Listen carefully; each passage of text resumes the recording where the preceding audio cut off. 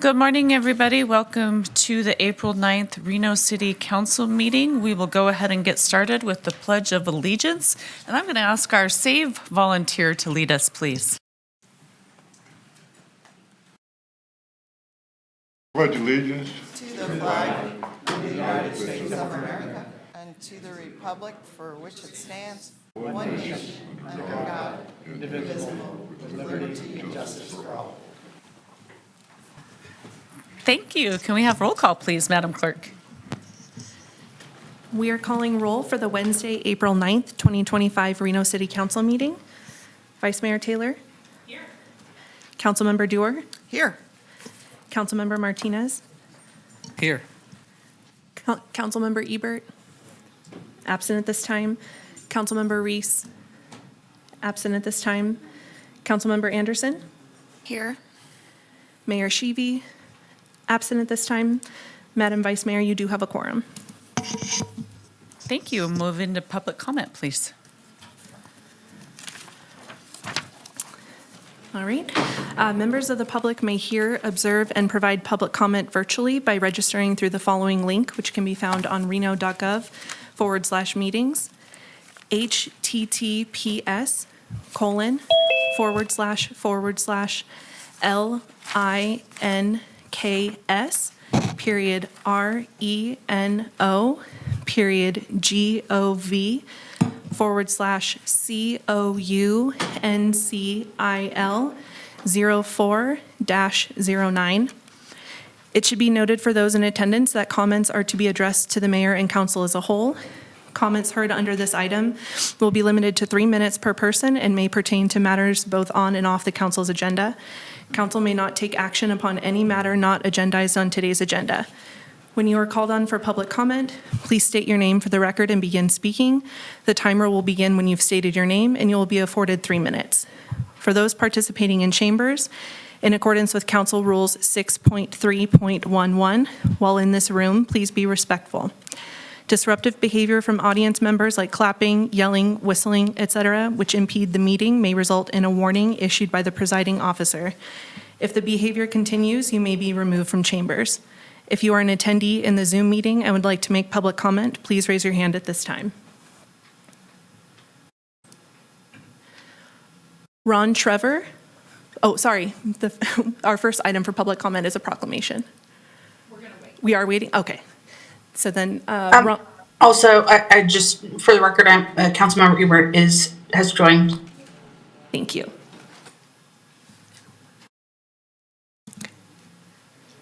Ron Trevor, followed by Terry Brooks, followed by Stephen White.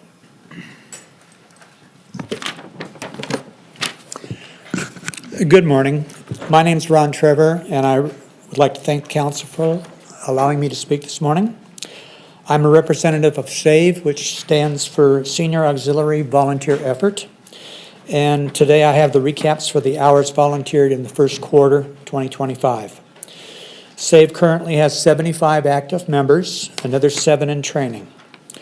During this first quarter, there was a total of 5,007 hours volunteered by members of SAVE.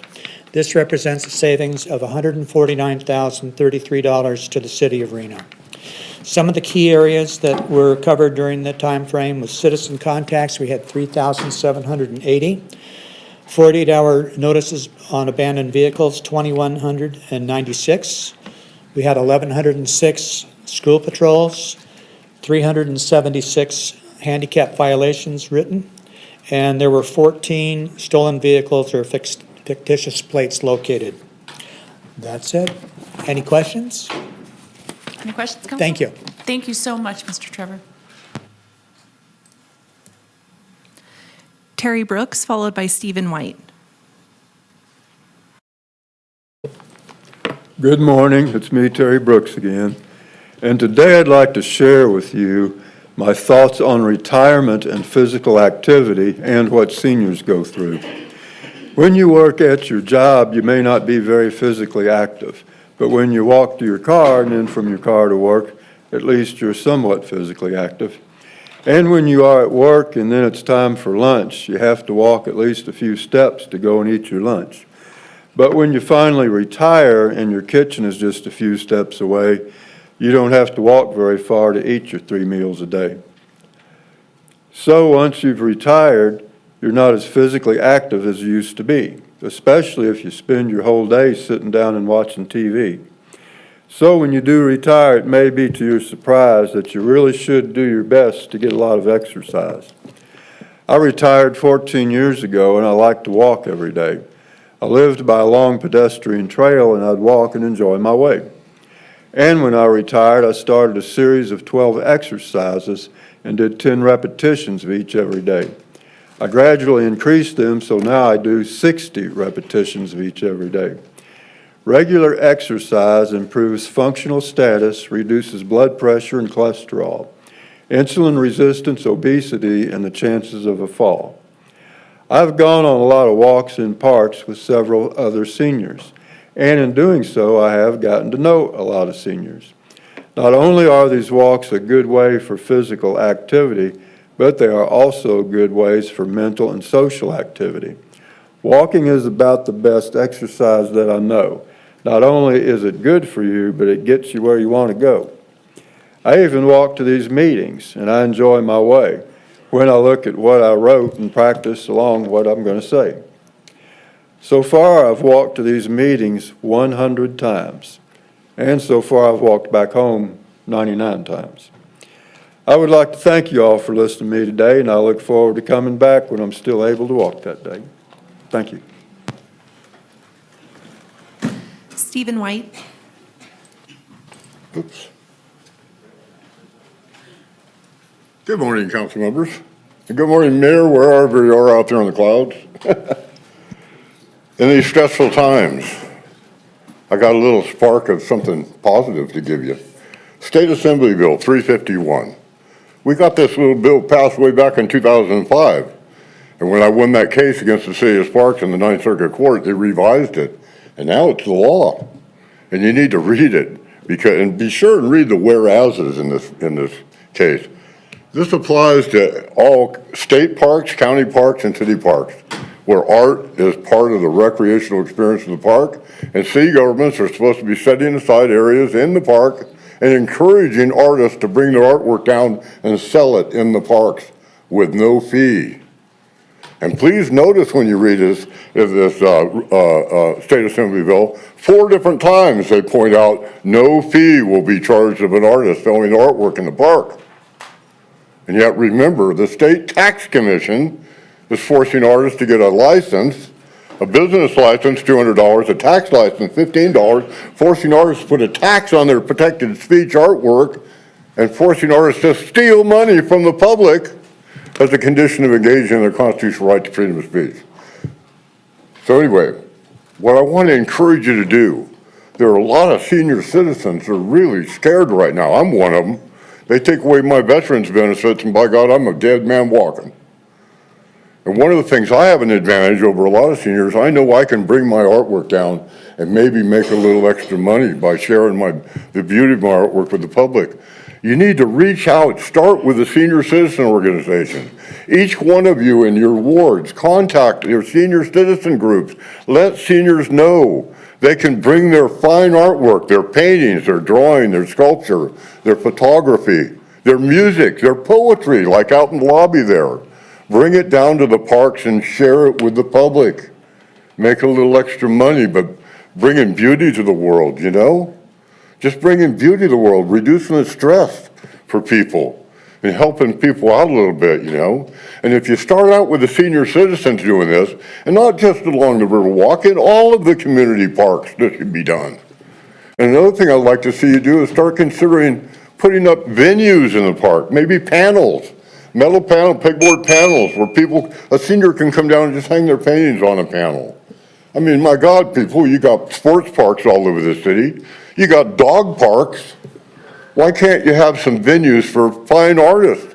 They're supposed to be part of the recreational experience of the public parks, you know? So anyway, I hope you'll take that as a positive note. I'm going to be going before the State Tax Commission on the 17th, and I'm going to be chewing those guys out. You guys have a good day, and by the way, thank you for representing the public with integrity. Thank you all, and God bless you. Thank you. Do we have any more public comment? No.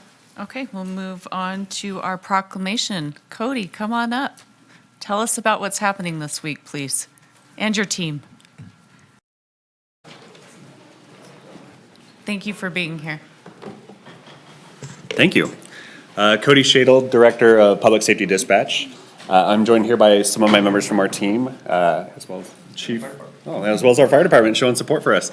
So we're here today because next week actually kicks off National Public Safety Telecommunicators Week, which is a week every year. It's in the second week of April where we actually take a moment to recognize our dispatchers, our 911 telecommunicators, kind of working behind the scenes and being that vital or maintaining that vital role in the public that we often don't get to shine enough light on them and show exactly what we do. So I'm just proud to be here, full of just a lot of pride. We have just a great team here. Unfortunately, I can't bring my whole team because they're actually answering 911 and working. So we found a few people who just had a little bit of time in their schedule to come down today. What we will do next week for the public, we are offering sit-alongs with our media to kind of show and educate how the 911 system works, how our team works, and really show that just kind of the humanity behind the scenes as well. You know, most of our dispatchers, we're not just employees, and just like City of Reno employees across the board, we have mothers and fathers and community members and coaches, and even some business owners in that group. And it's just, they have the vested interest to do the right thing and to provide service to the public because they are part of the public. And so I like those moments. I like to showcase that. And so really it's all about them. We're here for them and to celebrate them today. So we have a proclamation to read. I'm assuming you want us to read it. Yes, please. And I think it's important. You are all first responders in a way, too. You're the first line of communication with so many people. So thank you for what you do. We're very grateful. Absolutely.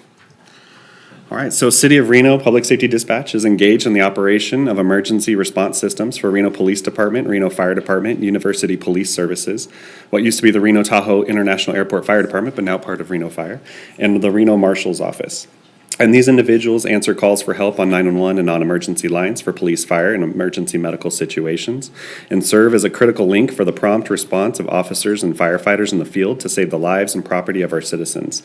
And whereas such calls also include those governmental communications related to all public safety and operations which the modern governmental agency must conduct, which resulted in contact by the public amounting to an estimated 475,000 total calls handled for the year of 2024. And whereas Public Safety Dispatch is the single vital link for our police officers and firefighters for monitoring their activities, providing them information, and ensuring their safety. And whereas Public Safety Dispatch employees are dedicated and hardworking, often under difficult circumstances and with an extraordinary workload. And whereas City of Reno Public Safety Dispatch serves the public daily and in countless ways without due recognition by the beneficiaries of their services. Now, therefore, I, Cody Shadle, for Hillary Sheeby, Mayor of City of Reno, do hereby declare April 13th through the 20th, 2025 as National Public Safety Telecommunicators Week. And for the City of Reno, I encourage citizens to recognize the professionalism and compassion of our dedicated public safety dispatchers. Great. Council members, questions, comments? Just, thank you, Madam Vice Mayor. Just wanted to also share my thanks. I have had an opportunity to visit the dispatch center and see the amazing work that you all do under really challenging circumstances. So thank you for making the time to come today. It sounds like you're off today and you made the effort to come. And I appreciate our fire department being here, representatives being here as well. They're so closely linked. I mean, you are the first line of defense. You are making the critical judgments of who to send this to, who to dispatch, priority 1, 2, 3, whether it's another jurisdiction or whatever. And I'm also looking forward to the improvements that are in the offing, you know, to help you do a better job, not be quite as stressed, but have a better result as well. So thank you for being here, and thanks, Cody, for doing this presentation. Absolutely, thank you. Thank you very much. Thank you, and hopefully I'll be in front of you in a couple of weeks to give an update on some of those improvements coming. Fantastic. Okay, we'll move on to approval of the agenda, and I'll ask our manager if we have any. I do have 2 additional public commenters now. Oh, okay. Yes. Thanks. We'll move into public comment again. Emily Allen, followed by Paul Kaiser.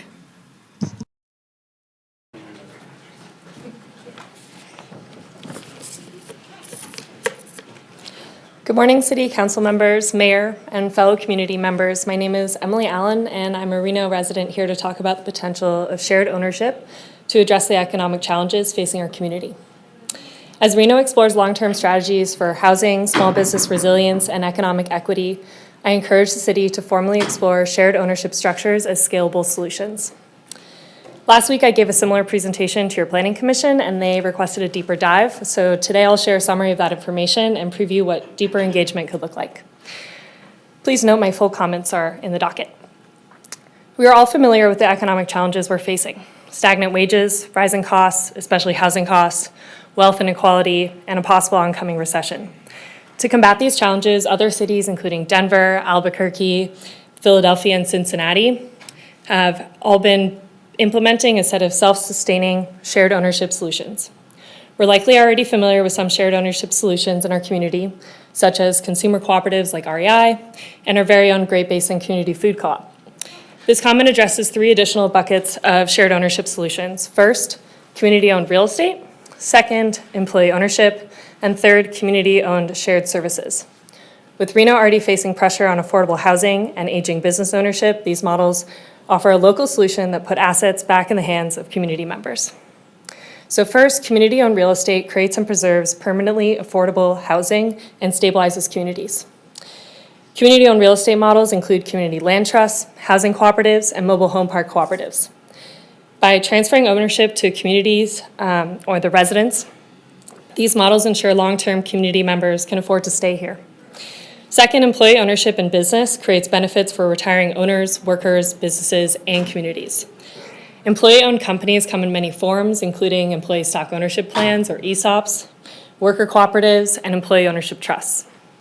Employee ownership provides a viable exit strategy for retiring business owners, creates wealth, building opportunities for employees, improves business productivity, and keeps businesses locally rooted. Third, community-owned shared services allow small businesses, nonprofits, and governments who are struggling with rising operational costs to achieve better economies of scale and more efficient use of resources. Municipal governments play a key role in supporting the development of all 3 types of shared ownership solutions. From conducting research and analysis to supporting design and implementation, cities across the country are supporting the infrastructure necessary for these initiatives to flourish. Should the city be interested in exploring shared ownership more deeply, I'd welcome the opportunity to support that work through research, stakeholder engagement, and implementation planning based on models from other cities. Thank you. Paul Kaiser.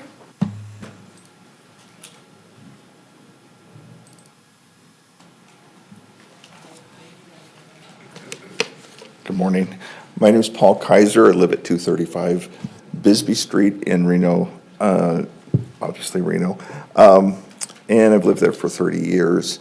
And I'm here to speak in favor of item B3, the awarding of the contract for the street rehabilitation of Bisbee Street. This subdivision was built in 1948.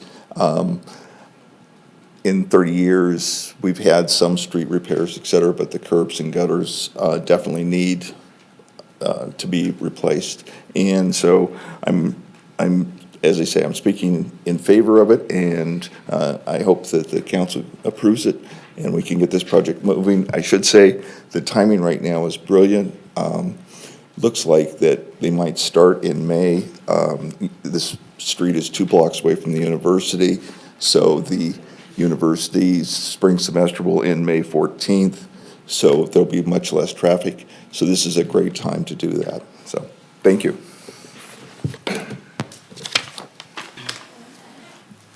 Do we have any more public comment? We have no additional public comment registered. For the record, we did receive 17 comments that were general in nature or not directly associated with an agenda item prior to yesterday, April 8th at 4 p.m. These comments were distributed as 7 letters in opposition and 10 letters of concern.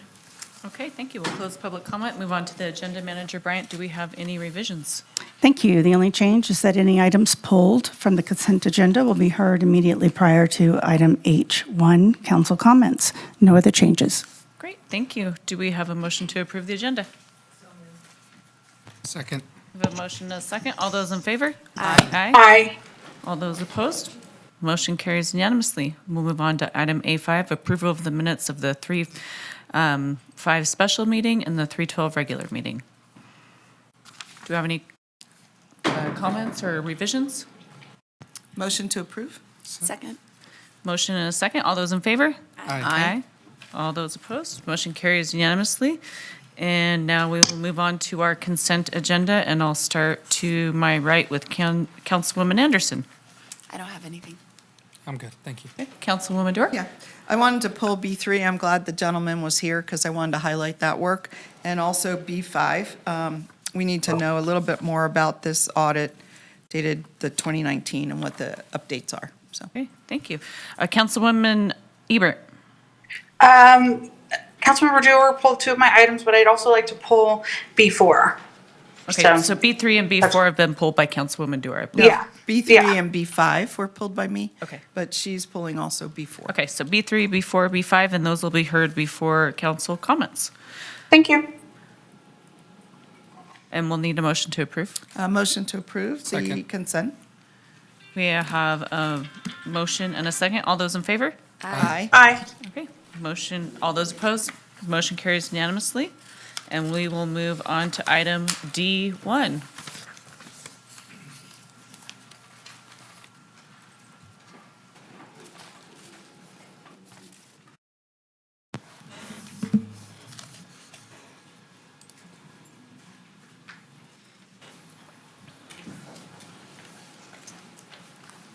Good morning.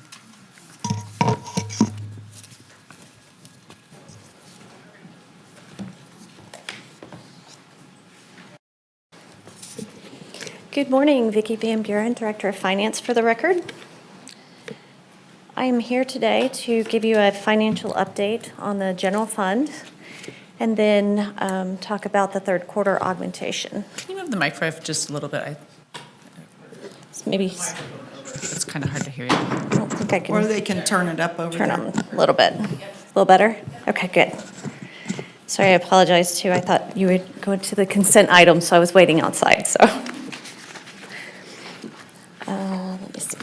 So if we go to, first I want to talk a little bit about the financial update. And so I'll talk a little bit about this year, any changes that we have occurring to that since we last talked at the last workshop, and then talk about the build for next year's budget. And so for the current year, in front of you, you'll see the revenues, and we're projecting that we're going to have a revenue shortfall in the current year of about $8.6 million. This is mainly from three sources: the C-tax, which is consolidated taxes, franchise fees, and then licenses and permits. In all three of those areas, we are seeing those revenues coming in under budget, under what we anticipated for the year. And this is really a result of the economy and consumer spending. We recognized this early in the year, and we've been following it throughout the year and then making adjustments to the budget as we move through this year and then as we build the budget for next year. These are the things that we've really been talking to you about as council. Not much has changed here, still around that $9 million shortfall, and that occurs from the budgeted amount versus what we're estimating in receipts for the year. And that equates to about a 2.7% shortfall. Doesn't seem like much, but with a large budget, it does equate to a lot of dollars. When you look on the expenditure side of it, what has occurred since we recognized early in the year that there was an issue with revenues and the budgeted amounts, that drawing back on expenditures, and what that means is holding positions when they come vacant, slowing down hiring process, and then also saving in areas in operating expenses where we can. And by doing all of that during this year and working with departments and with Manager Bryant and her team, we've been able to estimate that we're going to have around $10 million in savings in the current year. And most of that, about $6 million, is in the salary and benefits field. And that's due to, again, holding positions or hiring positions in a delayed pattern. And so we'll see savings in the benefits area, in health insurance and the PERS, and then in salaries, we're going to see some savings as we move forward, as we're anticipating holding some positions and actually freezing them for next year.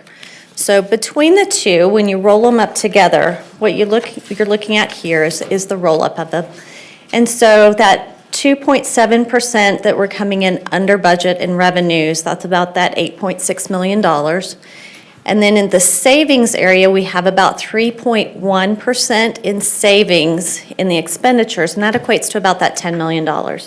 So that gives us a difference of $1.5 million. And that $1.5 million is to the positive. It means that we anticipate having those funds at the end of this year. And that's the result of recognizing early on that there are changes in the economy and there are changes in our revenues coming in, and really proactively adjusting the expenditures throughout this year to make sure that we still maintain a balanced budget in the current year. So what that means as we move forward, because we use those projections, where are we at this year, to really look at what we're looking at for next year. So next year, really the only change that we've had since we had the update in the workshop on March 5th is that we got the final property tax numbers for revenues on March 25th. Those always come on March 25th. It's always toward the end of our budget process. And during the budget workshop, if you remember, I anticipated revenues to grow in property tax by 7.7%. This was because over the last 5 years, we've seen property tax grow anywhere from 7 to 9%. And so dialing that back a little bit and assuming kind of an average, I use 7.7% as the first build. When we've gotten the final numbers, they've actually come in at 6% as an increase over our current year estimate. And so I think that's really that slowdown of the economy that we're seeing. And so the difference is that $1.6 million. It's an additional shortfall from what we talked about at the workshop that we previously had. What that looks like is now, instead of the $24 million gap as we build out the budget, it's about $25 million now. And that's just because of the final numbers from property tax. We still have some unknowns that are out there for some of the labor contracts, and then we still have an unknown for the FLSA issue. But right now, using the knowns that we have, this was where the build ends at this point. So what that looks like as we move forward, we're still coming forward, and what you'll see coming forward in the next workshop will be still recommending using some of the one-time funds that we have, then reducing capital in several different spaces and areas, and then operating expenses as well, reducing those as well. Using those same areas to bring this budget in balance. And then we have a remaining gap of that $5.3 million you see at the bottom. And that's the 3.7 that we previously talked about, plus the 1.6 from property tax coming in shorter than what we anticipated. What that looks like in this slide, as you look at, we would have one-time funds for next year of $8 million that we would supplement to the revenues. And then we would need $17.6 million in reductions. And that's mostly between capital and operating expenses. And then there's some areas that we would have to define outside of that. And so for that remaining gap, that 5.3, we're looking at 20 positions that are currently vacant, and then recommending to freeze those moving forward. And then the memberships, council brought up a lot of good information and ideas as far as looking at memberships, council discretionary funds, boards and commissions, and then changing some funding sources. So that was some of the input that I received from you, and the manager's office has worked through looking at all of those areas. We received that input at the last budget workshop on March 5th, and so we found $700,000 that we believe should be proposed in reductions for those areas. And then the 1.4 difference here, that would be the amount that we just talked about, that excess that we'll have from the current year. And really that's just being proactive in managing our expenses this year, knowing that we have some challenges ahead. So using that to roll forward and help balance the budget for next year. This gives you a breakdown of the detail behind those items that I just mentioned. This is the 5.3 remaining gap. The first two items address the changes in funding sources. So it would be additional increase from the room tax fund to support special events. And then the second item is EDON. Normally, that is paid out of the general fund when council wants to do that donation. We've relooked at that, and the manager has had conversations with them and about paying this from RDA funds so that they focus their efforts in the downtown area, so shifting that funding source, not spending it, but just changing the funding source of it. Other areas on here are the reduction in staffing, so it would be 3.2 million, and those would be the frozen positions. The roll forward of the current year anticipated savings, that would be the 1.4 million we initially talked about. And then these other items on here include the boards and, includes the reduction to memberships, some boards and commissions reductions on here, and then some sponsorships as well. You'll see council discretionary on here, and that would, what's proposed would be reducing those by $25,000 each. Each member now currently gets 40, so it would, 45, I'm sorry. So it would reduce that amount for each member to 20,000 each. And so other areas include National League of Cities, U.S. Conference of Mayors, and then some boards and commissions to give you an idea of will be coming forward at the next workshop. So this is just a preview of it. For the 20 positions that are being looked at to be proposed for the next workshop, this is the list of the positions. These are positions that are currently vacant, so there is no impact to the employees. There will be an impact to the departments, and the city manager's office is working through with the departments to determine what those impacts are and how we mitigate that to best meet the needs of the city. But this is a list of those positions, and these positions add up to about $3.2 million. In room tax, I just want to highlight this because this was one of the funding source change areas. And so you'll see that special events, arts and culture, and then the Lear Theater and Keep Chucky Meadows Beautiful are the main areas on here that we have. The Arts Commission is still proposed on here to be funded at $245,000 per year, same as the current year. And then just increasing some of the support to special events, which in effect supports the general fund and maintains that support for tourism and the downtown events.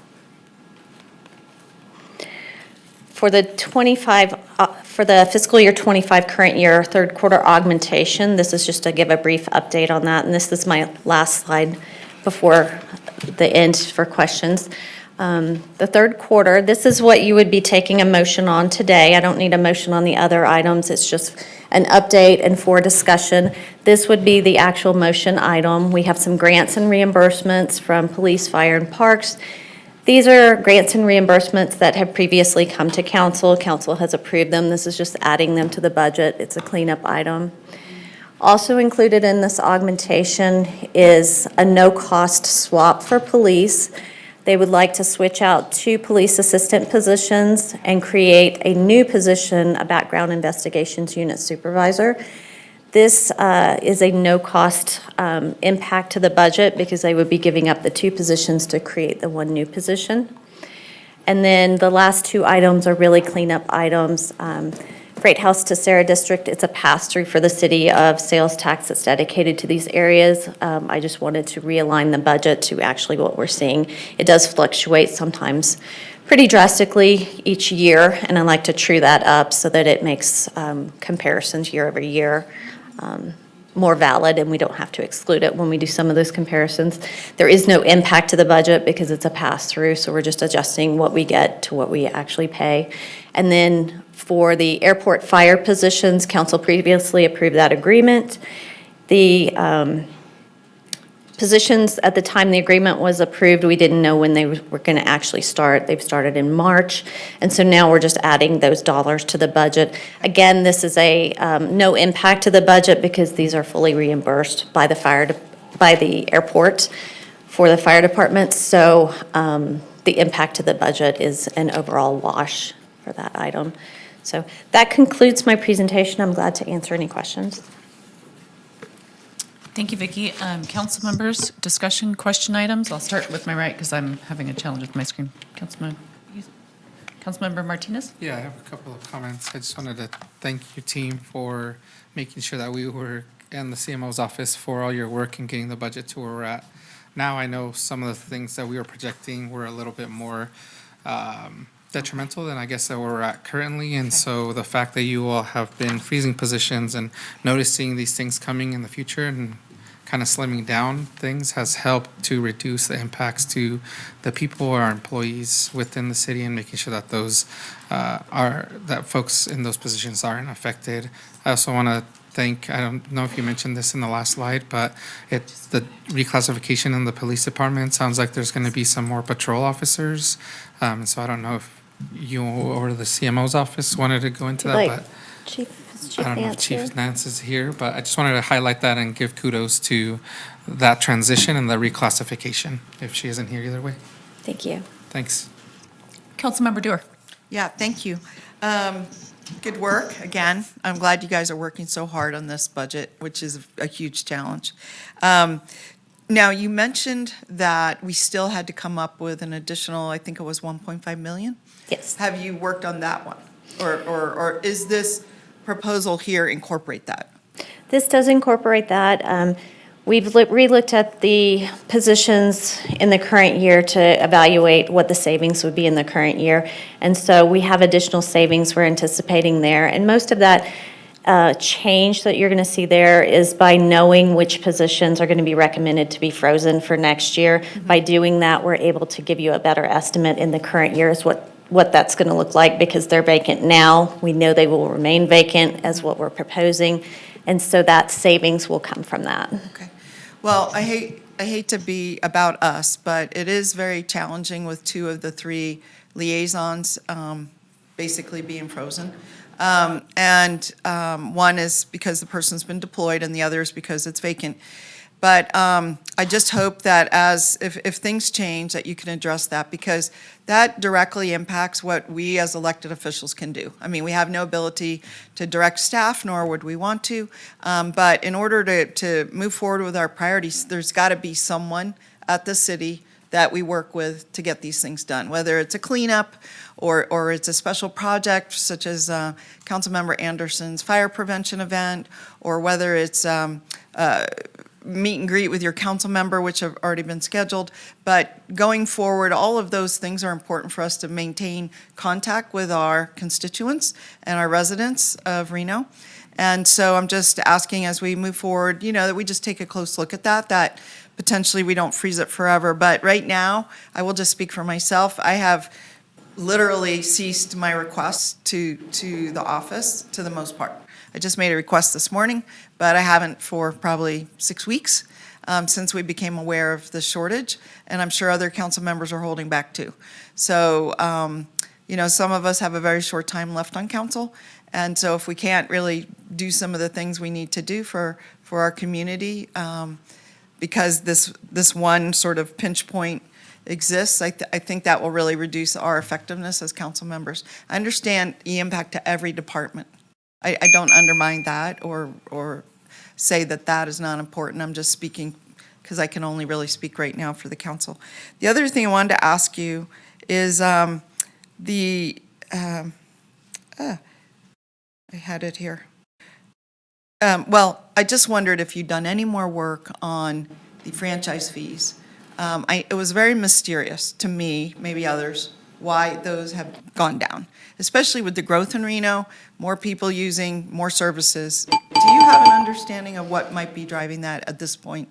We believe it's due to consumers just choosing to spend less on it, because you do have an option to change your thermostat and do things in areas to cut costs. And I know that even in this room, people have done that. And I think as you see inflation in other areas, you try to control some areas that you can, and that is a space that people can control. Like, what's an example? So, for example, your example of cutting the thermostat.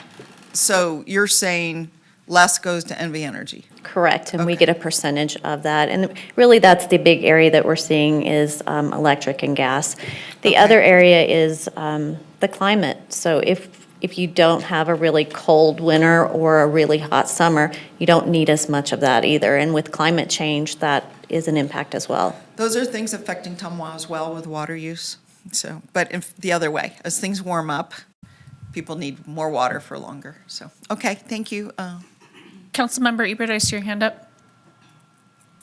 Yeah, thank you. So I just want to thank everyone on your team and you for all of the work on this budget. I know it's been a rough process. I did want to kind of ask about the arts and culture funding. You said that that was going to remain at $240,000.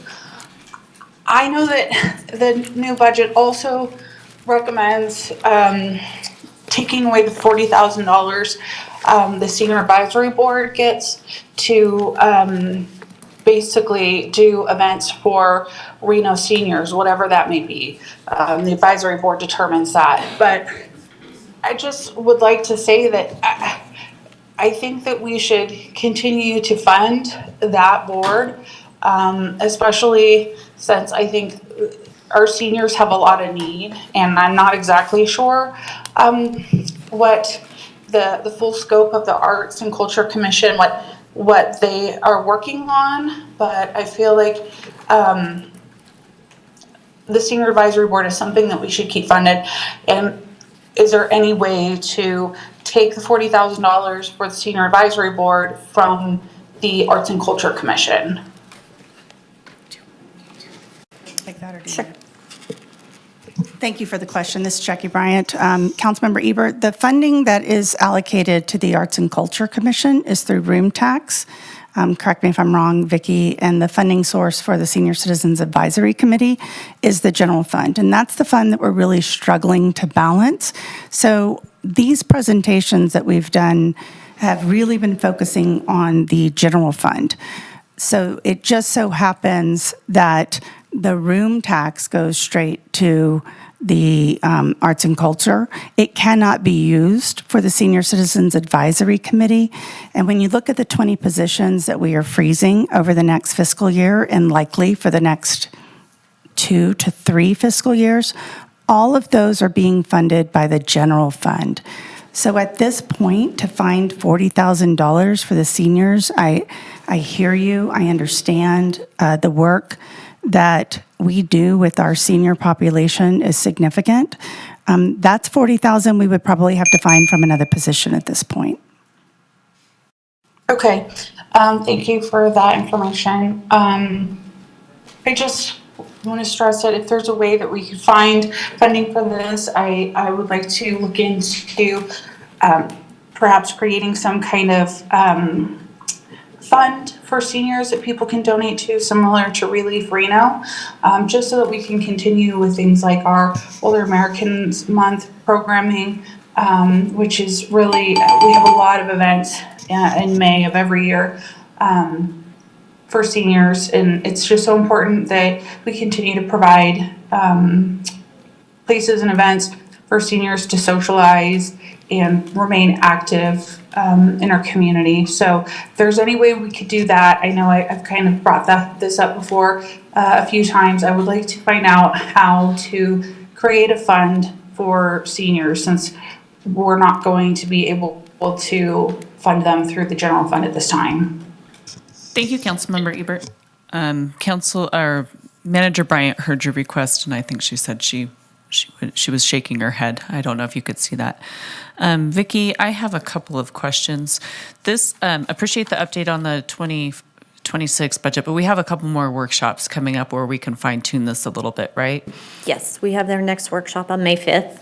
Okay. And then budget adoption occurs, I think, on the 21st, May 20th or 21st, I think.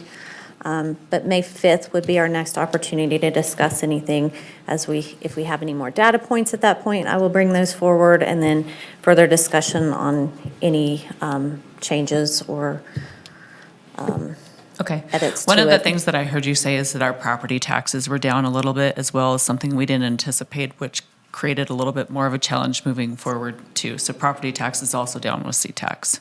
Yes. Thank you, City Manager Bryant. Thank you to all the departments for really working on this.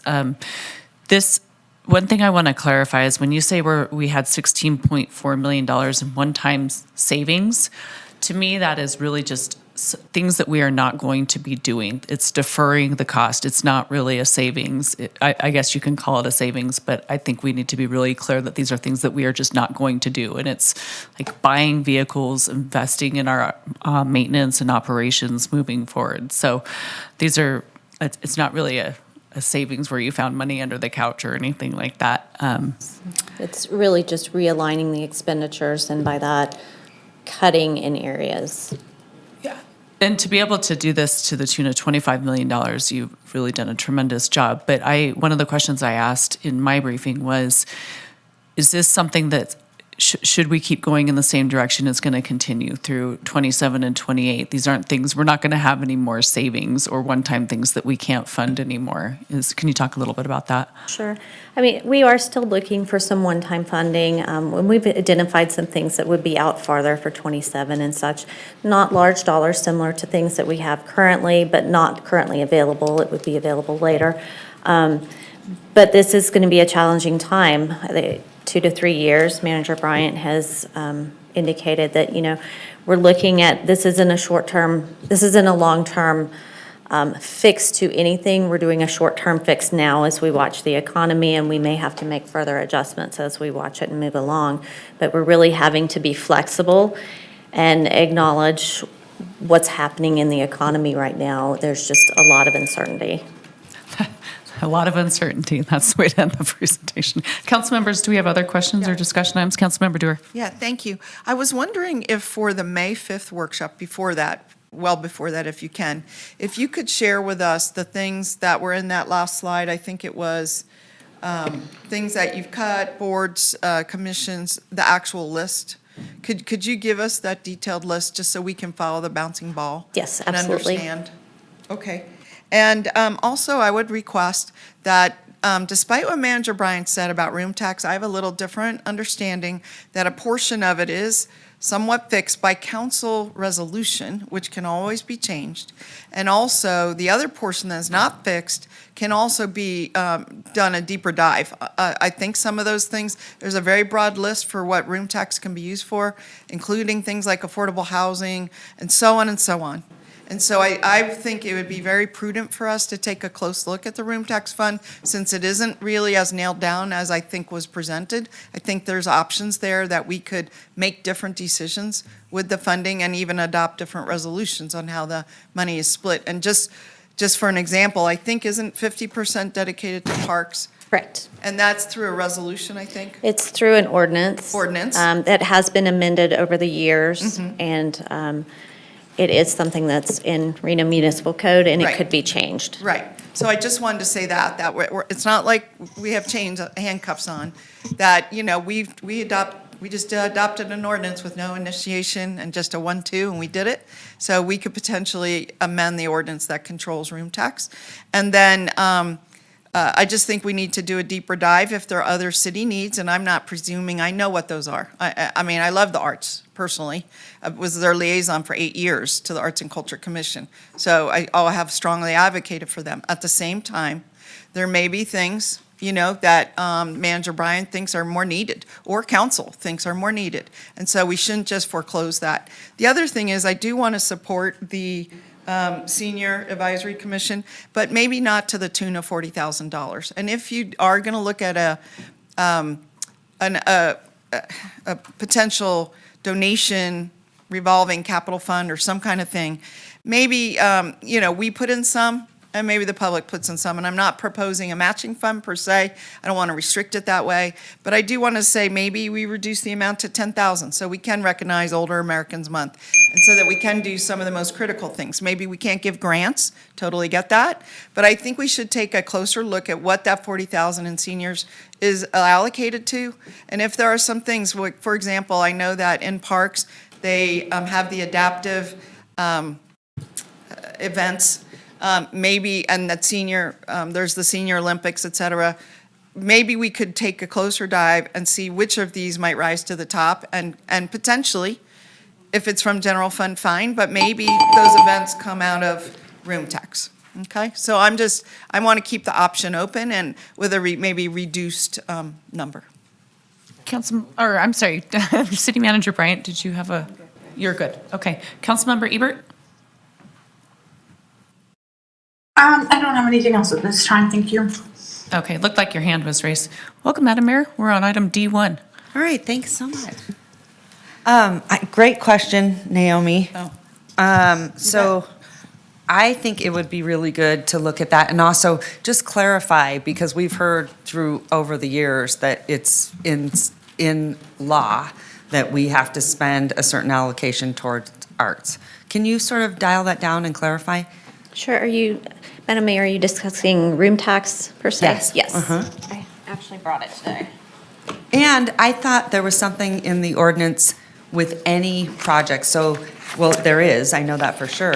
Like with Moana Pool, there had to be an allocation towards that. Yes, Correct? that's a different one. That's 2% of capital projects that the city does, and that's a different item than this. Okay, is that an ordinance? Yes. I think that's a resolution, or is it an ordinance? It's not an required ordinance. by state law, correct? No, It's an ordinance as well, the 2% on I don't think any we capital adopted that. projects that we do. The council before had it in there. Well, I mean, the council before us adopted it. Yes. I That's meant what I'm city saying. council adopted it. Right, okay. All right, I just wanted So- clarification. For room tax specifically, half of the money is for parks maintenance or repairs or new facilities. And then the other half of the money is meant for the improvement or betterment of the city as a final destination for tourism. And so included in that, it has development of downtown event facilities, programs and facilities to improve the situation of homelessness, development of new attractions and events, tourism-related social programs, and then additional public safety personnel and equipment, but that is limited to not to exceed 1/3 of the revenue generated in that space. And if you remember, council has approved previously some turnout gear, some different gear and things for police and fire as one-time kind of things out of room tax. In prior years, you've done that. Okay. And then, that's it. So it's those 5 areas. So development of downtown facilities, programs and facilities, new attractions, tourism-related social programs, and then public safety. Okay, and just clarify, I believe it's only, that room tax comes only from gaming properties. Room tax from this one, this particular one is from the downtown area. So it's only downtown? This is downtown, yes. Okay, all right. And is all that in the ordinance? I mean, Yes. and it is an ordinance, did you say? Because you cut out. The one I'm looking at is ordinance 5985. I believe this is the last version of it. I found 3 versions prior to this, and this is the last one I found yesterday, so it's 5985. So we could also adjust those buckets. Yes. Okay, all right. Thanks so much.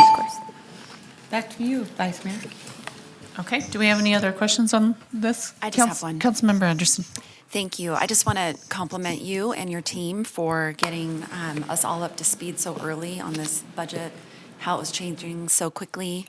I want to just ask you, before our workshop on the 5th, do you anticipate any new economic data rolling forward that is going to really, really impact the number that we're working with right now? Not at this time, I don't. I don't know if you've all obviously been watching the markets and things over the last week. We've had a lot of volatility as far as the stock market, and there's a lot of talk out there about a recession. So that's really our next watch. At this point, unless we're actually going into a full recession, then that will require a much deeper dive, and we'll really have to readjust things. At this point, we're really just maintaining what we have and living in that space of really reduced revenues, reduced revenue growth. So although we have growth, it's very small growth at this point, and we're just contracting to adjust to that. As long as we have that, we can move forward and continue to figure that out. But if we do go into a full recession, that would be a different conversation. Okay, thank you. Councilmember Ebert, your hand is up. Do you have a question? Yeah, I do. So we talked a little bit about the C-tax piece and how it's likely going down to people cutting back on things like electricity use. I just want to say that I do hear from my constituents that they have a very difficult time paying their electric bill and also their sewer bill. So I just want to remind everybody that there are people really struggling just to pay for basic necessities. So when we talk about things like affordable housing and giving credits for sewer hookups, things like that, like that's great. But I think we also need to look at what's happening with the community at large and acknowledge that people are cutting back on necessities. These aren't luxuries. So I think we need to keep that in mind too as we reassess different fees and fee structures, different things like that, that we need to take note that the community at large is struggling. So just wanted to call that out because I specifically get outreach from my constituents about the difficulties they're having with just paying basic utilities. So just wanted to mention that as we look for ways to increase revenue. I don't think that we should make things harder for people to just have their basic necessities. So that was all. Thank you. Thank you, Councilmember Ebert. I think we're looking for a motion. Before you take a motion, I do just want to. Public comment. Yes, Sorry. I just. Do we have any just wanted public to comment? note, no one registered to speak and we did not receive any correspondence. Okay. Okay, I'll motion to approve. Do we have a second? Second. We have a motion and a second. Any discussion? All those in favor? Aye. Aye. Motion carries unanimously. Thank you, Vicki. Thank you to the team. Thank you to everyone for your help and hard work. Now we're on D2. D2. Okay, I'm going to send it to you, Madam Clerk, for item D2. Do you have any public comment on this item? First, are we taking D2 and D3 together? I would think we can. believe They're basically the same two different companies, it looks like. Am I correct? Correct. Okay. Okay, perfect. And we do not have anyone registered to speak and have not received correspondence on either item. Okay, thank you so much. Matt, take it away. The floor is yours. Hi. Matt Taylor, Assistant Finance Director for the City of Reno. I'm here today to talk about our merchant fees and an addendum to a contract with Wells Fargo and InfoSend/PACE. They both do the same thing, but through different areas with the city. This is in alignment with our fiscal sustainability and economic and community development. Merchant fees are the credit card fees that we currently pay. So when someone comes in to pay the city, there's a transaction cost with it, and the city is currently paying those fees up front. And there's two options that the city can choose from. We can continue to pay the fee, or we could pass the fee on to the customer that is paying it because they're choosing to pay with a credit card. Over the past 6 years, we've been paying an average of $879,000 between all the funds for merchant fees. 2024 was the highest. It was $1,144,000, and it's broken up between the general fund, the building enterprise fund, and the sewer fund. If the city chooses to move forward with passing the fee on to the customer, they would see a 2.7% charge on their credit card statement. So if they charge $100 to the city, they'll see a line for $100 to the city, and then an additional line for $2.70 on their credit card statement. They can avoid paying the fee by choosing to pay online with their bank account instead of a credit card. They can mail in checks or pay with checks over the counter, or they can come in and pay cash at the counter and avoid the fee altogether. These would be savings to the city through the general fund of about $300,000. The building enterprise fund would save about $200,000, and the sewer fund would save about $525,000 altogether. These savings have not been included in the budget forecast for next year. So if this was approved and moved forward, these would be additional savings on top of what was just previously discussed.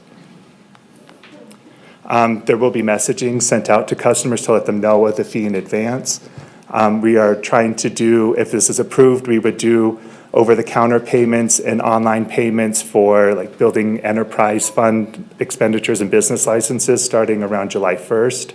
We'll add signage to the front desk, and then there'll be language added to the website notifying customers of the fee. For credit or sewer billing, we would do a customer outreach in July and October in their inserts to let them know of the new fee and give them an opportunity to change their auto payments over to their bank account if they want to avoid it, as well as members that are already existing auto pay, they'll receive emails in early November and December to let them know of the change before the next process comes through, so then they can make those changes and avoid the fee if they decide to. So we would end up moving over the sewer fee starting January of 2026 and give them an additional 6 months to make those changes. So there's two recommendations. One is to approve the Wells Fargo addendum, and the other one is to approve the addendum with InfoSend and PACE. Okay, thank you so much. You're welcome. Questions? Council members? Yeah. Go ahead, Naomi. Thank you. So just a couple quick questions, or at first a comment. I understand why we need to do this. We're subsidizing, you're showing about over $1 million in fees to banks. Correct. So that's something we can do away with, and we should. I have to file for a state business license. They've been doing this for about 2 years, where if you're paying by credit card, you have to pay the merchant fee. I don't like it at all. I think it's a step backwards because, the world has moved to online payment, and credit card payment's a big, big piece of that. It's harder to set up Zelle or bank-to-bank transfer, those kind of things. You have to do some front-end work. Charge cards, you just pay. So I'm going to support this, but it's with regret that we have to take this move because I think it was more seamless to be able to do this for our residents, but I understand the financial necessity. But I also want to ask two questions. One, you showed the approximate savings that you expect, and you mentioned $300,000 for the general fund. But do your savings projections assume that it's everybody that's paying today, or that there's going to be some fall off? Some people will pay in person with a check. Some people mail a check. Some people will do an online. So have you reduced the savings based on your expectation? Yes, because there are some expenses we will still have to pay. So for the $100 example, currently we would be paying $2.70 in merchant fees. We will have to pay a 10-cent fee to have them pay online regardless. Oh, we do? So there's still some fees associated with accepting online fees, but the credit card portion is the largest. Right, but I'm saying of this a little over $1 million, did that assume that some people are going to default to other payment avenues? Or is this the whole bucket, and so it's really not going to be $1 million, it's going to be something less? The whole bucket would go away if we're no longer paying the merchant fees. I don't think you're but understanding my I'm question. not, I'm sorry. Okay, so you projected, maybe you could go to that slide, with the 300,000, the 200,000, the 525, right here. Do these budget savings that you're estimating include the fact that some people are no longer, are going to find other ways to pay? And some people will keep. I think I understand now. Okay. Yes, they are. Currently, I think the general fund is paying about $325,000 in merchant fees. Yes. So we've reduced it to 300, not the full amount. Yes, That was what I sorry. was asking. Thank you. Okay, thank you. Thank you for the presentation. I want to make sure that I understand. We're still going to offer, people can pay in person, they can pay by check, they can pay ACH deposit without any fees. Correct. Okay, so there is an option. And we will still accept credit cards. They'll just be charged on their Okay, statement. so there's an option, I think. Correct. Okay, thank you. Okay. Any further questions? Councilman Ebert, I don't know if you have a question or not. Yeah, I do. Okay, go ahead. Yeah, thank you, and thank you for the presentation. I just have a question just for clarity. Does paying by debit card, like payments coming from their bank, does that also the fee? Like it has to be a check or cash to not have that fee? Yes, a debit card is considered a credit card to the bank, so they would also be charged that fee. For the But record, they this get is charged Jackie a lower Bryant. amount. I want to clarify that, yes, a debit card is, but an ACH is not. Can you explain ACH process and how that would work? So the ACH process, if you go online to fill out your payment, instead of using your debit card or credit card number, you would put in your bank account number with your routing number in order for those funds to come out automatically. Yeah, I do understand that. I didn't know how debit cards would be viewed if it was like a bank or credit card. So thank you for clearing that up for me. Yes. I have one more. Okay, go ahead, Councilwoman Dewar. Well, are you done, Ms. Ebert? Okay. Yes, I am. Thank All right, you. thank you. I think, this is a more general statement. I think this is a bad trend. If everybody does this, we're gonna go to a restaurant and we're gonna pay with credit card. There's not gonna be ACH option, all that. We're gonna pay by credit card. There's a cash option. But most people are gonna pay by credit card, and there could be another item on your bill for $2.70. Yeah. Well, for restaurants? Restaurants? I know there's tax. Okay. Well, anyway, many I have used, I haven't seen that, but I'm just expecting to see it more broadly. And services as well. Like, I don't know about you, but my hair cutter doesn't charge me $2, 2.75 or 2.7. She just ups the price of the, Probably. yeah, And of the service. We all know that. We do. Right. So I just wanted to say that, it's just a sign of coming times, and it's already coming. It's already here, apparently, in many places. So anyway, I said I would support it, and I do plan to. I'm just sad that we have to. Okay, Matt, this is a space I know really well. And I literally just got off the phone last week with several credit card companies. So a few things. I don't see a breakdown of what our fees are, what we're being charged by the banks. So were you able to call them and negotiate? Wells Fargo, actually Chase right now is offering the best solutions. There's a lot of competitors out in the market that are now saying we won't charge PCI fees, technology fees. There is a lot of hidden fees, and they can escalate based on obviously how many credit cards you use, what type they use. It's a very interesting game for the banks, I should say the least. And anyone listening, if you have a business or use credit cards in any way, take your credit card statement, put it into ChatGPT, and it can break it down verbatim where your credit card company is probably dinging you. So I was just blown away by how much businesses are being taken advantage of by a lot of the banks. Well, why does that surprise us? But break that down for me, because that's the one thing that is changing, is that everyone's having to get competitive. They are knocking down those fees. So I want to know, before you came to council, did you call them and say, hey, we want to negotiate also a percentage? Yes, that's what we went through Wells Fargo and asked them to look at what we are currently paying, because we are currently paying at a rate, and then what it would cost for them to pass the rate on to the customer. And we had options of being able to collect the money up front and keep it in our account and then pay them for what we pay. It gets to be very complicated based off of how much money you're allowed to hold. This was the most straightforward and easy process to do it. They looked at the types of payments we receive and the frequency and the dollar amounts, as well as the composition of the credit cards that we receive payments on, because some of the point cards end up costing significantly more to process if you're getting travel points in, or if you're getting a 2.5% or 2% back on your statement. They took all of that into consideration to come up with the flat 2.7 that would be passed on to the customers.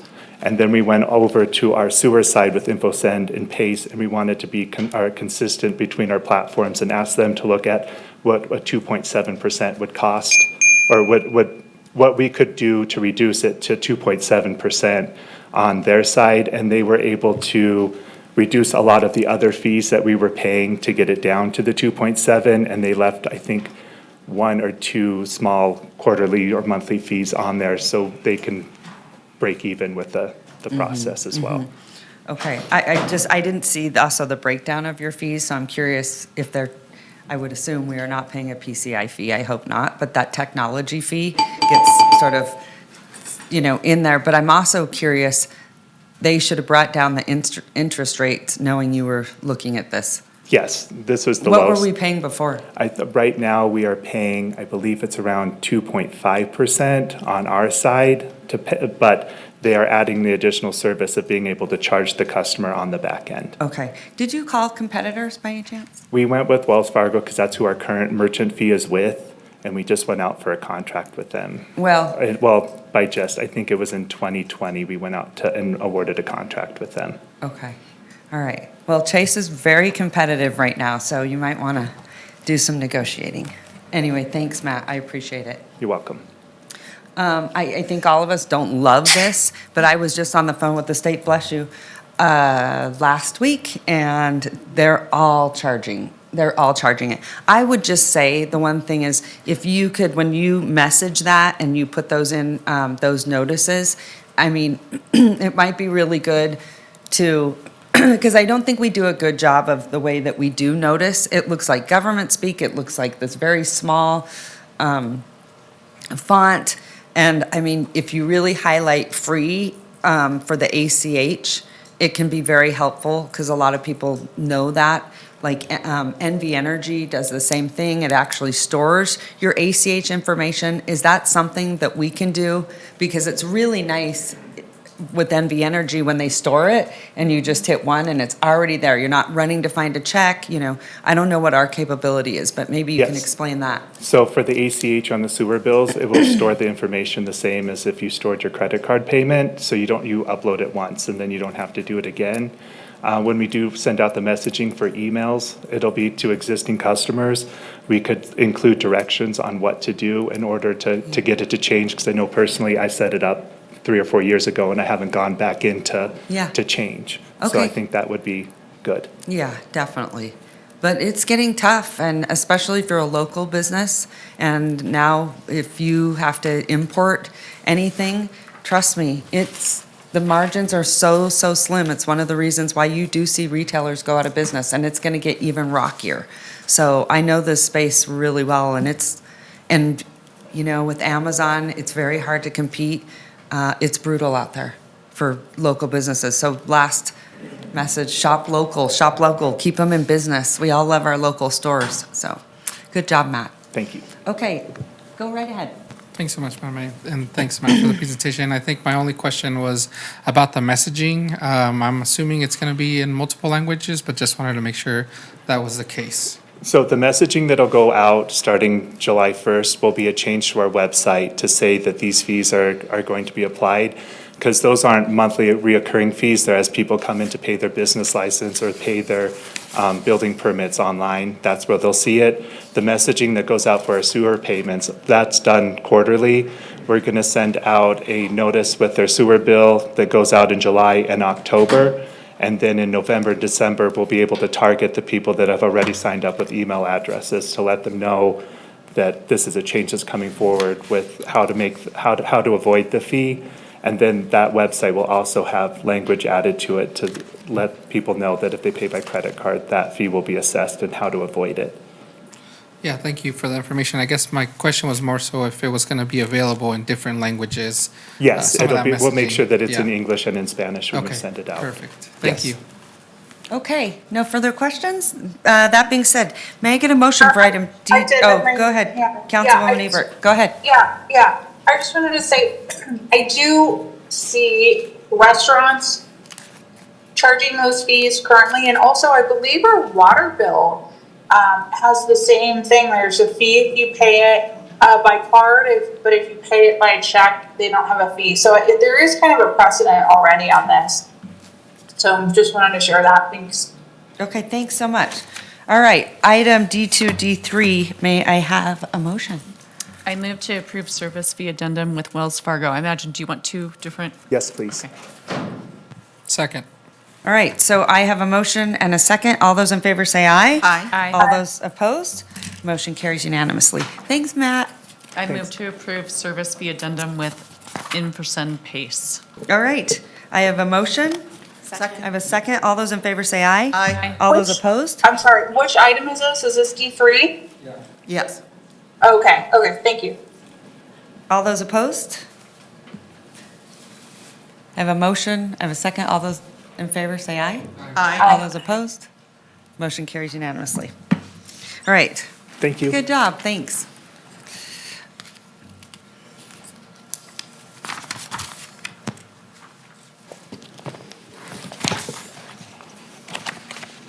All right, now we're gonna head on item D4. Where? D4. D4. Hi, John. How are you? All right, I'm good. Okay, before you start, do we have any public comment on this item? There's no one registered to speak, and we have not received correspondence. Okay, the floor is yours. All right, good morning. I didn't think I'd be saying good morning, but good morning. Hey, we're efficient now. For the record, John Flansburgh, Regional Infrastructure Administrator.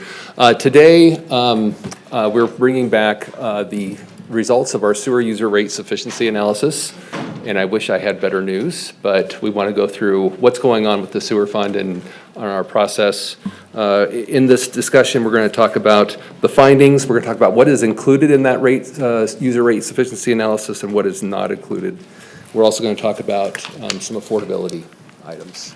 So in alignment with our strategic plan under fiscal sustainability, infrastructure, climate change, and environmental sustainability, our sewer fund obviously is a critical function that we provide to the community. And we have to make sure that we are able to continue doing so and doing it to meet all of our permit requirements. I want to be very clear what we are talking about today and what we are not talking about. We are talking about the user fee portion. This is the quarterly bills that go out to all of our customers who use the service. It pays for the maintenance, it pays for the rehabilitation, replacement of our large infrastructure, and our operations and treatment costs at the wastewater treatment plants.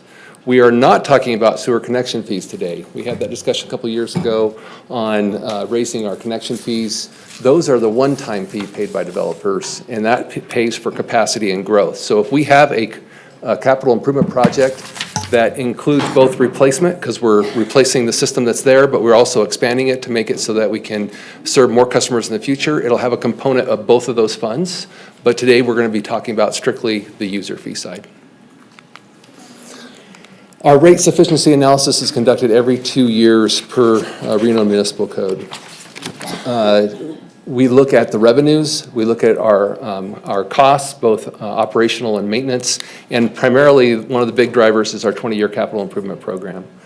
So what we're bringing to you today is the analysis that has been formed by Dal, and I'd like to recognize Luke Tipton from Dal, who is here, who's been working closely with us on this. And I also want to recognize Kayla Garcia, who put this presentation and has really been coordinating all the departments as we go through this process. It's been very helpful. All the directors from sewer utilities, public works, maintenance and operations, and regional infrastructure got together and met to look at this base model and then to make adjustments and to help get us to where we are today.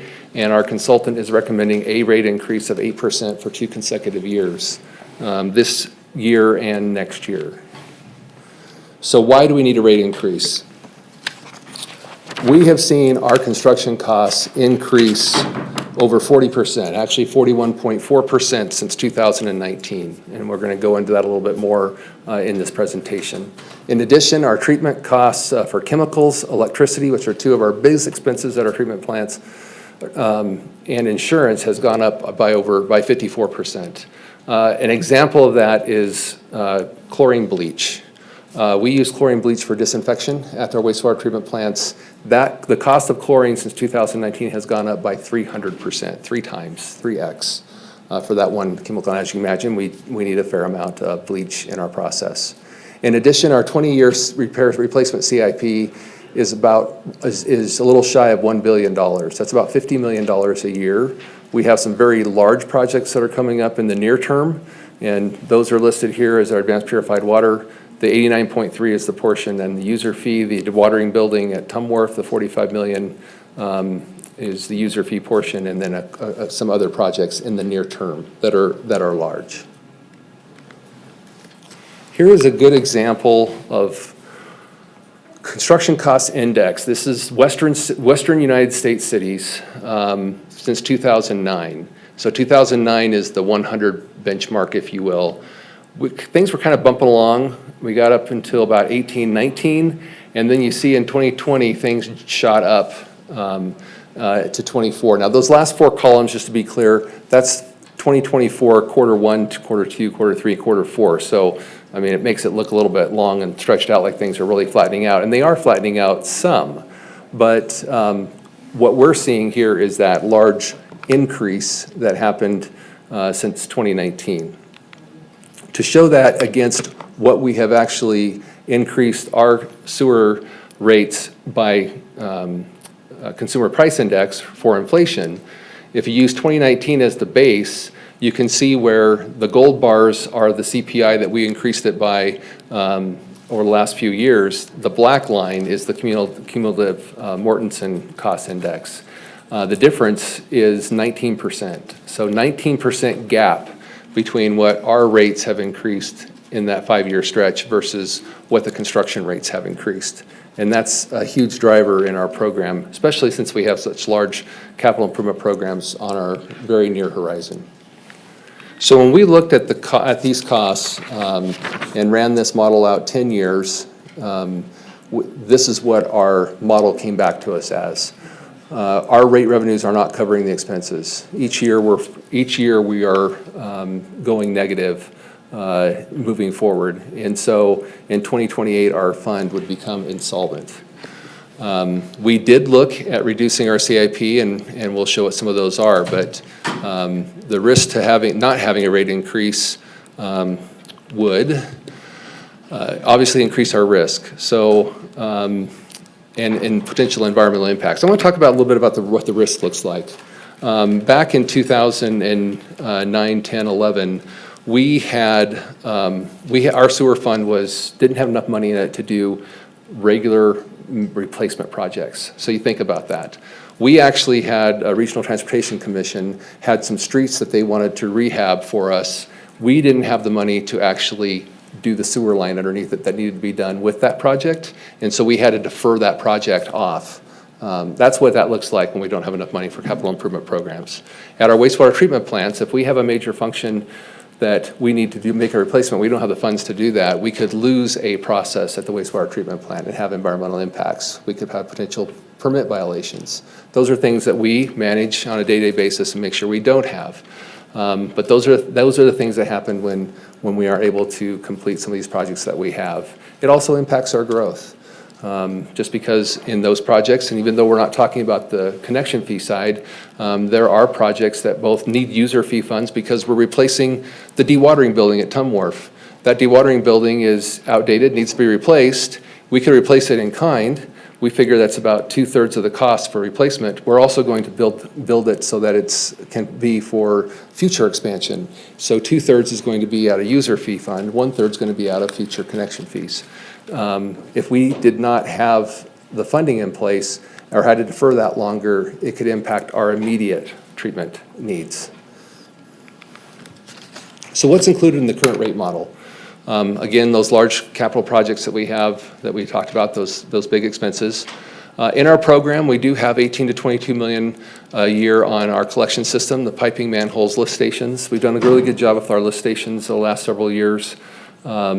And so we are confident with this amount of funding that we'll be able to do our street projects, any of the RTC projects come up, and any emergency contracts that come up. We've also would have recommended that we increase the amount that we put into our sewer rebate program. We want to actually change the name of that to Sewer Utility Assistance Program, and I'll talk about that in a little bit. Finally, we put some reductions in there on sewer repair replacement. As I mentioned, our lift stations, we have done a really good job with those recently. We felt we could reduce the program by 3.2 million.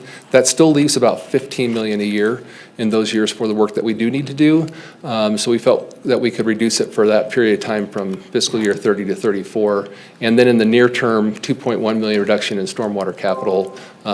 We feel like in the next few years we'll do more design and then we'll start doing more of the construction. Doesn't mean that we don't have big needs for stormwater.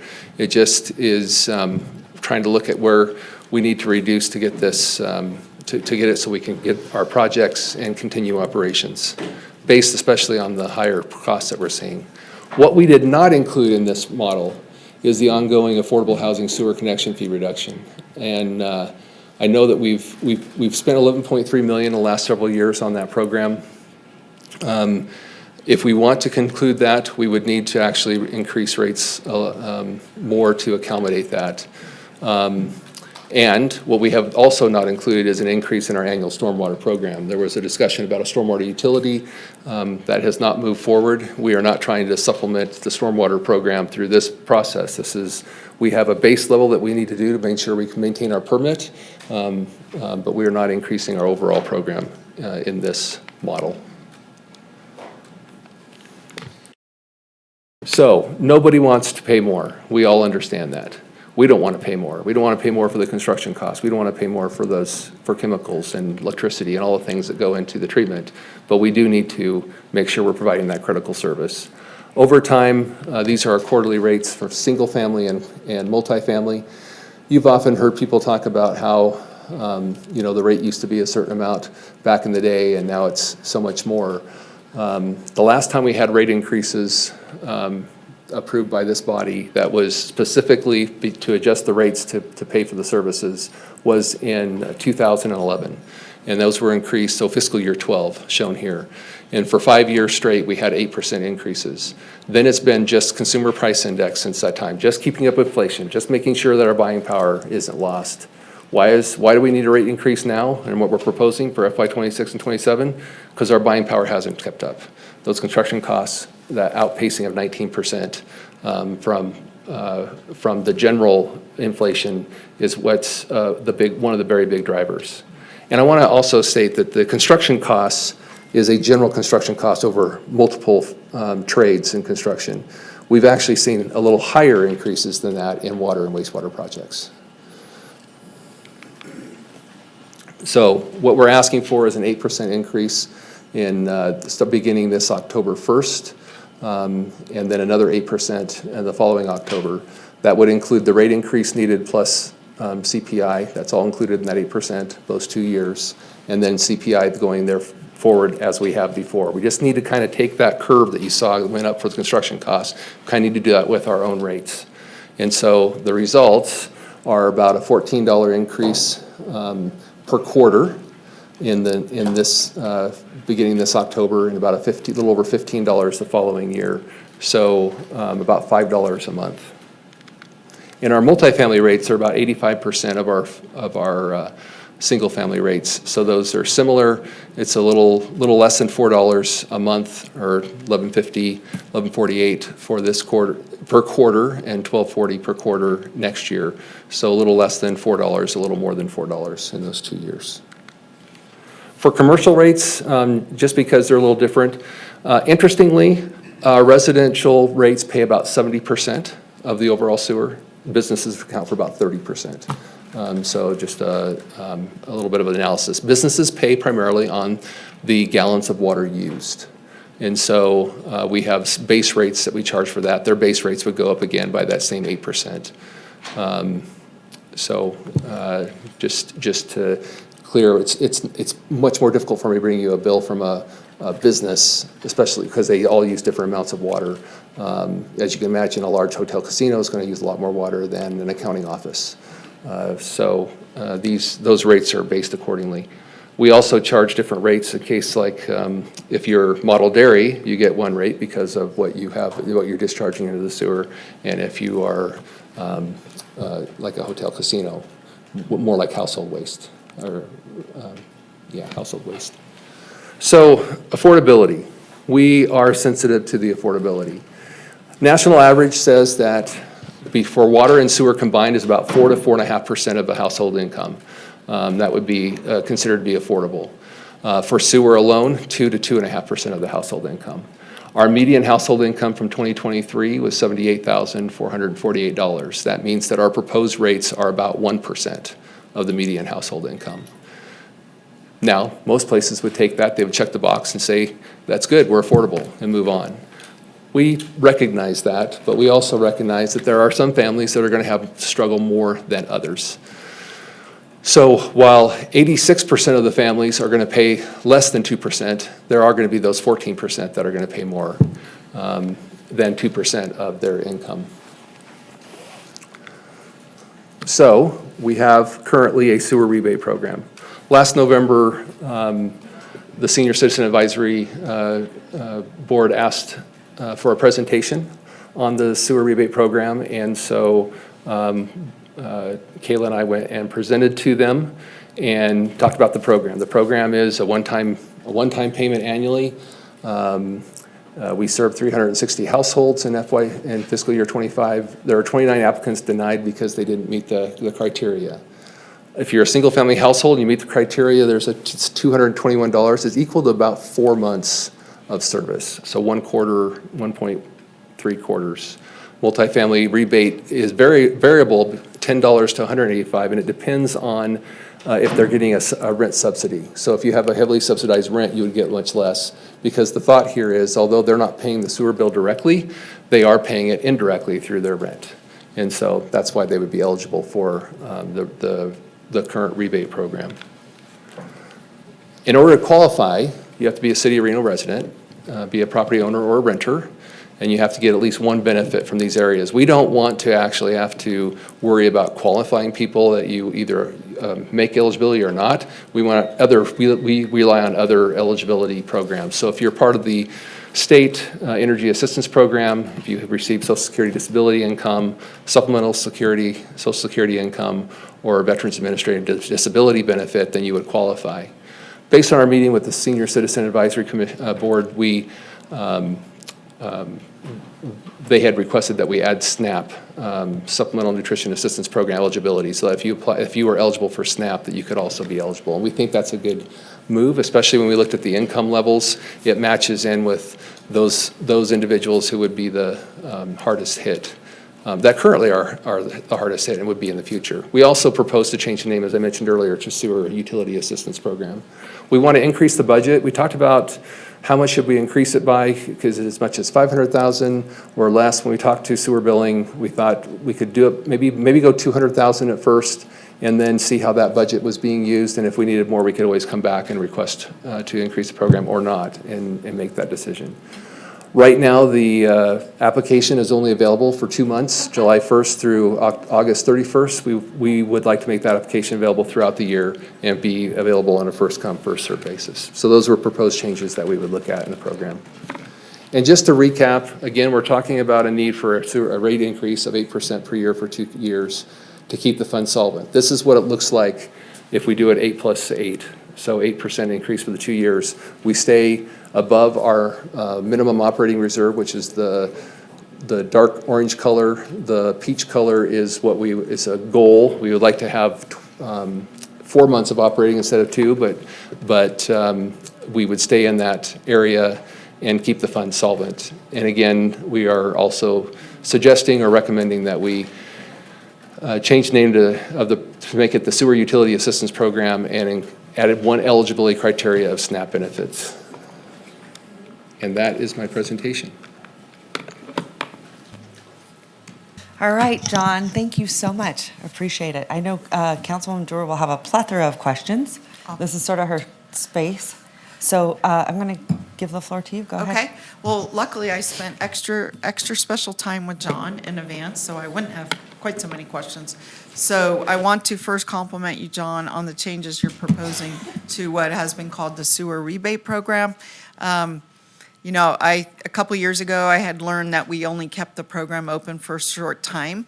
And my concern had been at that time that maybe you're fine in those months, but financial challenges surface later in the year.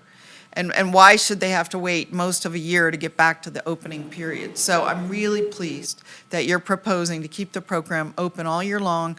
People could apply when they need to apply. I think that is great. I think increasing the amount available, I'm not sure how you would make that decision going from 200,000 to 500,000, but you know, I'd probably just, it sounds reasonable, you know. Currently 50. Right. Let's maybe try 200. No, and then we can it always come sounds back. reasonable. I am concerned that you said our median income household income was 78,000. And what I'm concerned about is that median, if it is, and I'm not sure if I'm applying the terms correctly, we have some very wealthy residents. And Half it- make more, half make less. Okay, so it's the midpoint, not an average. Correct. Okay, so I'm not sure how what I'm about to say applies, but I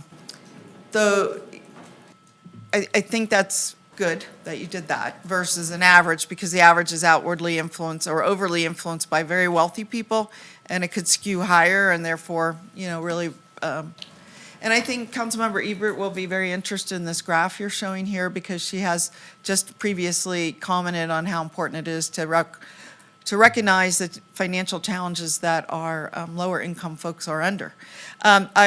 I liked something else you said, which is I think there used to be a more complicated formula for deciding who meets the criteria for this program. And I'm glad I wasn't sure if you were just saying SNAP is the only decision point. I think you were saying if you apply for any low-income program, you could apply for this. Is that correct? We're adding that one additional criteria. So keep everything we have today, but add one additional for SNAP benefits, because there are more individuals who have qualified for SNAP or use SNAP benefits. Okay, so if you qualify for any of these You qualify- assistance program, Yep. you could qualify for ours. Correct. So I think that is very good. So a lot of really good changes. You and I have spoken that I've been very concerned about an 8% increase. It's really, given the history of our increases, it's large. I think you said the last time we had a large increase like this was before the numbers on your chart. So the last time that we had a large rate increase, and I got to figure out which slide I was on, just a moment, because I think it helps. Well, anyway, I'll hold my time, but if you can answer the question, and then when we come back, I'll maybe propose some other thoughts. Councilman Ebert. Yeah, okay. Yeah, if he could just answer my question. No, I'll just state that 2011 was the last time the council made a rate increase, but it was for 5 years at 8% per year. So the last rate increase went in effect in 2016. Now, I say that, but I also have to recognize, we have increased the rate every year through the ordinance, which is just increasing inflation. That's only just maintained our CPI, just maintained our purchasing power that we had. Okay, thank you. Councilman Ebert. Yeah. So I had a question about how much we have in the sewer fund right now. Can we talk? That's a great question. Yeah. So we have over $100 million in the sewer fund. And that's because we knew we had some of these really large projects coming forward. And so we have been preparing for those for as long as I have been here. We've been preparing by making sure that we have money in there to take care of the projects we had as we needed, knowing that we had some large projects, such as the expansion to Riz Wharf that just occurred. So we took care of that within this amount. We know we have APWF. We know we have some things at Tumworth that are going to happen. So we have had a large balance. The difference is that we have a very large capital improvement program that's going to be spending that balance down. And that's why we're requesting the rate increase. Okay. And what kind of interest are we earning, accumulating, whatever you want to call it, on this $100 million? I mean, we are getting interest on it. I can't recall the exact amount, but just knowing where things are generally today, I'm going to say that we're getting somewhere between 3% and 4%. Okay. And does that just go right back into the sewer? Right back in the sewer fund. Okay. Okay. So, you mentioned that we have a lot of projects on the horizon, but we've already completed the, was it the Riz Wharf one? The expansion from 2 to 4. Expansion. So what are the up and coming projects that are going to require, or part of the reason for the request for a sewer increase? So we have, in the next 20 years, we have $954 million, close to $1 billion worth of projects in the next 20 years. In the very near term, we have the Advanced Purified Water Project for Riz Wharf. We have the Tumworth. There's a need for a new dewatering building. And it's not just a building, it's everything that goes into dewatering, which is the process where you take the sludge has a lot of water in it, and we run it through presses to squeeze the water out. and then haul the sludge off. That process, we are at the end of life of that process at Tom Wharf and end of capacity. And so we need to build a new facility that will handle that while we keep it running. We can't just stop doing that and then build a facility and put it back in operation. So we're going to need a new building for that. And so those are two. That's going to be a $60+ million project, $45 million of it from the funds here. And then we have our ongoing replacement costs for our pipes, our manholes. Anytime we do a road project, if we have a sewer need at that time, we do those replacements, or any of the rehabilitation projects we do with sewer. Those are all included in this. Okay, so do we know how much the American Flats advanced water purification project is going to cost? We do, about $250 million, of which we have 70% of that. And that cost is split between user and connection, based on previous council direction on wanting to make sure we do not discharge as much water to Swan Lake. Will there Reduce that still be discharge water emission. discharged to there? It was my understanding that there's a certain amount that we have to. There is a certain amount that we do. Okay, and can you explain why that is? Because of the wetlands that are in there during drought years, that they want to make sure that we have water that goes down there to Swan Lake to keep the wetlands active. It's not a lot of water, but it's a fair amount. And there is actually a Horse Creek, we call it. It could be No Name Creek, some people call it, that feeds water in from a spring that goes by our plant that our effluent discharges into as well. Okay. So there is water that's going there anyway. But yeah, there's a certain amount that we would want to make sure that we kept. Okay, and But it's- I'm going to it's cut you small. off, sorry. It's small. I'll come back to you. Thank Minute you. over. Okay, go ahead, Councilwoman Anderson. Thank you. Thank you, John, for this information. I have a question about some of our small businesses that are high water users and how this is going to potentially affect them differently than a different water using business. And have we worked with those businesses? I'm thinking breweries, car washes, even golf courses. Do they know Laundromats. this is coming? Yeah. That is why we're here today. We're not here today to say, give me 8% this year and next year and be done with it.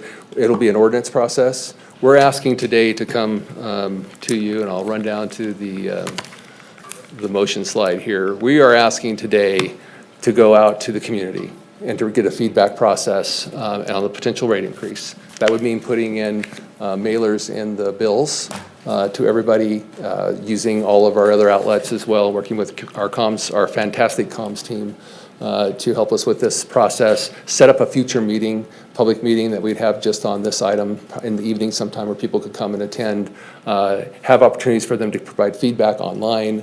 But we would be seeking their input that we could bring back to you, and then we would come back with an ordinance for your consideration with that public feedback for a future discussion. Okay, so you'll have the impacts, you'll have Correct. the data about how it'll affect different industry, different homeowners in different areas. Okay, thank you. We wanted to bring this information to you because this is the results of the analysis. Wish we had better news, but we wanted to bring this to you, explain why we're looking at this, and then to ask for your direction to go out to the public. I should have mentioned that. That would have been very helpful. Vice Mayor, we'll go to Councilman Martinez. Thank you, Madam Mayor. Thank you, John, and your team for this. I'm just going to say, first of all, you are super intelligent. I had a lot of questions, and you answered them, and I had to go over the answers about 5 or 6 times to understand what the answers were. So thank you for giving. Sorry. No, it's great. So I'm going to start off with a couple of comments for my part, and I know we're going to go out and ask for, I guess I said for my part, and I think Councilman Reese says that a lot, so in honor of him. And then I'll ask a couple questions. I would ask that should our situation change, I could be hopeful that there are some guardrails on the program that if we can take rates back, that's something that we could do too. I'm very, very, very cautiously optimistic that would happen, but that would be my ask. And then that we don't have any reduction in the projects or services to people if we're going to be asking them to pay more, so that we're conscientious of that moving forward. I need you to kind of explain, you guys have a tough path to walk with the balance of helping people on the of affordable housing and sewer rates. So on one hand, we're saying we're going to give we gave $11 million in assistance for affordable housing on the sewer rates. And I think, did we take it down to 750,000 in the next year? I'm not sure exactly. We have expended all of those funds. All of those funds are gone. And we have not included anything going forward. Anything going forward. So if there is an opportunity to do that, I want to understand how your team is looking at that. And I know there's a bill at the legislature looking at that too, but I think we need to understand that every time that we support affordable housing and that, we're having to pay for it again on the other end somewhere else. Is that accurate? Correct. Okay. Help me understand with these big projects, APWF, the dewatering building, the bed reactors, how those construction costs are going to remain the same in 27, 29. What I don't want to do is ask our constituents in our community to pay more and then get down in FY30 and say, oh, the construction costs have gone up 40%, we can't afford to pay for them. So on the question of service and treatment and all those things, those services aren't going to go down. The only thing that we're looking to do is reduce some of the capital, timing of the capital, and defer some of those in our reductions we have. We still have $15 million per year to put into those replacement costs. On that last question that you asked, I wish I could. I wish I could say, yeah, these costs are locked in. They're not locked in until we have a contract. And even when you have a contract, sometimes there are reopeners to those based on extraordinary events. I am concerned of what's happened in the last couple of weeks in the economy in general and the cost that may come into some of our projects due to tariffs. Now, What a lot about of some of our procurement methods, like when we go with a CMAR, does that help us a little bit control the construction costs? I think it does because we get more input on the front end of those projects and we can work the design and with them. Sometimes the contractors, CMARs have really good ideas about how you can reduce costs in one area from what you might have proposed to do on a bid set plan that we go out to bid. And so you get those inputs early on the project. So those are helpful to us. To answer the overall question, I'm worried about us seeing another little curve, maybe for tariffs. Fair enough. Benefit. I'm over, so I'll pass Okay. to my other colleagues. Thank you, Mr. Fonsberg. But I can't, I do not know. I do not have that crystal ball. Thanks so much, Madam Mayor, and thank you for the presentation and clearly identifying the need. I think in your presentation, you mentioned nobody wants to pay more, and I think the survey results may give us that, but I am appreciative of you going through that public engagement process and making sure that we're bringing our communities along the way. And so a lot of the questions that I actually had came out of the questioning that Councilmember Anderson already asked, but I just wanted to make sure that I knew what was coming in the community feedback process and how you were going to gather some of that information. And so I'm assuming the resolution will come back once you complete that community feedback process? Correct. Yeah, so we would so the two items here would go out to the feedback process and second, bring back a resolution to include that sewer utility persistence program. We would bring those back at probably the same meeting that we bring back the ordinance, the first ordinance reading. Because we may not want to change the sewer utilities, or we may still want to, but it's going to be another hit to the sewer fund. But we would bring those back at the same time and the feedback for both. And I think I forgot my second question, but I'll just say that I appreciate you kind of changing the sewer utility assistance and also making it to a yearly thing, which Councilmember Duar already says. I think it will help our constituents have better access and increasing the funding for that. So, thank you. And just to further elaborate on the discussion of how we're going to notify people. So we'll send out in the mailer, it'll be like a QR code. Also, the website will be listed there that they can go to. On the website, we'll have some general frequently asked questions. We'll have more information on that. There'll be an opportunity for them to take a survey, ask some survey questions on that engagement through the website, but we'll also advertise the public meeting timing so people can also attend the public meeting if they choose to. Okay, I remember the last question I had, sorry.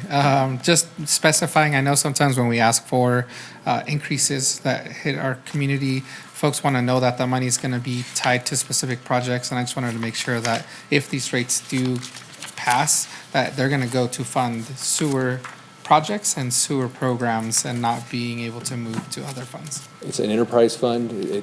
All the funds that go into this are dedicated strictly for this purpose. Okay, thank you.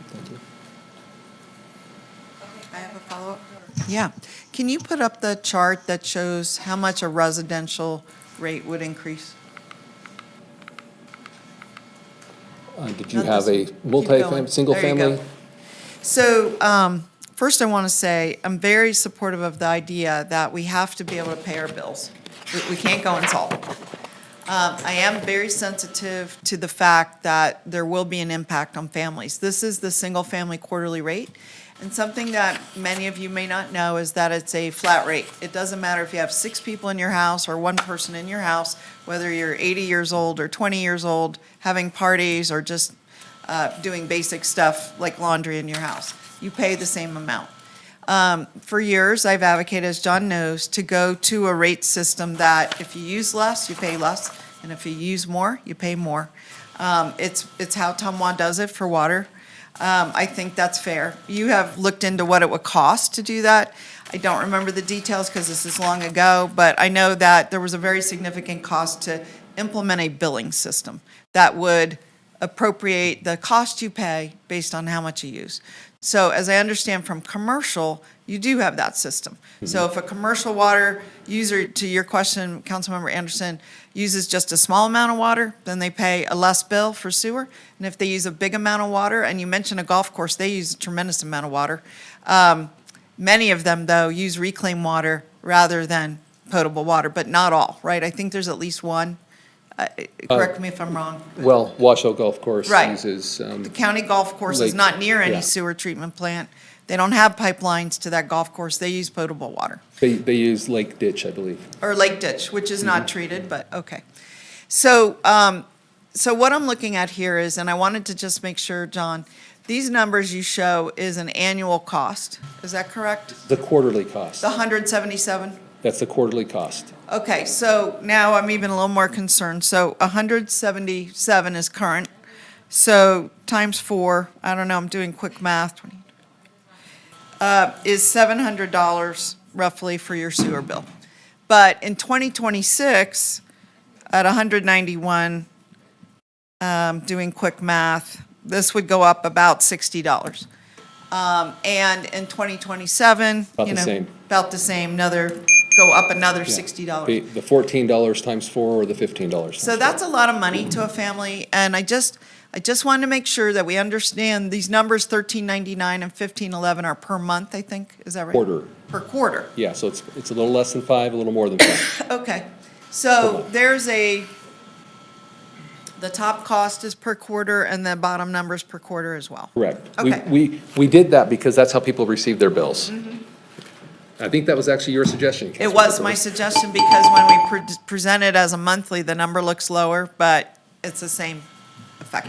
All I want to say is that if we do vote to go out to the public, which I support, because again, I support that we have to understand and address our costs, I still think one of the ideas I talked to John about was, well, instead of 2 8% increases, could we do something like 3 5% increases? And he did the math, and I think you came out with we would have to go 6 years or 5 or 6 years with lower increases. So then I asked him, what about a 6%? Could we get it down to a smaller amount of years?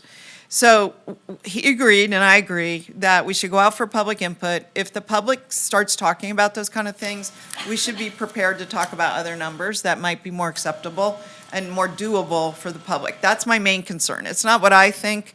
I have supported every rate increase for over 10 years, okay? I always do, because these numbers are hard to say no to. They're real. And prices have increased dramatically. Your point about chlorine, I just went to buy a bottle of Clorox that used to cost $1.19, and it costs almost $10 at a Home Depot, Lowe's. $10 for a bottle of Clorox that used to cost less than $2. So that's a 5 times increase. 5 times increase. Okay.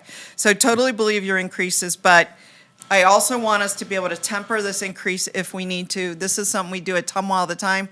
We're involved in rate setting all the time. We're always looking at sticker shock and how the residents can absorb these costs. So I'll leave it there, but I do support going out for the input. But at the same time, I want to caution us, please, let's not do the equivalent of post in the paper for 4 weeks and say, well, no one commented.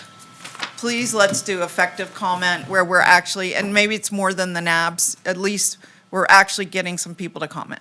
It's going to be in their mailers for their sewer bills. It's going to Okay. be, yeah. Whether they read the mailer, we don't know. I was gonna say, I don't know if, I don't read those. If They're they get boring. online bills, it'll come We to them should read online. but they're just. Well, just be cognizant of that. Thank you. All right, Councilwoman Ebert, you have your light on. Yeah, I do. Okay, go ahead. So there's just a lot with all these presentations and everything, so forgive me, but can you refresh my memory on what the projected projects are for like the next 10 years? I can. So we have projects and we have programs.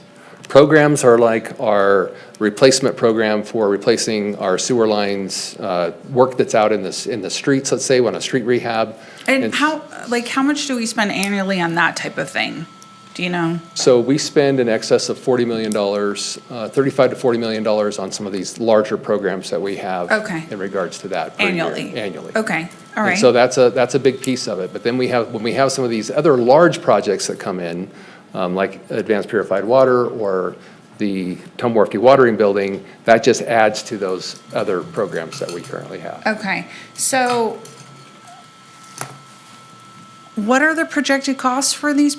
I mean, where's, Our 20-year lookout Uh-huh. for projects is in excess of 900, and it's close to $1 billion. okay, and we're currently annually, if we just keep going as how much funding would we have available? If we just go as we're doing now? Yeah, We would have at least 200 million less than that. okay, okay, In 20 years. all right. These rate increases will increase the year over year about $10 million. Is this funding going to help fund future affordable housing projects?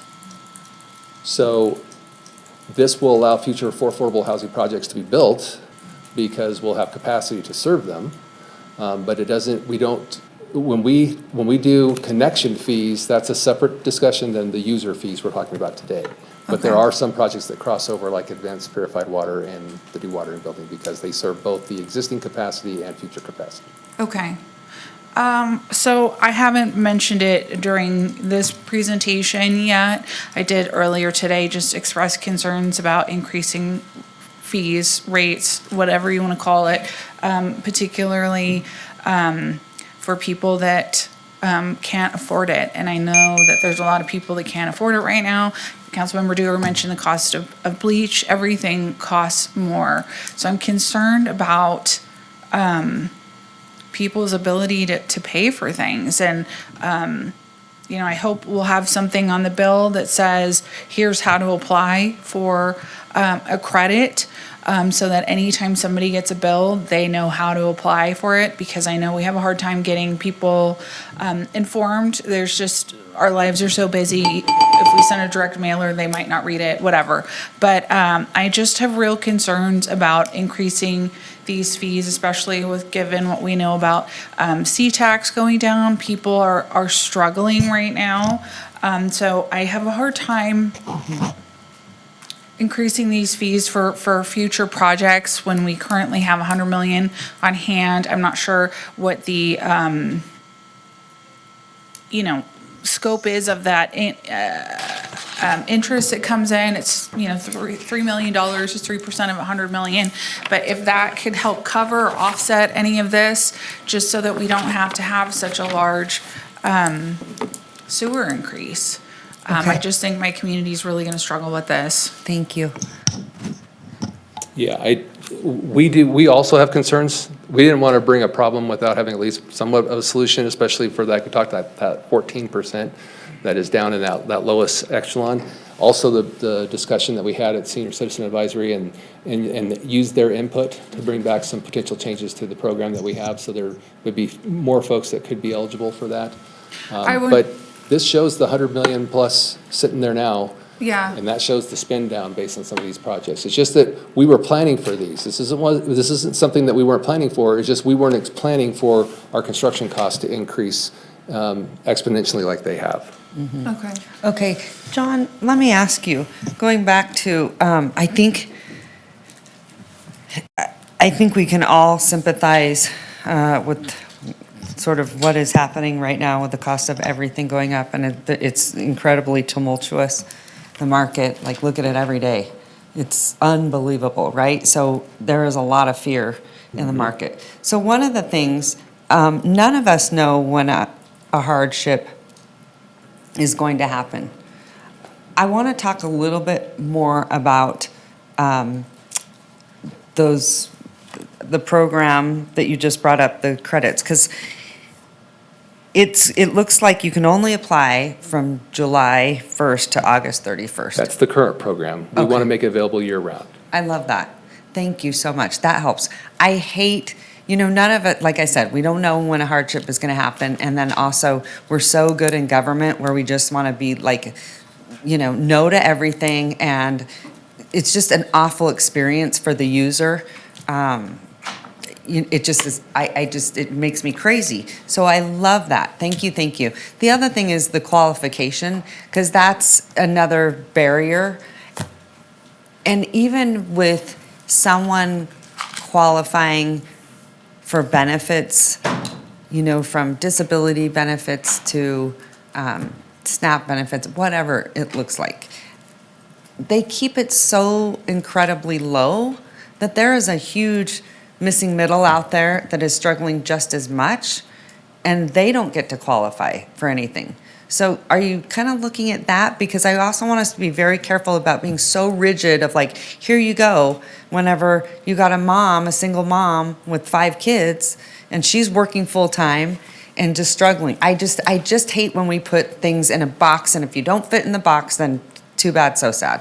Well, I'd like to say that we could do something different. Again, we try not to get into the are they eligible or not business.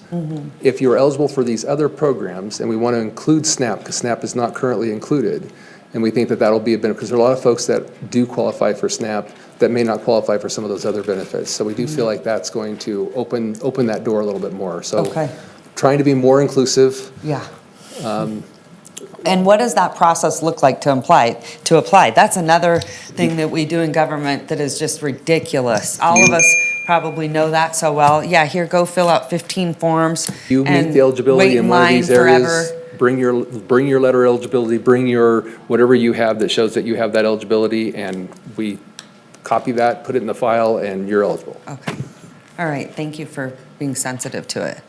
Yeah, it makes me crazy, those forms and waiting on the phone for 3 hours and waiting in line, and it's just tough on people. Because then you gotta leave your job and it's the whole thing. Agreed. Anyway, okay. Councilman Dewar, I'm gonna send it to you. Well, I'd like to make a motion if no one else has I a had, comment. Okay. yeah, I had some more questions. or Okay, comments. 1 minute. Okay, so I just wanted to thank you for coming to the Senior Advisory Board and giving that presentation. I know that community really appreciated it, and I did as well, and thank you for taking that feedback and implementing some of those suggestions. I think that's wonderful. I do, just because of the community feedback I receive, I'm just not comfortable doing this kind of a raise. It has nothing to do with your work, your presentation. I just need to make sure that I'm reflecting what my community has told me. So I'm not gonna be able to support this, but I appreciate the increased availability for credits. But I also want to ask real quick, it doesn't make the bill zero, right? It's just a credit towards the sewer bill? Yeah, so the sewer utility assistance program would be eligible. It's about equal to about 4 months or about 1 1/3 quarters. Okay, so does that get spread out over the course of the year, every bill, or is it just on one bill they get a credit, and then the rest of the year they have to pay the regular bill? So on the program, they could either, if you are a single, if you are a homeowner, you would get a credit to your bill, and you could use that credit as you want to. Okay. If you're a renter, then you don't actually pay a sewer bill, Yeah. but you pay your rent. So they Yeah. would get a check for that amount. Okay. Once. All right, thank you.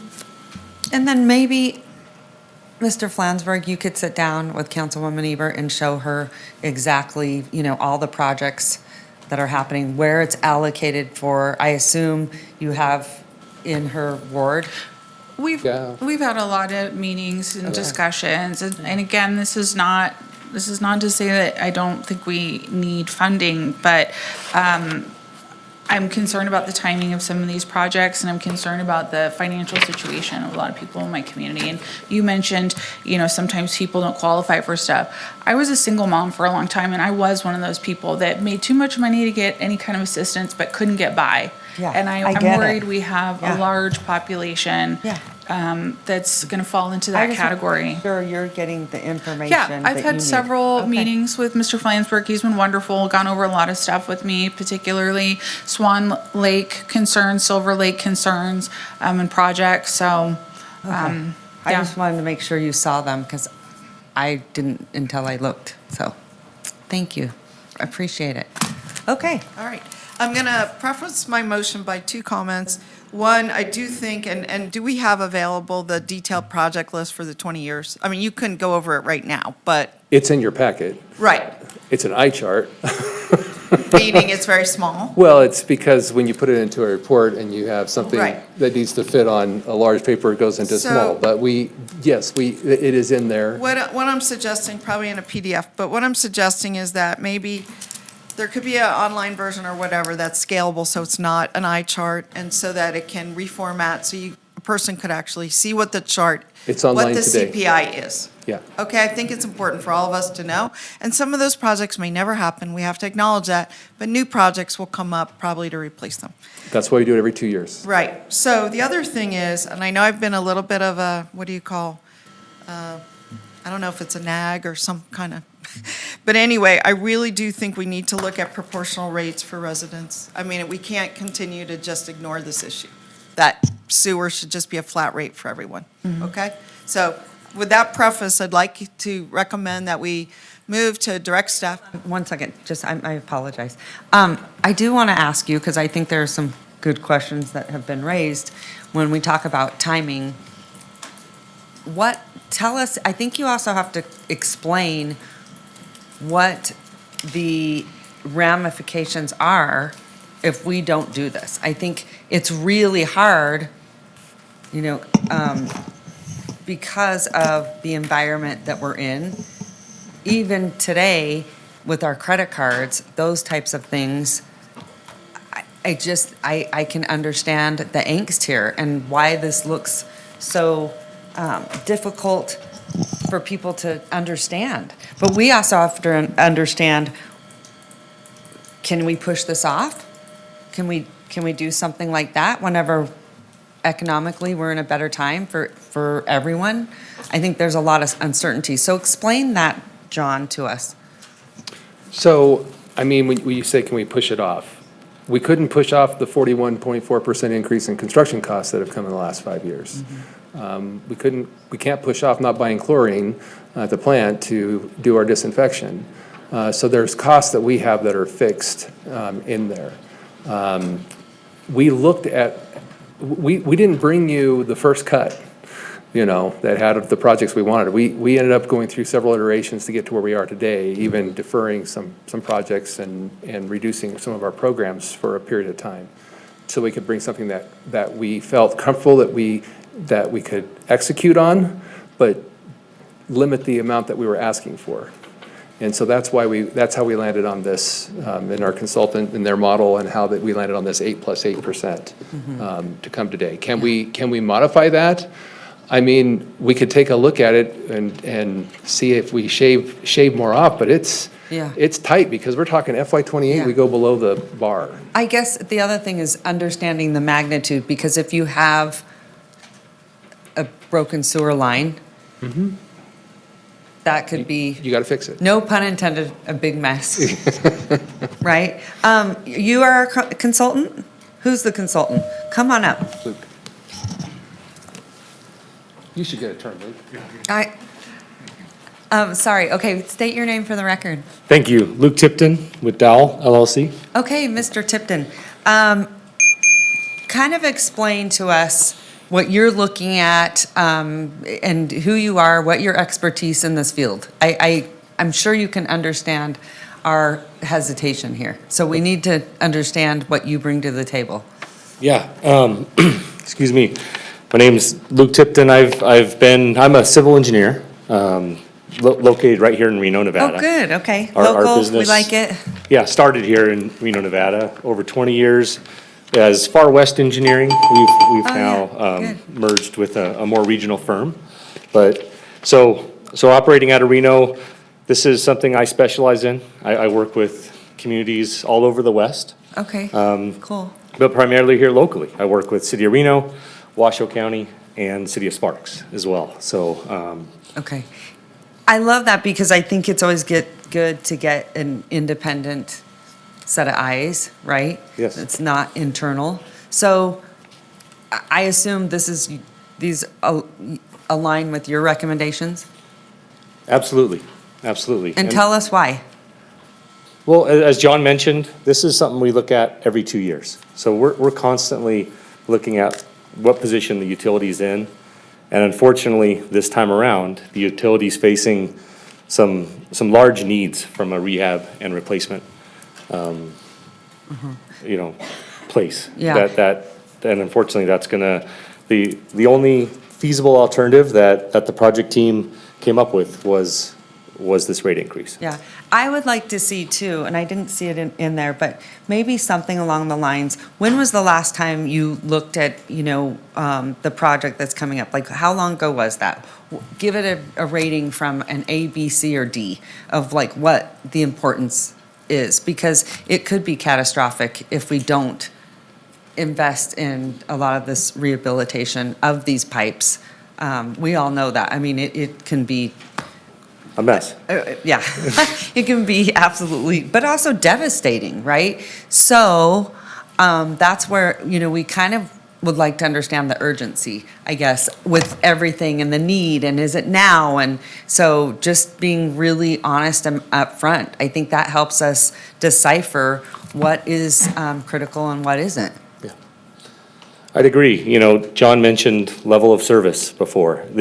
This plan maintains the level of service. I think any deviation could result in a reduction in service or not being able to maybe take on future opportunities, economic or development opportunities if these projects were not pursued. Okay, I just think in the reports, it would be really good to hear more about why that is and how critical. Because we have to go out there and explain it to our residents of why we do what we do. And if we can't tell them, hey, you're in level 5, which means this area is probably some of the most outdated, needs to be, have the most work, or whatever that looks like. That should probably be very transparent to your ward. Let's say it's in your ward where we see that is probably the biggest critical need. I'm not saying that, Councilwoman Anderson, but I'm just saying that our residents probably should know that so we can justify what we're doing. So thank you, I appreciate it. Okay, Councilwoman Dorr, I'm going to send it back to you. Yeah, I mean, just if you could stay for a minute, I mean, you were vague, okay, about what the issues are, but are you talking leaking pipes? Well, like I said, there's this annual sewer rehab and replacement program that we're replacing these before they're leaking. But if you delayed it too long, yeah, They could leak. They could leak. And we're talking about not leaking water, but leaking sewage into the ground or near a river or whatever it is. And then you're talking about fear of break, like we could have a sewer break. And an example is, I guess they had one in Sparks or at an apartment complex, and a lot of sewage went down the river. Are we talking about that? In other words, to the mayor's point, we need some concrete examples. It may be something different. Yeah. Okay. Right?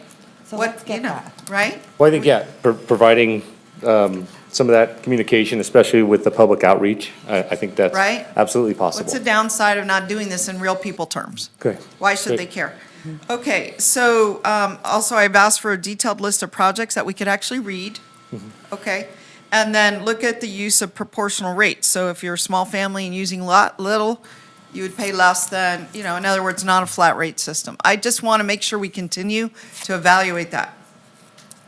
I know that's not what we're voting on, but that's like a precursor for me to be able to vote for anything, is knowing that there's some relief coming for some of these smaller families. Okay? All right, so with that said, oh, yes. I have a Sorry. question real quick. I know there's some areas that pay additional fees currently for things like sewer, correct? Is this fee going to affect that rate as well? Is that a connection fee? So again, this is for the record, John Flansburgh, Regional Infrastructure Administrator. This is the user fee. So this is the quarterly bill that comes to the residents, and this is or to the landlord, and this is the quarterly bills that go to the businesses. Okay, so no increase on any additional fee that any HOA or something might pay towards stormwater? No. Okay, and I just want to make sure everybody's aware, this is 8% in addition to the annual CPI increase, correct? John, can you clarify that this is not anything? This is, what we are voting on today is for you to go out and get community input and find out. We are not voting on a rate increase or anything right now. Okay, hold on. Thanks. My meeting. Councilmember Taylor. Hey, hold on. Guess what, kids? My meeting. Okay, go ahead, John. I want you to finish your thought, and I'll just, everyone can read what the motion is for. So go ahead. Yeah, so today we're just directing staff to go out to the community, get feedback, and bring back that feedback along with an ordinance for consideration at a future meeting. And this is an 8% increase. That includes the CPI. So if we could vote today to just go, hey, give me a 13% increase today, that would be 10% for the rate and 3% for CPI, we're done. Okay. But we did it for 2 years, so we're saying 5% this year, 5% next year for the base increase that we need. The 3% is the CPI. but Okay. We've included it all in the 8%. Thank you. Thank you Okay, and for I that. want to just make it clear, because we do have a motion up here. I'm going to have you, Councilwoman Dewar, I'm going to have you give a motion on this.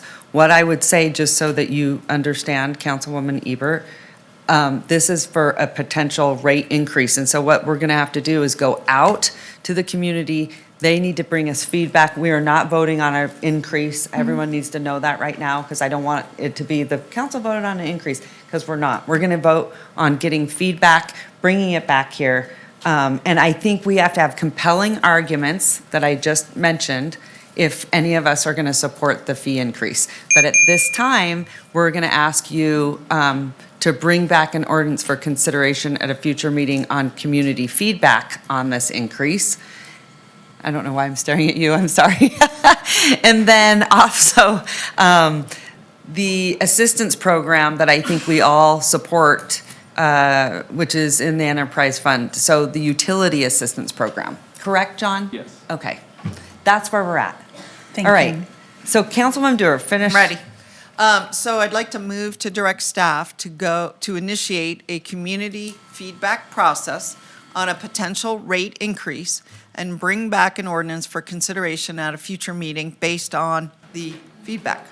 Okay, I have a motion. Second. I have a second. All those in favor say aye. Aye. All those opposed? Motion carries unanimously. Okay, good, thanks, On the guys. second motion, there's a second motion. Go ahead. And before I make the Oh, we weren't doing second the motion, Go. I want to make sure I know what's included. You right now are recommending 200 million from 50 versus 500 million? 200,000, from I'm sorry. 50,000 to 200,000. 200,000, And then we could come back to council at a To future time if we 500,000. if we needed more. and today it's 50,000. Correct. What I just want to be clear on is, several people have asked about this. Can you stand back up?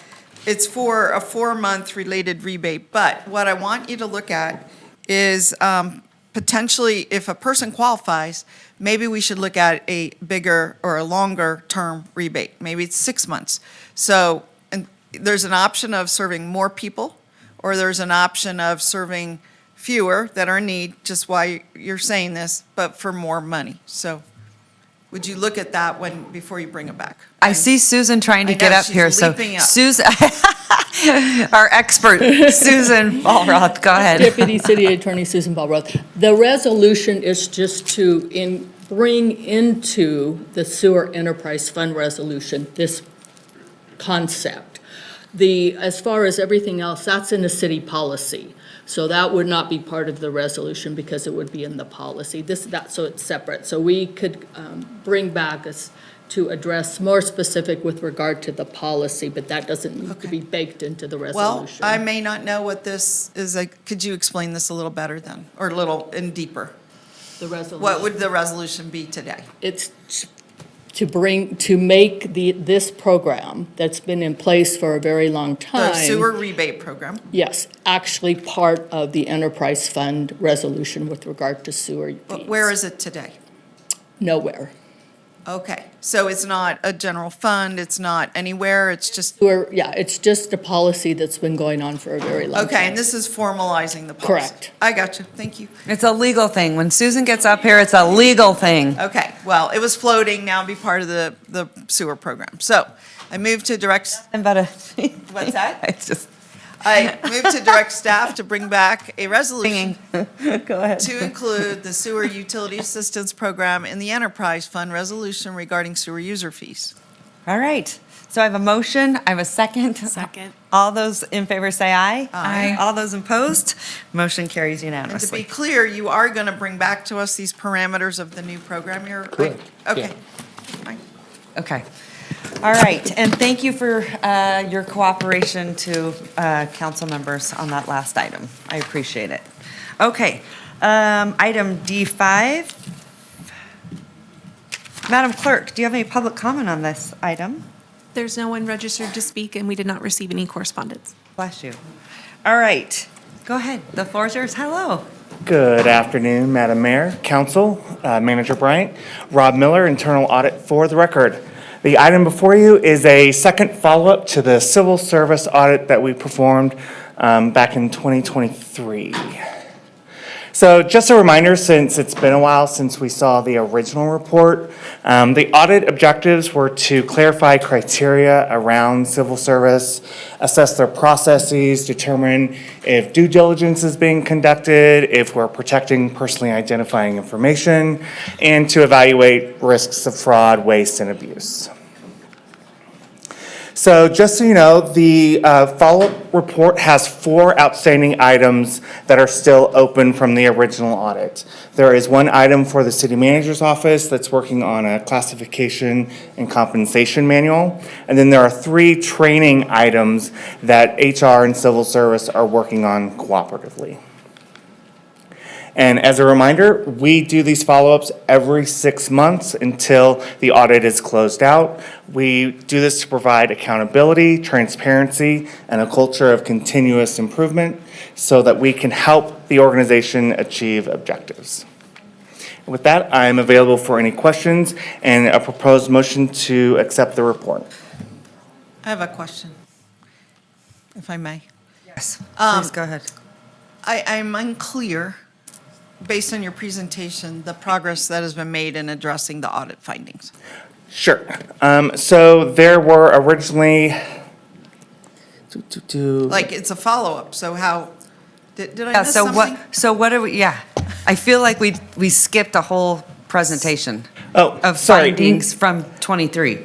Oh, we've cleared out 6, 7, 8 of the findings, so we have 4 remaining findings. Okay. Can you put those up so we know exactly what you're talking about, the findings? I don't have that presentation, but I can prepare a memo with an addendum of the findings that have been cleared out. Is it in the staff report? Because I didn't see it there. No, we didn't include it in the current staff report. We Did just not? included what's currently open. Can we get, what I would love to see is bring this back and give us, refresh our memory from 23. Well, Right. from 2019. Refresh my memory from yesterday. Anyway, no. So let's bring back a synopsis of 23. Sure. Let's see what they have accomplished with those 4 findings. And the other 4 we need to work on, Yep, correct? absolutely. Yeah, because it's sort of an area where I get a lot of feedback into my office, and I would love to just make sure maybe there's things that I see that you don't see, or vice versa. So, and I think the council too would probably have a better idea. So if you don't mind, that. We are happy to bring that back And to I you. feel bad because Emily knows, like she comes up here a lot and we're like, okay, next. But I think we really have to highlight a lot of these audits now more than ever, because I think they matter. And the biggest reason I think they matter is we have an ability to adjust departments. So you are highly regarded, and I think council really needs to pay attention to, and I might even ask for some of the past audits. I want you to think about that, Emily, because I think we need to come back and start to bring them, full presentation without, oh, well, we don't need that. We need it. Yeah. So just so you know, it's going to be something that's a priority for me and Councilwoman Yeah. Dewar. Well, and that's why I was bringing it up, because I felt like I think I missed something here. And so what I would like to ask is that you also included in the staff report a more detailed analysis of where we are and where we need to go. And I think the mayor's absolutely right. She read my mind. I was like, wait a minute, we're just going to bless this and we don't know how they're doing? Because since I started, civil service has been an issue that needed some improvements in process in Big particular. issue. And we can't just skim over it and just say, great, right? Yeah, it has been a really big issue.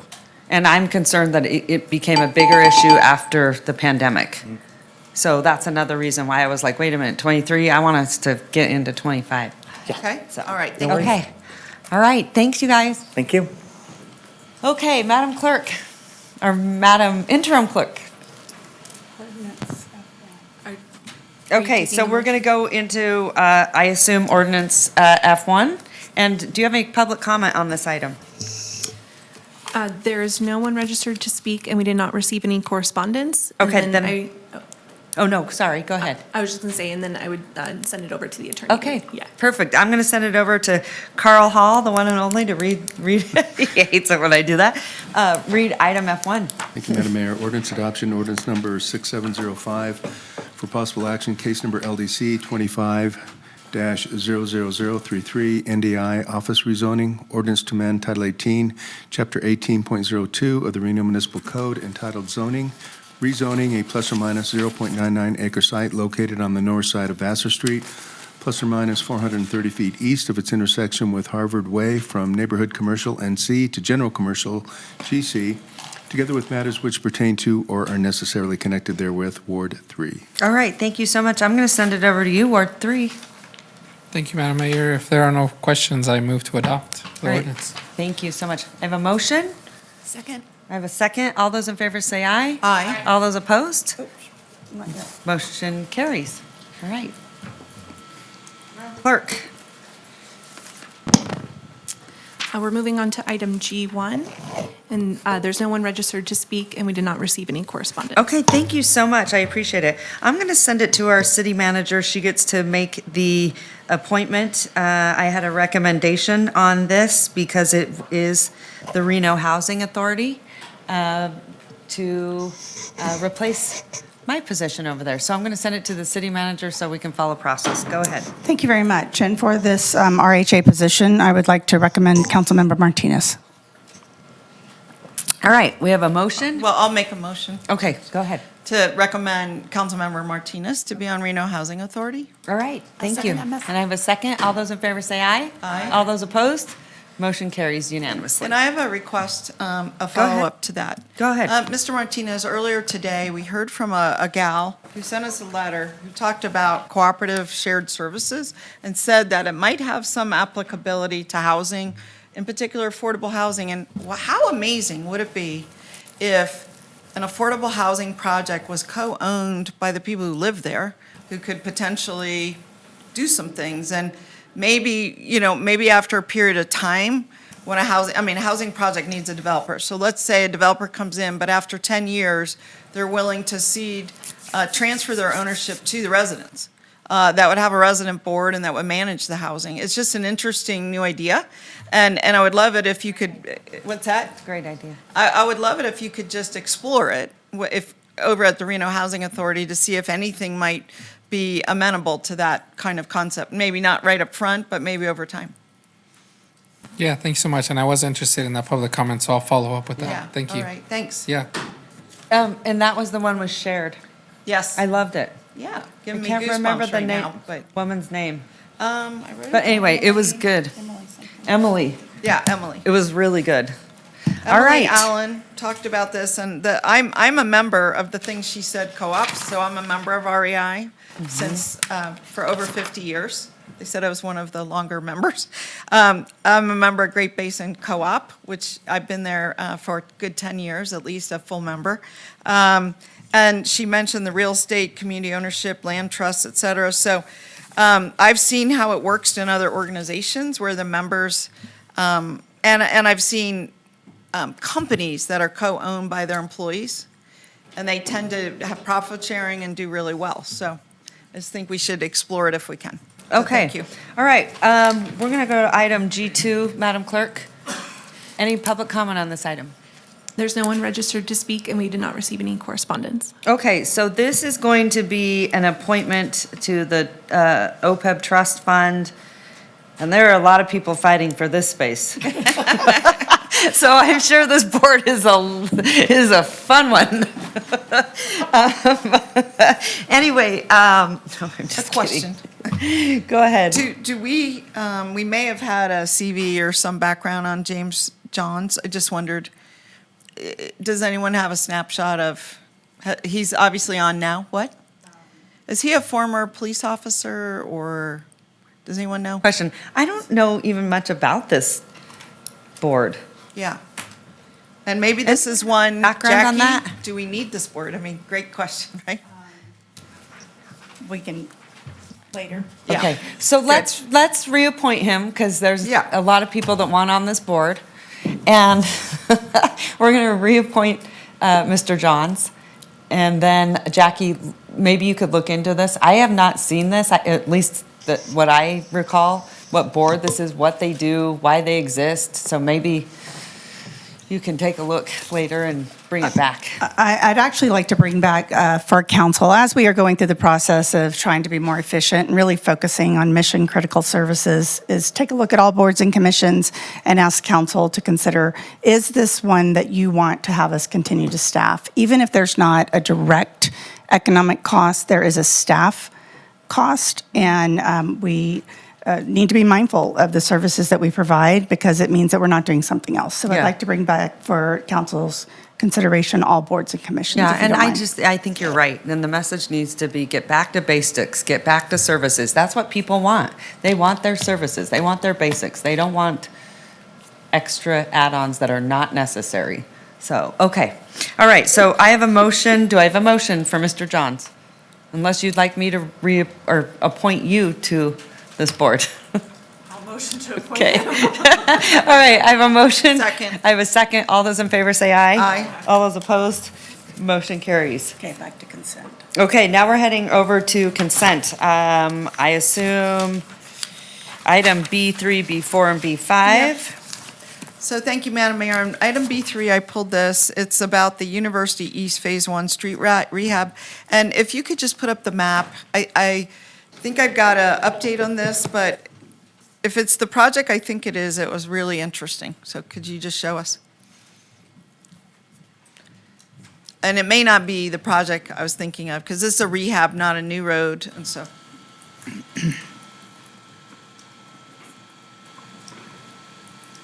Are you waiting for the clerk? Yeah, I don't know who controls this piece, so.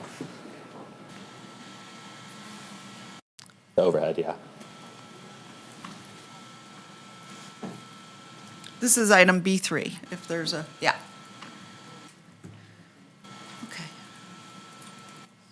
So anyway, it's not the project I was thinking about, but it is an over $1 million project that I wanted the residents to just know where we're spending our money. I always think it's important, and lots of people feel like, well, everybody else gets something and not me. This is what I would consider generally a bit of a lower income neighborhood. Would that be a correct assessment? I mean, I used to live over here, so I'm pretty familiar with it. I've lived off Valley Road, Denslow, Laurel Street, near Evans. So what I want to know is just what length of road that you're going to be rehabbing, and have you talked to the residents at all about it? Yeah, sure, absolutely. Jonathan Smith, Senior Civil Engineer, Public Works, for the record. Just quick overall scope of this project. We're going to do a full pavement reconstruction for approximately about a third a mile of roadway. We're also going to include ADA accessibility improvements, including new pedestrian ramps and the addition of sidewalk where none currently exists.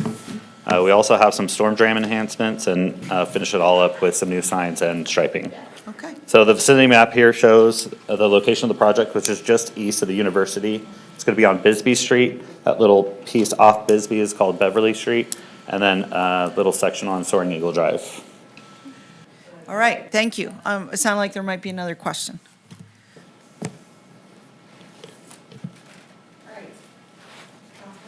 I think it was Councilmember Ebert. Did you? Oh, you had said you also. Yeah, it was just, same reason I wanted to pull it was just because it's a large contract amount, so I just wanted to have some public discussion about it so people would know what it was for since it's such a large amount, but you've covered everything, so thank you. Thank you. All right, if there's no other questions, I'd like to make a motion to approve this, this award for the University East Phase 1 Street Rehabilitation Project on B3. All right, thank you, Councilwoman Dewar. I have a motion from Second. Councilwoman Dewar, second from Councilman Martinez. All those in favor say aye. Aye. All those opposed? Motion carries. All right, heading back to you, Madam Clerk. B4? Item B4, any public comment? No public comment on any consent. Okay. Okay, who pulled this item? I did. Okay, go ahead. So I just had a question on the split here. It says we have an agreement for cost sharing basically with Truckee Meadows for the Truckee Meadows Water Reclamation Facility. And the total amount is listed as over 300,000. And Reno share being 209,000. What determines that split? For the record, Matt Smith, Senior Civil Engineer, Utility Services. That's part of our interlocal agreement with City of Sparks through the Joint Coordinating Committee. That is the ownership ratio of the plant of 68.63% for City of Reno and 31.37% for City of Sparks. Okay, and is that percentage determined by usage? No, that is the total ownership capacity of the plant. What is flow-based is the operational budget, which is like chemicals, stuff like that, what it takes to run the plant day to day. But for the capital improvement program, it is the ownership ratio or the capacity. Okay, so we're paying a larger portion because we own a larger portion. That's correct. Okay, thank you. Yep. All right, doesn't look like there's any other questions, so I'll make a motion to approve. All right, thank you. I have a motion, I have a second. All those in favor say aye. Aye. All those opposed? Motion carries unanimously. All right, good job. Item B5. Madam Clerk, any public comment on this item? There's none. Okay, hello. Hello. Nice to see you. Okay, go ahead. Thank you for being here today. I just wanted to better understand. So we had a agreement from 2019 with Reno, but this other company, Amoresco, is that what you say it? To perform this audit of streetlight assets. So when did they finish this audit? So Suzanne Groneman for the record, so a slight correction, this is actually an approval item to begin the audit. What they did previously for us was an energy performance contract, and that's how we did the solar and storage and the citywide park lighting was under an energy performance contract. Okay. So this is an amendment to that contract to do a streetlight audit. Okay, I missed that nuance. So they would do an audit. Now, would this be all streetlights in Reno? Yes, so this would look at both NV Energy-owned streetlights as well as city-owned streetlights for a total of around 12,000 lights. 12,000 lights. And then on the audit, what would they actually be doing? So is it just about energy use, or does it include, we have some older streetlights that weren't built during the era of dark skies, where they're just putting light everywhere. Will they look at that too? Yes, so this will look at more than just energy use. This is a analysis of rate, location. It will look at pole condition, assistance in understanding any utility impacts. There's a photometric study, retrofit cost, maintenance cost, and responsibilities. So it's a full comprehensive audit, so we can get that full picture and develop one inventory and have an understanding of the condition of every single light. Okay, I love that. And then what compelled us to do this audit? Did we have information that we were overspending or in bad condition throughout the city? What was like a compelling reason? I don't want to say that we think we could be overspending, but right now we don't have that audit that matches those current rates and kind of how, and as we upgrade the lights. I think one of the biggest concerns we had is when these lights are upgraded, I misspoke. When these lights are upgraded by the utility, it actually moves to a different line item on a rate schedule. And that's one of the things we want to look at, is if it's upgraded to an LED, are we on the right line item for that rate schedule? So that sort of started this, but then we started to have the conversation about condition as we talked to staff, the condition of our own lights, inventory of our own lights, inventory of the NV Energy lights. So we did a internal review to look at that and found that inventory that comes from NV Energy doesn't even match that inventory that we keep. So this will kind of true that up. That was what I was wondering. Yeah. Exactly. Yep. Okay. Exactly. Yep. Yeah. And the other thing I was wondering is, For us. yeah. Is there, Why should we do this? Do you understand, or do you have a rough understanding today of how many of these 12,000 lights we own versus how many NV Energy owns? About 2/3 of them are NV Energy owned lights and about 1/3 are owned by us. Okay. So 2/3 NV Energy. Question. Oh, No, that's a good thank you. question. So when you say rate, one more thing, I didn't really know what you meant. What do you mean the rate? So I'll try not to get too deep into the technical or nerd out on rates, but the NV Energy streetlights, for the most part, are on a flat rate schedule. Okay. Meaning type of light correlates on a schedule to this rate for that light. It has nothing to do with energy use. It's a rate-making model behind the scenes that NV Energy has said. It takes all these things. This is the maintenance cost, this is the energy cost, so therefore this is the rate. So we have several lights on that structure. The ones that we own for the most part are metered. So Are we can metered. actually see that energy, yes. So we can see it, whereas it's very opaque. Yes. The NV Energy lights, how they come up with that flat rate is opaque, and we don't know. We don't know what factors are going into it, how they're weighting those factors. We may not agree with it. Their rate schedule does say generally it's maintenance costs, it's electricity costs, but no, what we are interested in is sort of that true cost of those flat rate lights. Okay. And this will help us. And then when you're understand all done the audit, what could be possible outcome? that. So possible outcomes, and I can't speak for NV Energy. They are not here. This has never been done in the state. But in other states, outcomes have been renegotiated rate schedules. They have been changes in ownership models. They have been not just ownership models where maybe the city takes ownership, but maybe another party takes ownership. So Okay. this will help us look at those next steps so that we Okay. are doing this in the most So we could cost-efficient. reapportion ownership, we could change the rates. Could we potentially start an upgrade program where instead of, replace them with dark skies lights, that kind of thing? Any of those things Okay. could be recommendations All right, after the thank audit. you very much. All right, we don't have the clock on, so, sorry. Oh, sorry. No, it's all good, it's fine. Go ahead, Councilwoman Ebert. I had a quick Let's stick to 3 Okay. minutes. So I had a quick question.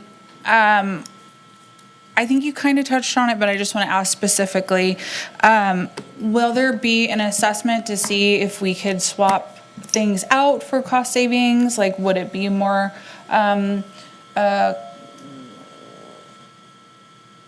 better usage to put solar in? Would that reduce rates, things like that? Will that be part of this too?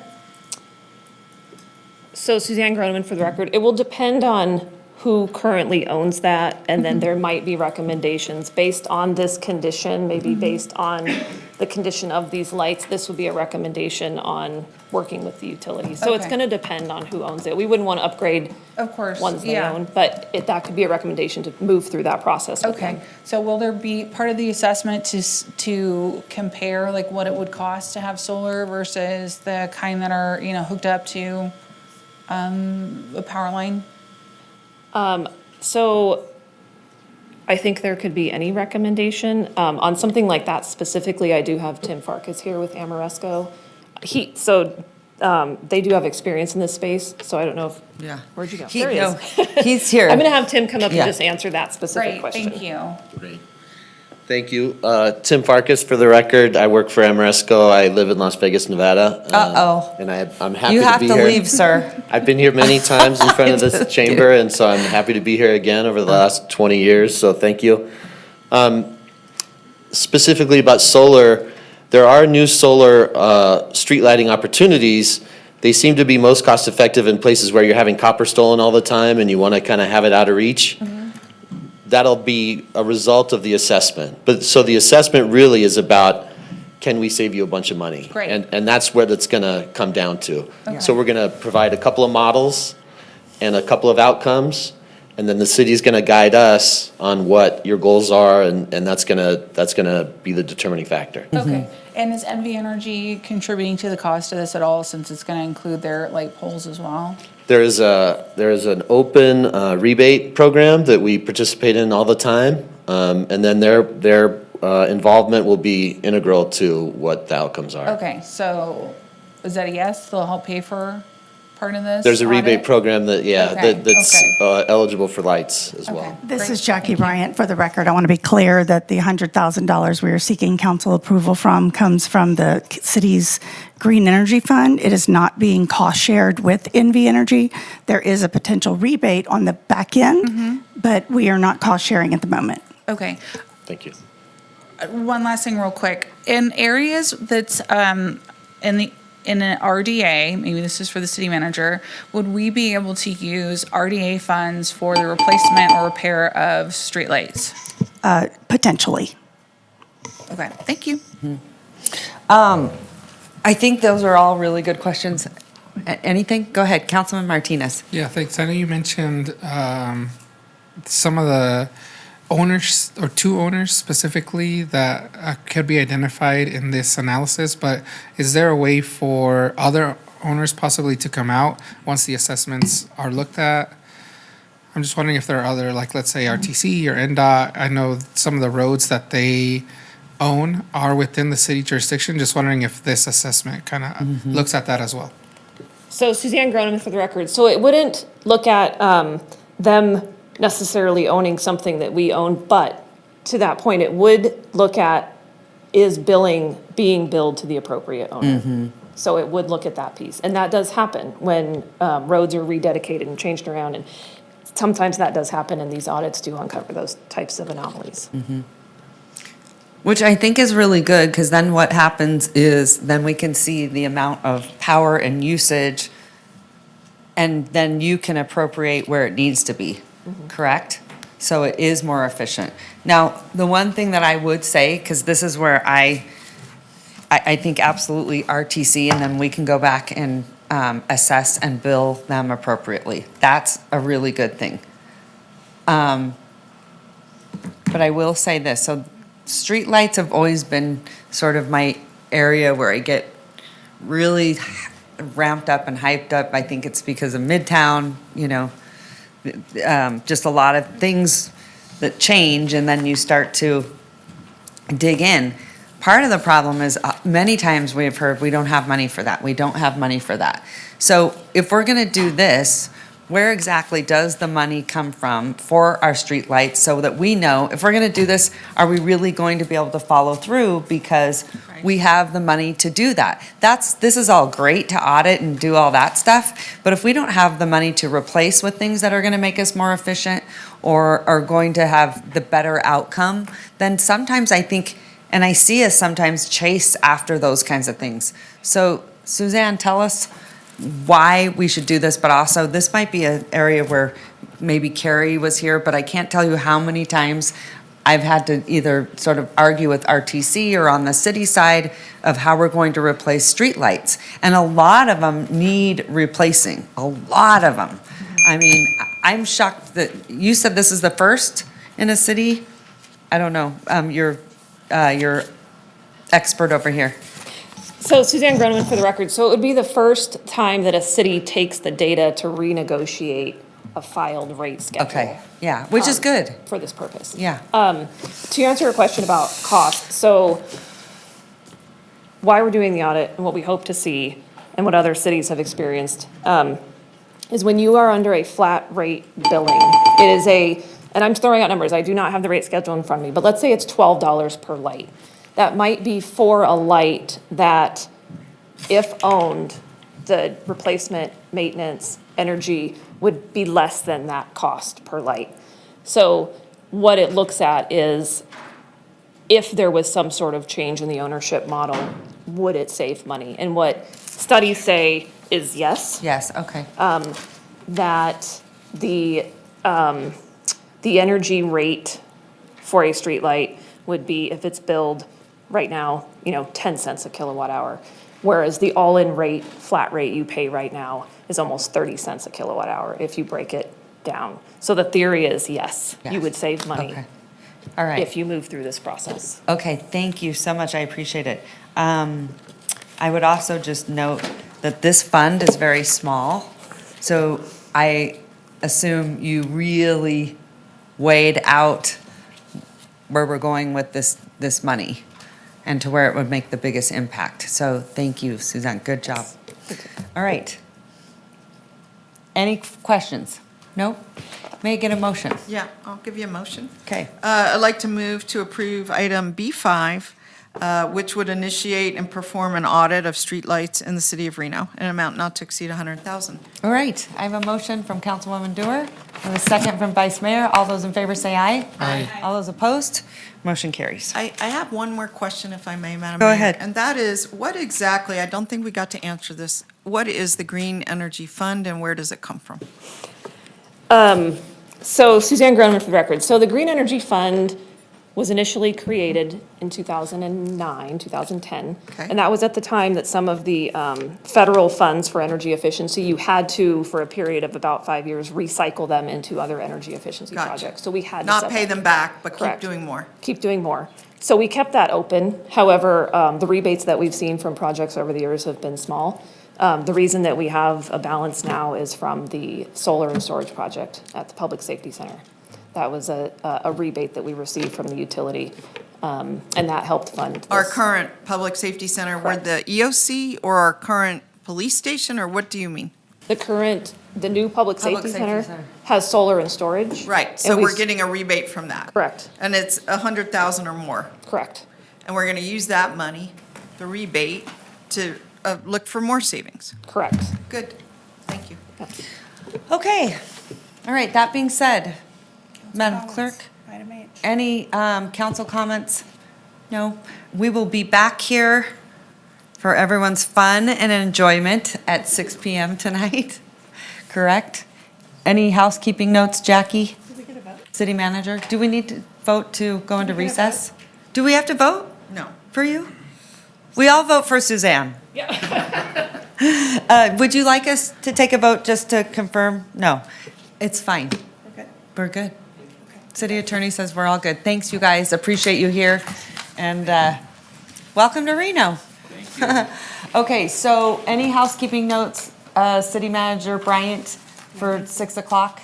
Nope? Okay, we will go into recess until 6, and I'll see everyone back here. Thank you so much.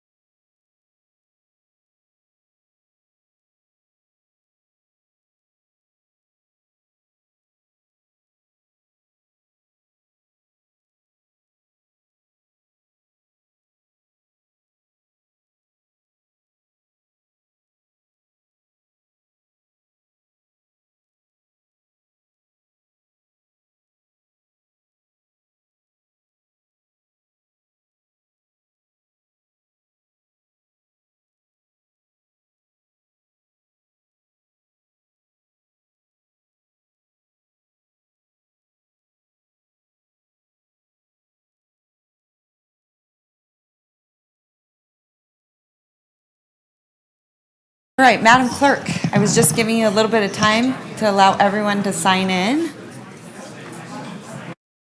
Are we ready? You ready? Okay. All right, good evening, everyone. Thank you so much for being here. We are going to resume our council meeting, and it's already open, Madam Clerk, so I just want that on the record.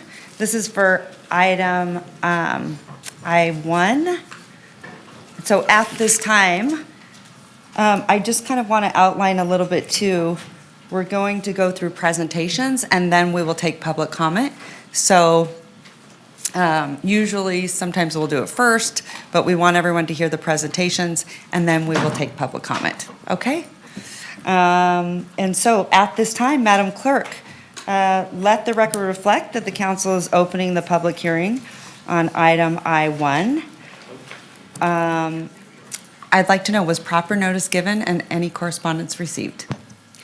Yes, this item was properly noticed, and we did receive 19 comments. They were distributed as 1 letter in favor, 14 in opposition, and 4 letters of concern. All right, at this time, I'm going to ask council members, does anyone have a disclosure? No? Okay.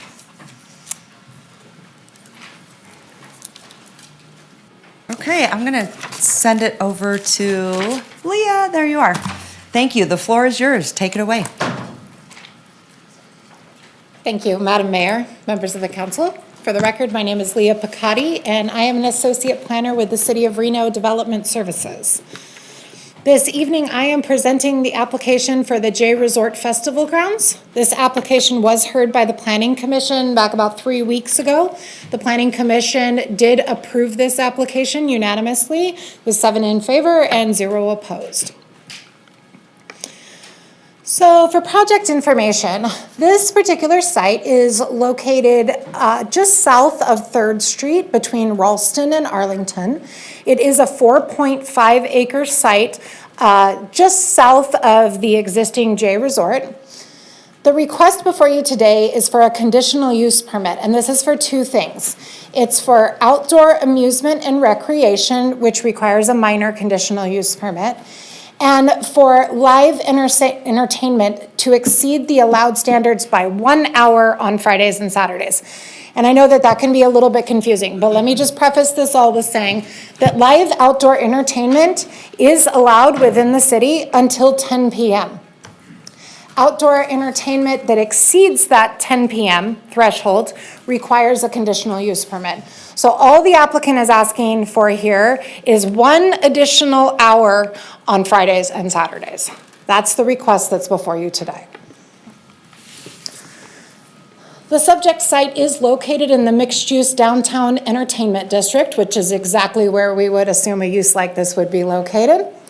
Key issues that staff analyzed were compatibility with surrounding developments and uses, traffic access and circulation, and public safety. Here you can see the site plan that was submitted with the application. This venue would allow for a maximum of 15,000 attendees. It would be 64,000 square feet of seating, 17,000 square foot entry plaza, 52,000 square foot of staging area, and then tents, stage, retails, and concessions. The only permanent improvements that are requested with this application are fencing, perimeter lighting, landscaping, and signage.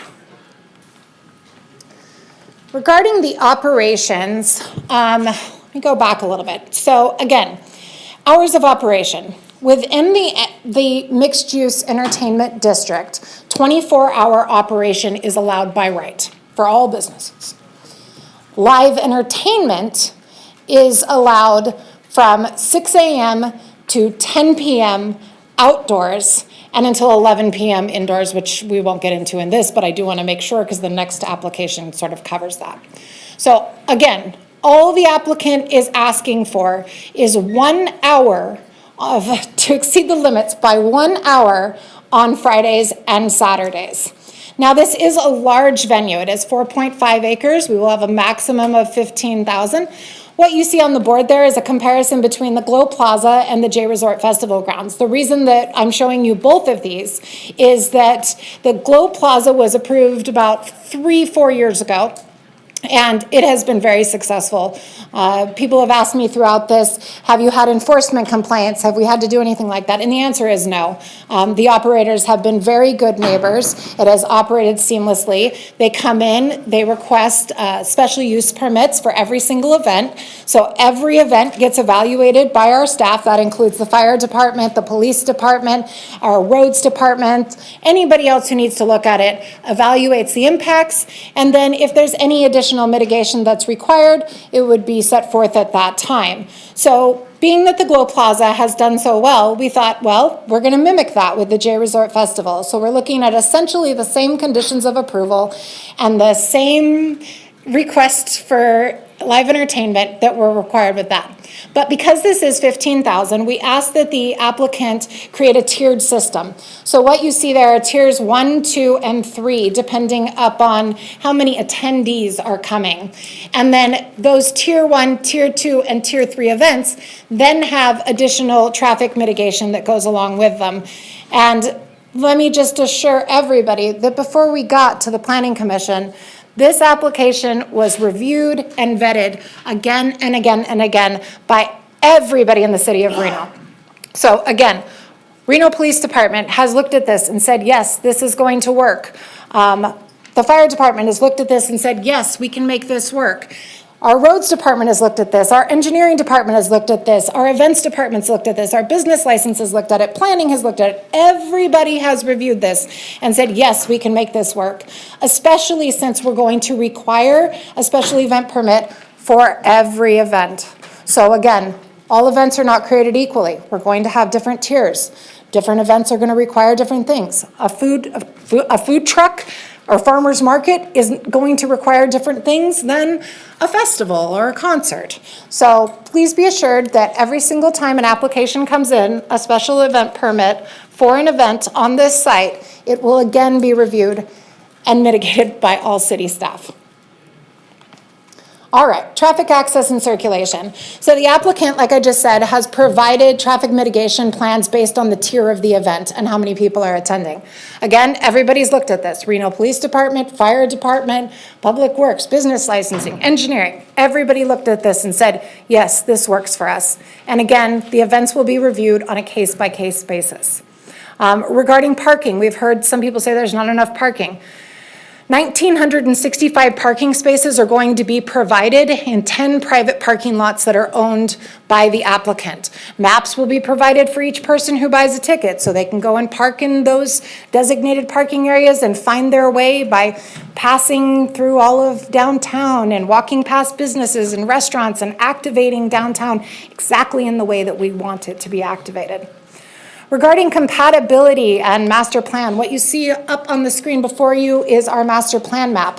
All of that purple is the downtown mixed use, but specifically this area is within the downtown mixed use downtown entertainment district. So what you see here is directly out of our master plan. I just want to point out that the characteristics of this downtown mixed use entertainment district per the master plan is that the downtown serves as the heart of the community and region and is the main venue for street festivals, parades, and other community and region-wide events. And that's what the applicant is bringing. They're bringing festivals, parades, and community and region-wide events. So regarding compatibility, the applicant's going to get up here and talk a little bit more about what they've done with the speakers and the sound systems and things like that. But the speakers are going to be oriented away from residential uses. These are high-tech speakers that they can orient and send the sound in the direction that they need it to. But again, this request is only for 1 hour on Friday and Saturday nights.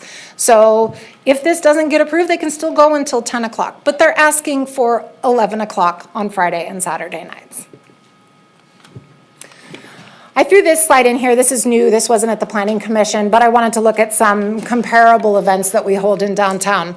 So if anybody's wondering, Hot August Nights is 10 days, and we see about 500,000 attendees. Reno River Festival, last 3 days, we see about 65,000 attendees at that festival. The El Dorado Great Italian Festival, 2 days, 40,000 people. Art Town for the whole month of July, 250,000 people. Just the Western Lights Festival that we held a couple months ago, 3 days, 53,000 people. Aces baseball games, 3 times a week. They can have a maximum capacity of about 10,000 people per game. Northern Nevada Pride Festival was 1 day. We had 10,000 people downtown. Biggest little block party in the world, 1 day. They think there was 10 to 15,000 people there. So I just want to point out, downtown has the infrastructure and we have the services to support this request. Again, it's been vetted. Everybody in the city has looked at it and we all agree this is a good thing and we can definitely mitigate it on a case-by-case basis. So here's the recommended findings, and I'll just go through these fairly quickly. Consistency with the Reno Master Plan. Yes, it is consistent with the plan goals and policies and strategies. There's a huge list of master plan policies that this project meets. Compliance with Title 18? Absolutely. With the conditions of approval, it meets and exceeds the Reno Municipal Code standards. Does it mitigate the traffic impacts? Yes. The traffic mitigation plan has been reviewed by everyone. Each event will be evaluated for any additional mitigation that's going to be required. Does it provide a safe environment? Yes. Security management plan will be reviewed at each event. Conditional use permit findings. Is the use in accordance with RMC and the purpose of the zoning district? Literally, the MDED district functions as the 24-hour gaming area and includes major hotel casinos and cultural, entertainment, recreational facilities, retail, restaurants, and high-density residential. So yes, it literally is the purpose of the zoning district. Is the design compatible with surrounding development? Yes, and again, the applicant's going to get into this, but the speakers and the whole design has been implemented to mitigate the impacts on the neighbors, the residential neighbors that are in that area. Is the design consistent with the development standards? Yes, it meets and exceeds the minimum Reno Municipal Code standards. Additional conditional use, available public services. Yes, it's an infill project. Are the characteristics reasonably compatible with the types of use permitted in the surrounding area? Yes, the proposed use will coexist with the types of uses permitted in the surrounding area. Will it be detrimental to the public health, safety, and welfare?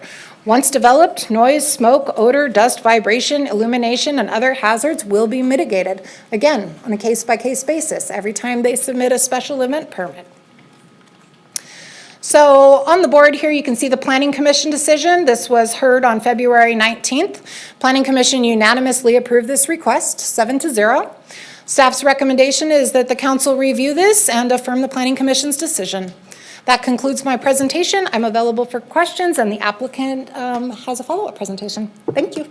Okay, thank you so much, Leah. I appreciate that. Madam Mayor, Yes, go ahead. could you come back, Leah?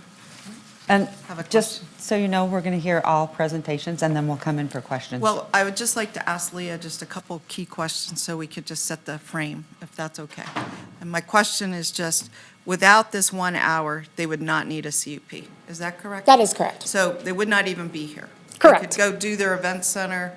Correct. Without this 1 additional hour? And the 1 hour, I just want to be clear, is, you said Saturday and Sunday, but they also have the special event. I think it's 2 floating events as well. Oh, yes. The Planning Commission added on to the condition and allowed for 2 events per year to go till 12:15. And the idea behind this was that they might want to go until midnight on like New Year's or maybe Halloween. So 2 events per year will allow until 12:15. Okay, and then my only other question right now is, what is an event? So you showed a bunch of events. Some events go 10 days. Some events go 1 day. So when they say 20 events, is that 20 days? Is a weekend like an event? We didn't limit them to a number of days. I think we want these events downtown. We want to activate it, and I feel like staff feels that limiting that may limit I just wanted to activation be of downtown. clear, but you put these numbers in, and I just wanted to be clear what they meant.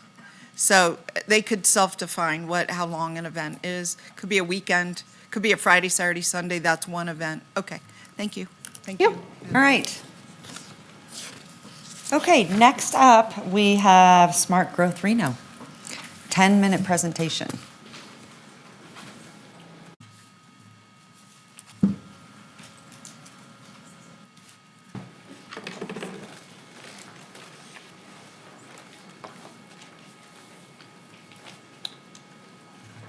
Thank you.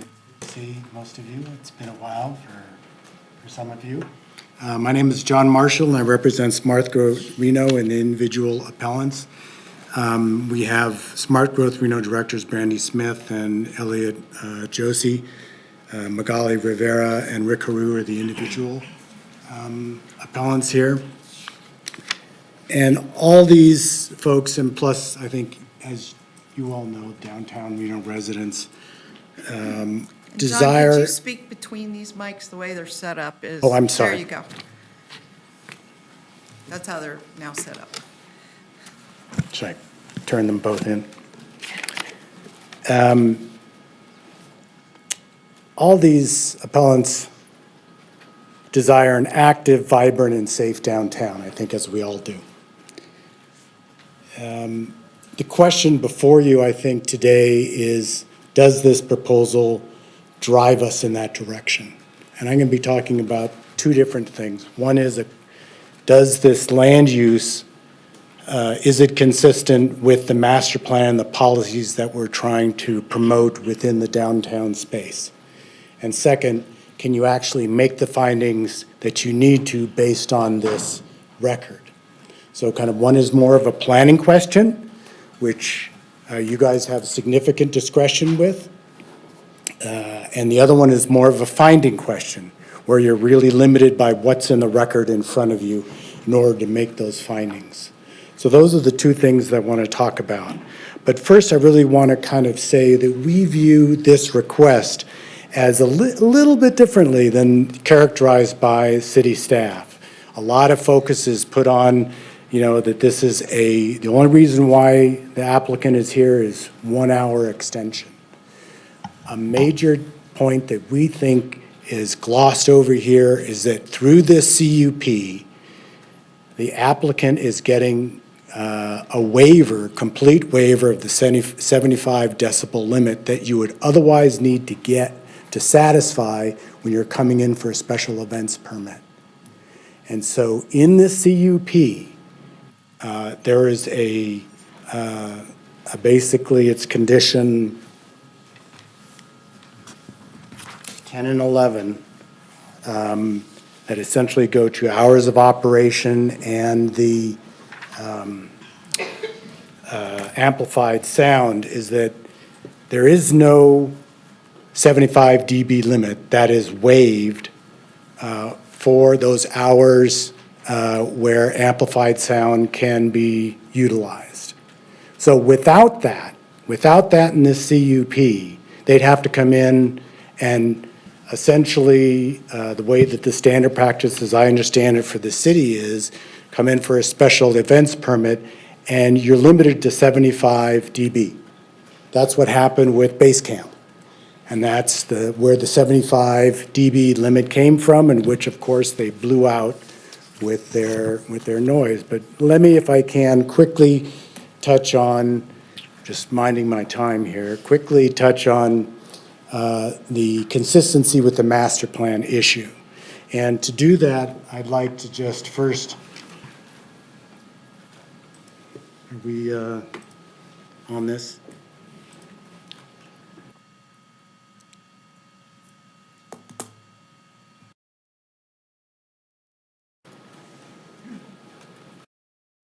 Do I need to do something differently? It's up above you. It's up. Oh, I'm sorry.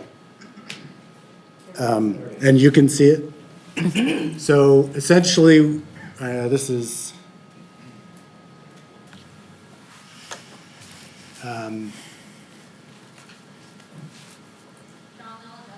okay, thank you. You know that this site is surrounded by a multiple set of different mixed uses, right? We have commercial, we have, the festival, the proposed festival grounds, we have the church, one church here, we have another church over here, we have condos over here, we have all sorts of apartment and residences around surrounding this area. So the neighborhood itself is much more complex than what that staff would have you believe, or the applicant would have you believe. And where you're hearing it from the downtown residents is there's now an imbalance between the types of uses that are allowed within an entertainment district. There's no question that an entertainment district contemplates live music, contemplates vibrant street activities, parades, et cetera. That's really not what we're here talking about. What we're here talking about is an outdoor concert venue with unlimited number of concerts, with unlimited sound, amplified noise, without any monitoring requirements on noise, and without any mitigation requirements. We are talking about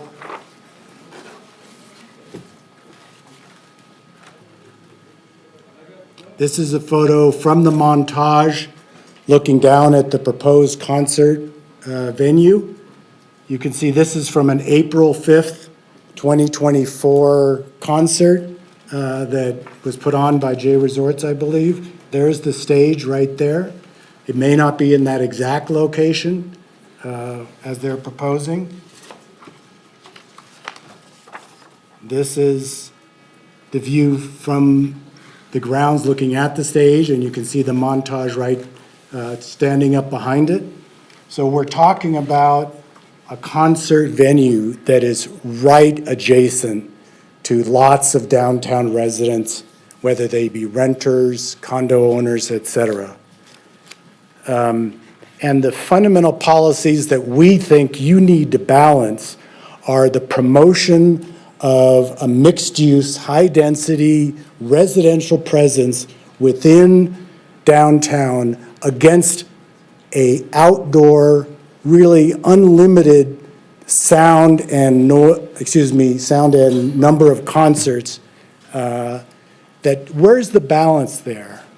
And we think that it is within your discretion to say, no, if you go ahead with this proposed use as the Planning Commission approved, what you're going to have is a tipping of that balance, which is already, you'll hear from residents tonight, already in imbalance because of the presence of downtown clubs and the noise issue that your staff is trying to address in another effort, which you'll probably hear more of in the next appeal. And so that's why we think there is an inconsistency between what is proposed and what are the master plan policies for this area. The fact that this is a 24-hour gaming district, gaming is all inside. That doesn't drive the conclusion that you can have an outdoor venue that essentially dominates any residential use.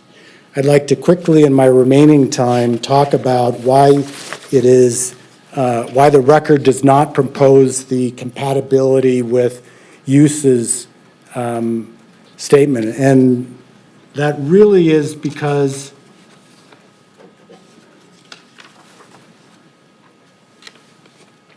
that in the only evidence that you have in the record from the applicant regards decibels measured on an A-weighted scale. That A-weighting scale, and this is in the record as well, with no contrary opinion, is inappropriate to measure the bass sounds of what's coming out of most music and most music you hear and that you hear constituents complaining about. And so the sound study that has been prepared does not address one of the key elements of sound that these residents will be exposed to.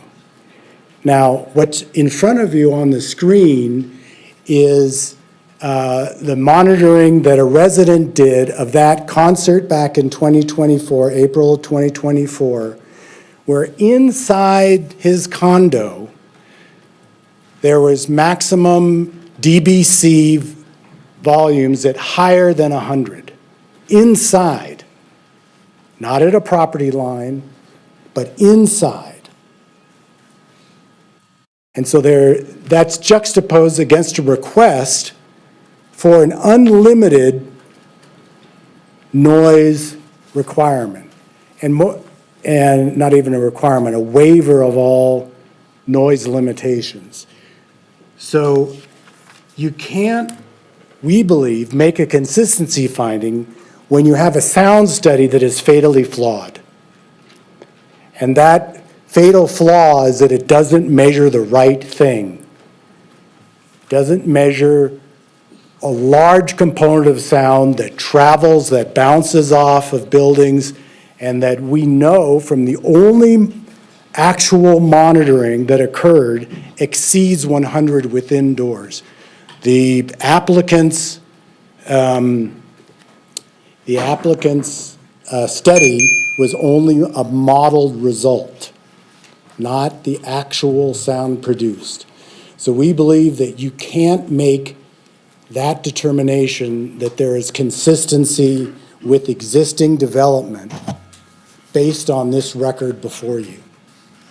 And so my time is up. Hopefully we can have a good discussion tonight. I'm open to answer any questions that you might have. And if it's appropriate, I'd love to be able to come back and close up at some time. Thank you very much. Thank you so much, Mr. Marshall. Appreciate it. Okay, then we are going to have a presentation from Mr. Gordon for 10 minutes. The floor is yours. Thank you, Madam Mayor. For the record tonight, my name is Garrett Gordon, tonight on behalf of Jacobs Entertainment for the J Resort Festival Grounds. Very excited about it. Before you tonight on appeal after a unanimous Planning Commission decision, which I think is important to note because there's been many appeals before you the last couple of weeks or months, and we don't get a 7-0 very often, and we did here. Why? Because this is located in the heart of Reno. You heard 4 acres in between Ralston and Arlington, south of the tracks, north of 2nd Street. So here's the site plan that's being proposed. Couple things that are important. Number one, the stage is on the right-hand side, on the east side of the property, looking west.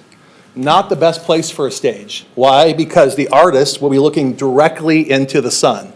Glow Plaza looks east. The Nugget Event Center looks east. Most urban amphitheaters look east. Why? Because you're not looking in the sun. Why did we put the stage here? To mitigate sound.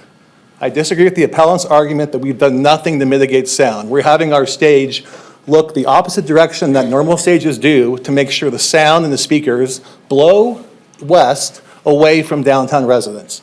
2 more things to note on here. One, you can see the right-hand side where it's the artist green room zone, the staging area. That's where all the trucks will bring their equipment, drop it off for the acts. All self-contained on the property. No staging trucks on Arlington, no staging cars on Arlington, everything is self-contained. Number 2, on Ralston, you can see the entry gates. All self-contained. No one's going to be standing or queuing on the sidewalk of Ralston, in the street. It's all self-contained to make sure, number 1, public safety is being maintained. Current site conditions. After the unanimous Planning Commission decision, we wanted to make sure we caught the 2025 season. We know it's subject to your review, but wanted to show you here. Look what's going in downtown Reno. 2 acres of real grass. We've heard a long time downtown Reno is a concrete jungle. You're going to have 2 acres of real life grass in the heart of Reno for the festival grounds with the brand new signage you can see there on the left-hand side. We heard from the appellants throughout this process. Downtown is already saturated with event space. How often is this going to be used? No one's even going to use it. Already this summer, we have 2 festivals lined up, and we estimate about $4 million of economic development impact because of the Drifters Music Festival for those who are country fans, Walker Hayes, Randy Hauser, huge acts. And on the Brighter Days Tour, which has come down from Lake Tahoe, again, we believe a $14 million economic impact to downtown Reno. Very exciting. The Jacobs Entertainment are bringing these events downtown. Here's a few renderings of what we anticipate. But let me get into, which I appreciate most, these legal arguments by the appellant. Number 1, we're in the downtown entertainment district. What does that mean from a zoning perspective? 24-hour gaming area that includes major hotel casinos and entertainment facilities. Your master plan. The appellant just said we're not in compliance with the master plan. I beg to differ. Your master plan for downtown mixed use says tourism-related uses. Check. Arts and entertainment, check. Gosh, it'd be great if your master plan used the word festival, because this is a festival space. Oh, downtown serves as the heart of the community and region and is the main venue for street festivals, parades, community events, ongoing revitalization. This absolutely complies with your master plan, and we're excited that someone's investing millions of dollars into this development to bring this forward. You have a downtown action plan that was approved in 2017. I'm happy to note the mayor was on that downtown action plan subcommittee, and so was Councilmember Doer. Also, you can see a number of advisory committee members, including Montage residents, including Palladio residents, including a diverse group of downtown folks, the Coronos from El Dorado, a blogger, Alicia Barber, Wendy Damani from Renown, Eric Edelstein from the Reno Aces. A diverse group of people came together, including residential property owners, including the appellants, were on this committee. And what did they do? They, one, designated, excuse me, the entertainment district of downtown Reno. Two, they identified this particular property as what? Potential development opportunity area. I've highlighted here. That's exactly the property we're trying to develop today. And what did this committee, including Montage residents, say should happen on this property? Encourage reinvestment in established casinos. Check, J Resort. Introduction of new uses and activities that strengthen downtown's appeal as a tourism and entertainment destination. Festival grounds. It's exactly what the Downtown Action Plan, headed up by Madam Mayor, Councilmember Doer, Montage residents, Palladio residents, downtown stakeholders said, this location in the heart of Reno should be an entertainment destination. I present to you tonight the J Resort Festival Grounds meets that objective. Operations, you heard from the appellant that there are no safeguards, that there are unlimited noise. Not true. We took the same hours of operation and the ability to do amplified sound from the Glow Plaza conditions to this application. 6 a.m. to 11 p.m. Sunday through Thursday, Friday through Saturday till midnight. Amplified sound, same thing. We can only go up to 15,000 people per day, and every single event will have a special activity permit approved by who? Your zoning administrator, your code enforcement department, your public works department, your fire department, your police department. All these departments will approve every single event. There was also a comment that there could be an unlimited number of events, unlimited number of festivals. Not true. Small events, yes. I hope we can all agree there should be an unlimited amount of urban markets, weddings, corporate events, but we did put in a cap of 20 medium-sized events and 10 large events in order to make sure that there was certainty to downtown residents of how many events there would be per year. Also, there's a comment about there was no mitigation in regards to traffic. Not true. We have 3 different tiers. Smaller events, 1 tier of management. Larger events, medium-sized events, another tier of management. And tier 3, large events, a robust management plan that I'm happy to get into if I have questions for additional time. Parking, you heard, oh, is there sufficient parking? Yep, over 2,000 spaces in the 2 or 3 block radius. Noise. I absolutely dispute what the appellants mentioned earlier about decibels, because they failed to be honest with you, because decibels don't apply in downtown Reno. Residential adjacency standards apply to residential properties. So if I was trying to put this in Collin Ranch, in Arrow Creek, in Old Southwest Reno, somewhere where it's zoned residential, yeah, I'd have some work to do on decibels, on noise. But it does not apply to downtown mixed-use entertainment district. Why? Because that's where you want your entertainment. There was also a comment of there's an imbalance created in downtown Reno. I would say, no, we finally have activation in downtown Reno. Look at these events that are already going on, that are really bringing our community to life. We have the Italian Festival. We have the Glow Plaza. We have the Reno Aces Ballpark. We have Western Lights. And the festival grounds will add to all of these, and again, not create an imbalance, but an activation that our community has looked on for a long time. Lastly, I'd like to say, we received an email from a Montage resident. They asked that we redacted their names so they weren't intimidated by any of the appellants. And let me just read this so you don't take my word for it, but someone who lives downtown. Dear Jacobs, I live in a high-rise in downtown Reno. I want to take a moment to thank you personally for the extraordinary investment of time, vision, and care you've made downtown. The J Resort is beautiful, and I'm excited about the new outdoor venue. The Glow Plaza is an entertaining space. I have enjoyed many events there. I want to express my gratitude for the art and truly enhance the day-to-day experience. Thank you for everything you've done for Reno. So in closing, I would say, I would ask you to uphold the Planning Commission unanimous decision. We absolutely make all the findings. This absolutely satisfies the master plan, your zoning plan, and I appreciate your time. Thank you. Okay, thank you so much. All right, at this time, I'm going to send it over to Madam Clerk. Lauren, take it away for public comment, please.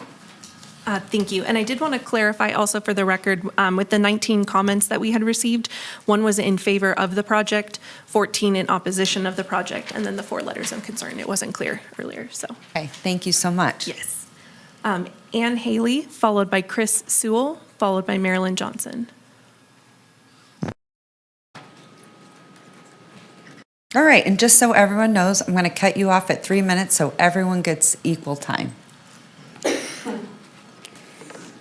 Thank you. My name is Ann Haley. I'm a resident of Reno and a parishioner at St. Thomas Aquinas, former executive director of the Oakland Coliseum Authority in Arena.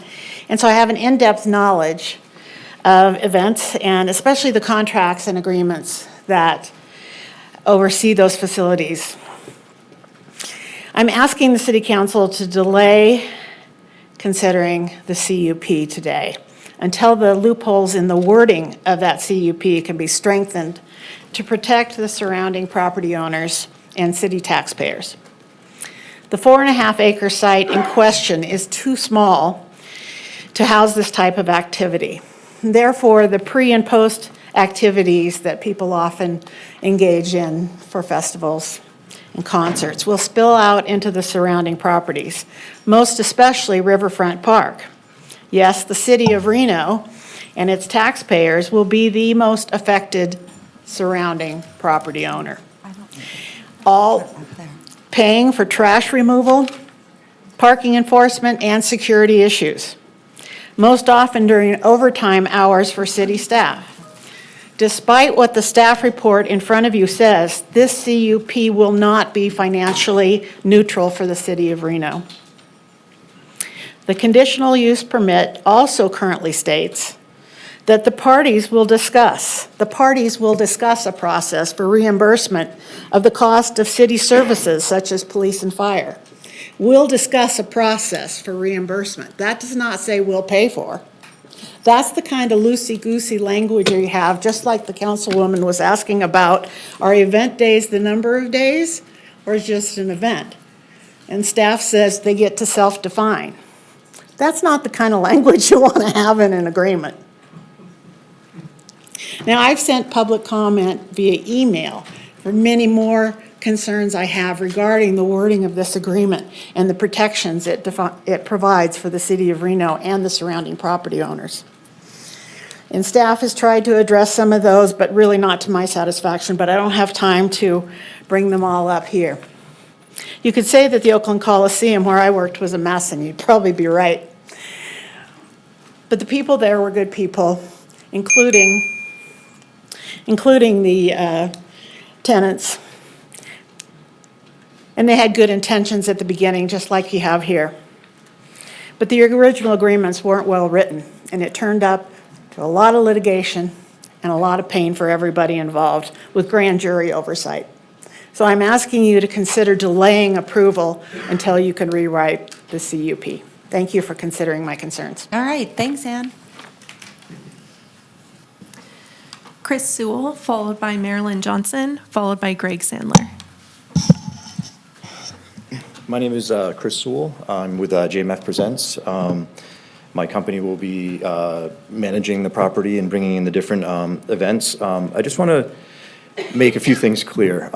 It's not just a big concert venue. It's designed as a multi-use space. There's not even a built-in stage on the venue. We envision high-end corporate events, car shows, food and craft events, in addition to concerts and festivals as well. Everything we're programming is all ages, family-friendly. I run a music school in town as well. I have for almost 13 years now. We're very focused on healthy, kind of safe environments for families in Reno. I raised my family here. My kids have all now graduated from Reno High, graduated from UNR, and I hope they stay here for the benefits that Reno has to offer instead of moving away for better opportunities. And that's partly what we're trying to create here in Reno, is an environment that's great for families like mine and people that want to move here. And I will say, a lot of the employees that I employ in the different companies that I run are not from the area. We bring in a lot of people from different areas and we employ them here and they move here. And they're looking for more themselves and they want to, they're starting to raise families here. So this is part of a bigger kind of effort to make this just a better environment for families like ours. So that's all I wanted to say. All right. What do you play? I used to play piano. Now I just teach a lot of music with a lot of teachers. Okay. I was going to say, you could have brought your guitar, but you don't play the guitar, sounds like. I wish I could. All right. When I was a kid, my lessons were fun, so I designed a program that was fun for kids, and we're seeing a lot of great results with that. We have kids going on to Juilliard, Berkeley, Cal Arts, and they're all coming back in the summers saying that they're light years ahead of their peer groups. So that's what we love to hear. All right, thanks so much. Marilyn Johnson, followed by Eric LaRue, followed by Rick Haru. Hi, Marilyn. I'm Marilyn. I just wanted to share that I moved to downtown Reno 24 years ago, worked as an RN, many 16-hour shifts, and it's very important. I live right down on Arlington Avenue, heard the loud noise coming from J Resort when they had a concert. I'm hoping they're correct about what they say about the noise level now, because it really shook the building. And I think if you want people to move downtown and to be able to go to work, they've got to get some sleep at night. And we have a hospital close by, St. Mary's Hospital. People are in there very sick, nurses and doctors having to go to work to be able to make decisions on people's health. So I think there's more than just entertainment that has to be taken into consideration. I love living downtown. I can't think of another place I would like to move than where I live. And I love the entertainment, but there needs to be a little balance. And it's always worked, even having the music in the parks. It never went beyond 10 or 11 at the latest. But what people don't understand is after it closes down, the people that have been there partying and drinking start yelling and roaring down the streets, and they come to the river and they start fighting often, and you don't know whether you should go out there and try to save somebody's life and call the police or what's happening. So it exceeds the midnight that they want to do. So I think it's just something to consider. People in the hospital that are trying to recuperate, people that do have jobs that need to get up and go to work, and try to balance it for both, because I know people we want people living downtown. It will help the whole city in other ways. So if they can just consider that a little bit, I think it'll make everybody happy. And I often, would book people to stay at the J Resort and everything. I liked it. It's close by. But, if they're really loud and really disruptive to the residents trying to live there and retire in this area and everything, it's going to decrease the values of the property and people's interest, I believe. So just some consideration I hope that you take into, and I hope J Resort will as well. So thank you. Thanks, Marilyn, and thank you for your service. Eric LaRue, followed by Rick Haru, followed by Art Rangel. Good evening, Madam Mayor and City Council members. My name is Eric LaRue. I'm a downtown Reno resident. I support the appeal against the J Resort Festival grounds. I provided my input through various means. I was here at the February 19th Planning Commission hearing. I gave my input then. I've submitted emails to you for today, so you have my information. I won't repeat all of that tonight because I know time is precious. I do want to say, there was an op-ed that was included in some of my remarks from Reno residents who collaborated about that op-ed. That op-ed was published yesterday, and this is Reno. It was not just downtown Reno residents. It was also residents from other neighborhoods, including the Newlands District, Old Southwest Reno, and Old Northwest Reno. And as for downtown, it wasn't just people in the Montage, it was people in Arlington Towers, Riverwalk Towers, and the Palladio. I know you're all familiar with the Barber Reef, and Dr. Barber talks about this matter and provides very good analysis in the Barber Brief published this Monday, April 7th. I have a copy here, and I will submit a copy of that. I'll give that to the clerk to make that part of the record. We don't have any dispute that what Mr. Jacobs is doing some good things in downtown Reno. There's no dispute about that. We thank him for that. I personally like looking out at the remodeled buildings that he's created there on his property with the blue lights. I even have a cousin, my cousin Lisa works for him, and I know plenty of other employees at the J Resort, so we want the J Resort to succeed. But Mr. Jacobs cannot do whatever he wants to do. And downtown Reno belongs to all of us, not just the J Resort. And with respect to a large festival grounds in that one location, there are a number of issues that have been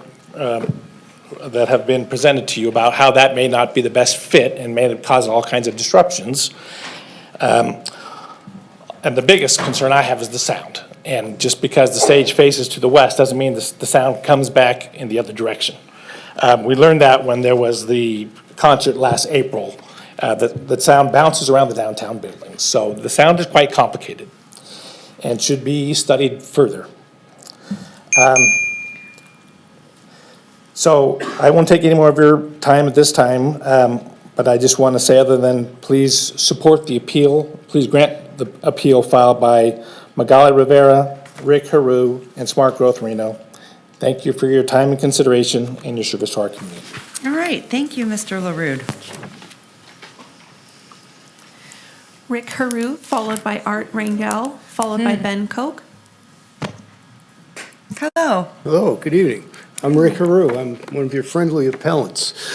I came to Reno in 2013, where I found a very pleasant and great to live in mixed-use residential district. Since then, over the years, the Planning Commission has issued permits that have incrementally changed this neighborhood into a de facto entertainment zone with very little other use. Very little, if any, consideration has been given to the livability for the 2,000 or so inhabitants of the condominiums of downtown, the Pounding District, the West University area, to name a few. We've gained more late-night and all-night facilities, for example, the Glow Plaza, several bars, the Eddy, the Retrack expansion, and others. Now Planning and Zoning has issued the granddaddy of all conditional use permits, the J Resort Festival Grounds, with entertainment to be available from 8 a.m. daily through various late-night times. The assertion that the Glow Plaza is not a disturbance for us is wrong, and the claim that the sound from the festival grounds will be moderated is specious. It does not take much thought to realize that this quality of life problem will extend to the value of downtown residential property. It's baffling to understand why Mr. Jacobs has sites for luxury condominiums, yet is building something that flies in the face of that type of use. I value and I want to increase the use in downtown. However, I think it needs to be brought into perspective as a place to live and not just to go to party. I'm also very conscious of the public safety impact of this project. The spillover from this venue will dramatically increase the late-night traffic to the now 3 late-night venues between West and Arlington Street, which is downtown's backyard. Moreover, the drain on police resources is plainly evident.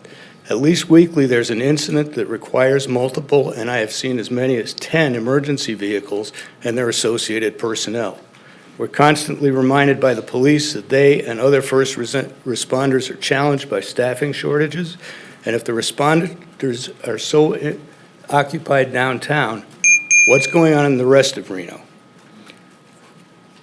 And make no mistake, those of us who live in here view this as no less than a battle for the soul of our neighborhood. And thank you for listening to my appeal tonight, and I urge you to approve my appeal. All right, thank you so much. Good job. I did want to note for the record that Councilmember Martinez has been present on Zoom. Okay, thank you so much. Art Rangel, followed by... Have the overhead? Yes.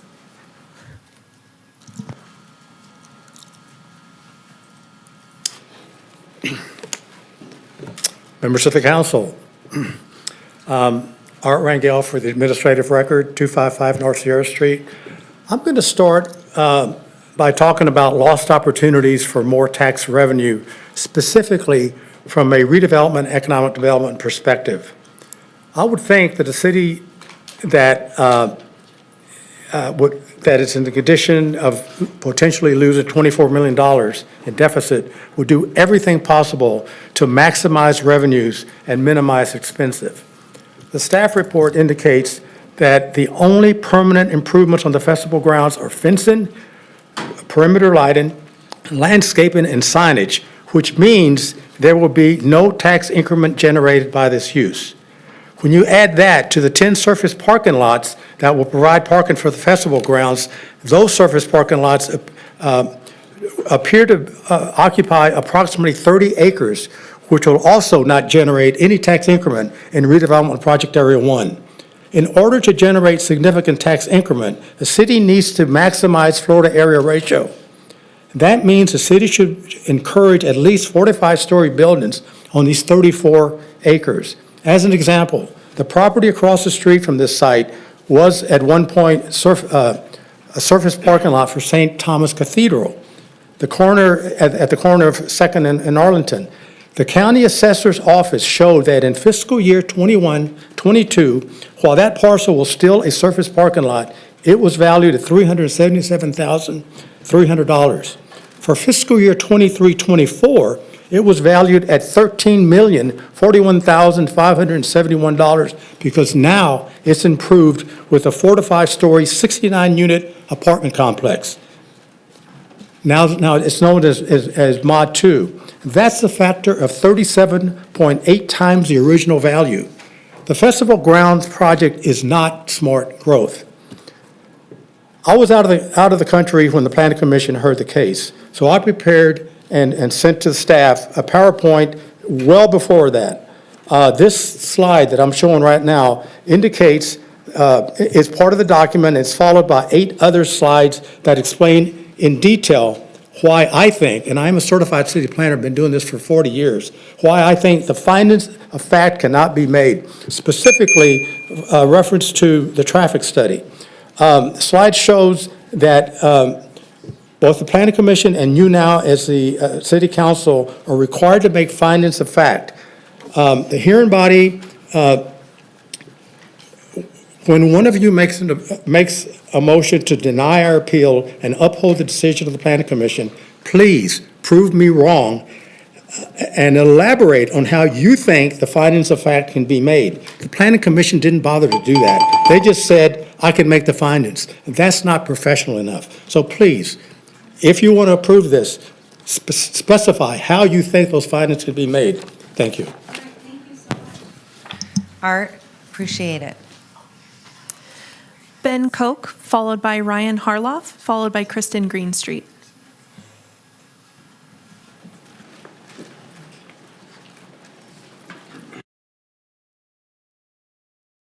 Wasn't planning to speak, but yeah, here we are. Yeah, I'm in favor of the J Resort Festival Grounds. It's a great, safe place for our community, for downtown Reno. There's been a lot of thought into the planning process of it, both from audio side and also setting up the festival grounds. This venue is probably the safest venue in Reno, but for sure the safest outdoor venue for events.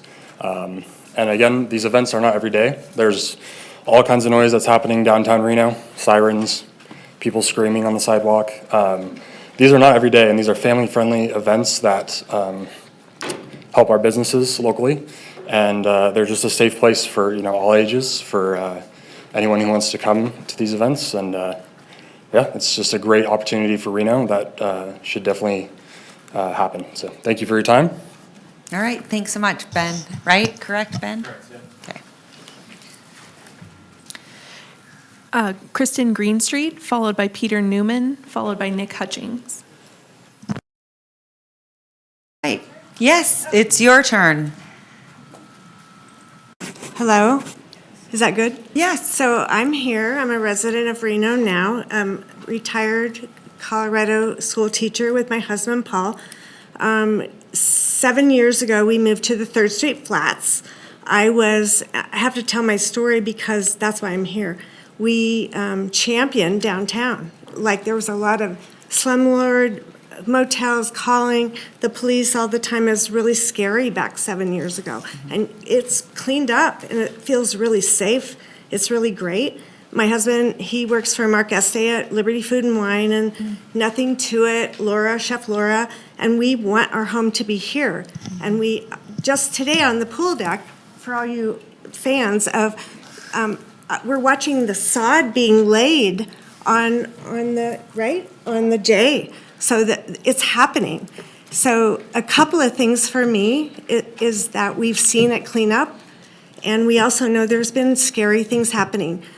Like my protest is for the 1-Up not to open. That will be something I'll email about because that's crime infested. It's not been good. I've watched it over the years.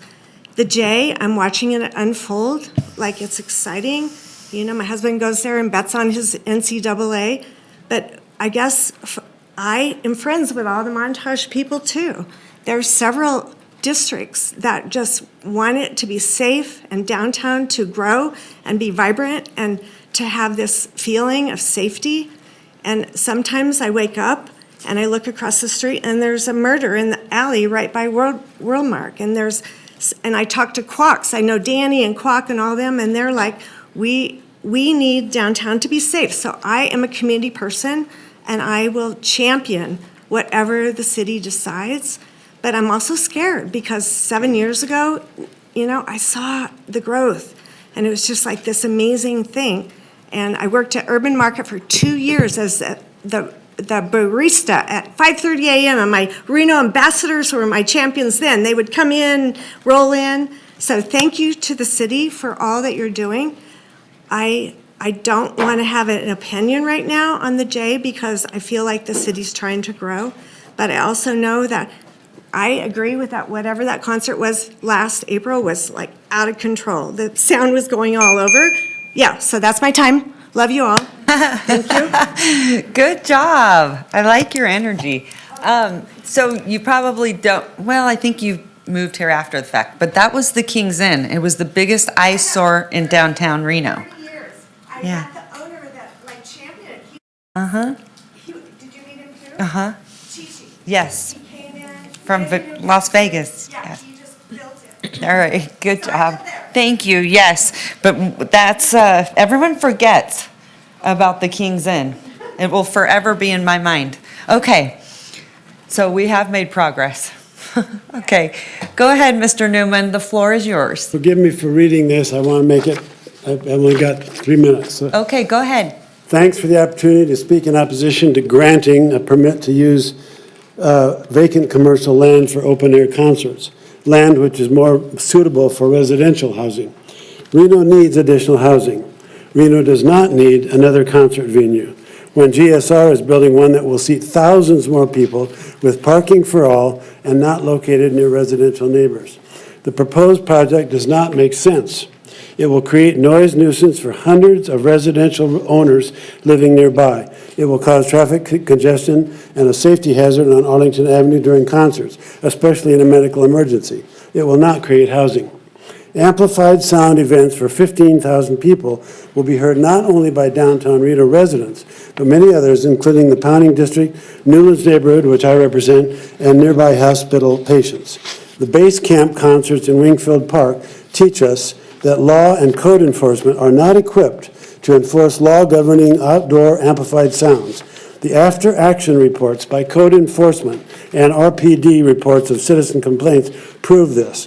These public documents describe dozens of code violations and citizen complaints generated by Basecamp 2023 and again Basecamp 2024. Officers describe the noise from huge amplifiers as very loud, throbbing, pulsating, thumping sounds that penetrated through the walls and windows of residential dwellers blocks away. Residents complained that their windows and doors shook and rattled, and pictures hanging on their walls fell to the floor from the vibrations. Newlands neighborhood residents near Nixon and Reno Avenue, a mile away, complained about that offensive base camp noise. So if the city is not equipped to enforce noise and safety laws at only 2 outdoor amplified sound performances in a public park, it clearly cannot do so for multiple outdoor amplified sound concerts per season on private property. With a $25 million deficit in its operating budget, the city cannot afford to hire the dozens of additional code enforcement officers necessary to ensure compliance. And this will generate many lawsuits against the city, which the city will have to defend. Also, and to emphasize Mr. Rangel's comment, land occupied by an outdoor concert venue does not generate meaningful tax revenue. As he said, the St. Thomas former parking lot, just 3 blocks south of the proposed venue, was assessed at less than $378,000 in 2021, generating almost no tax revenue. But after being converted to nearly 70 residential units, that same land now rose to a valuation by the assessor of $13 million, and it is generating tax revenue. The proposed project will not provide needed housing and tax revenue. Rather, it will cost the taxpayers of Reno dearly.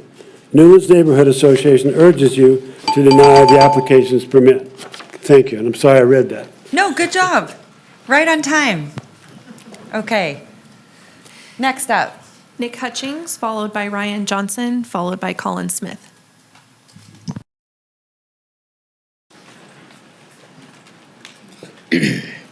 Hi, everyone. My name's Nick. I'm an audio engineer with JMF Entertainment, and I just want to show you guys, if I could get this up on the screen, a couple of heat maps. I want to touch base a little bit. I know there's been a lot of concerns about what happened at base camp, and I want to try to give a little bit of insight on why that might have been a problem, and then show how that compares to what we're doing differently at the J Resort Festival grounds. So we know that base camp happened at Wingfield Park. The stage there is a fixed stage. It's really low to the ground. It's only about 2 feet. So I think it's safe to assume that they probably, whatever sound provider did that, probably did not put any subwoofers in front of the stage. So most likely what they did is what's called a left-right subwoofer configuration, where there's a big stack of subwoofers on the left side of the stage and a big stack of subwoofers on the right side of the stage. And this, if we can get this pulled up here, this is kind of what that heat map looks like. On the right side of the screen is the audience area. The middle there is kind of where the stage would be. The left side of the screen is behind the stage, and the tops and bottoms are the sides of the venue. So as we can see, this type of subwoofer configuration kind of sends low frequency energy all over the place. And it's not very ideal. In fact, if you were standing next to the venue, outside of the venue, slightly behind the stage, you're actually getting more subwoofer energy than the majority of the audience with this configuration. So what we're doing a little bit differently is called, because it's kind of hard to see, I'll just show the map.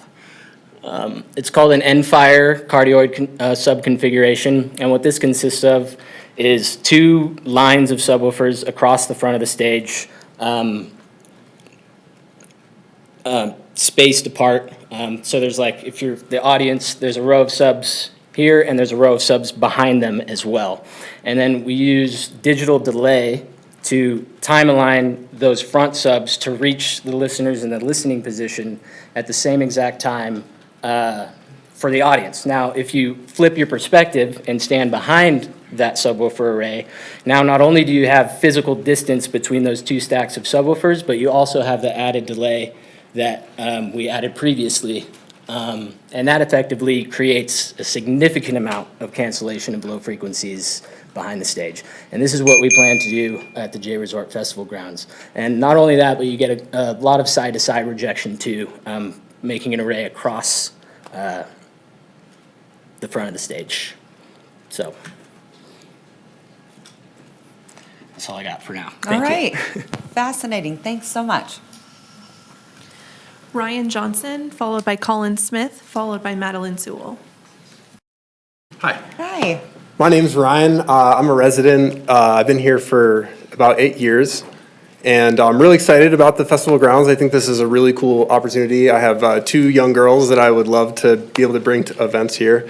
And I'm a professional audio engineer as well, and so I know Nick kind of went through some of the technical details, but really I think it's hard to imagine until you actually experience it. The cancellation, if you deploy these speaker systems correctly, can almost completely eliminate especially the large concern is sub energy, which is the low frequency energy.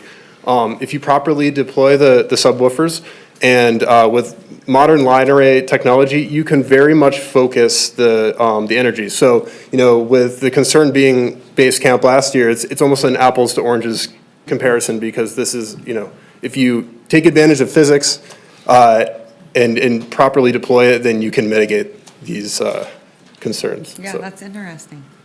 yeah. All right. Well, thank you. All right, good job. Thanks so much. Colin Smith, followed by Madeline Sewell.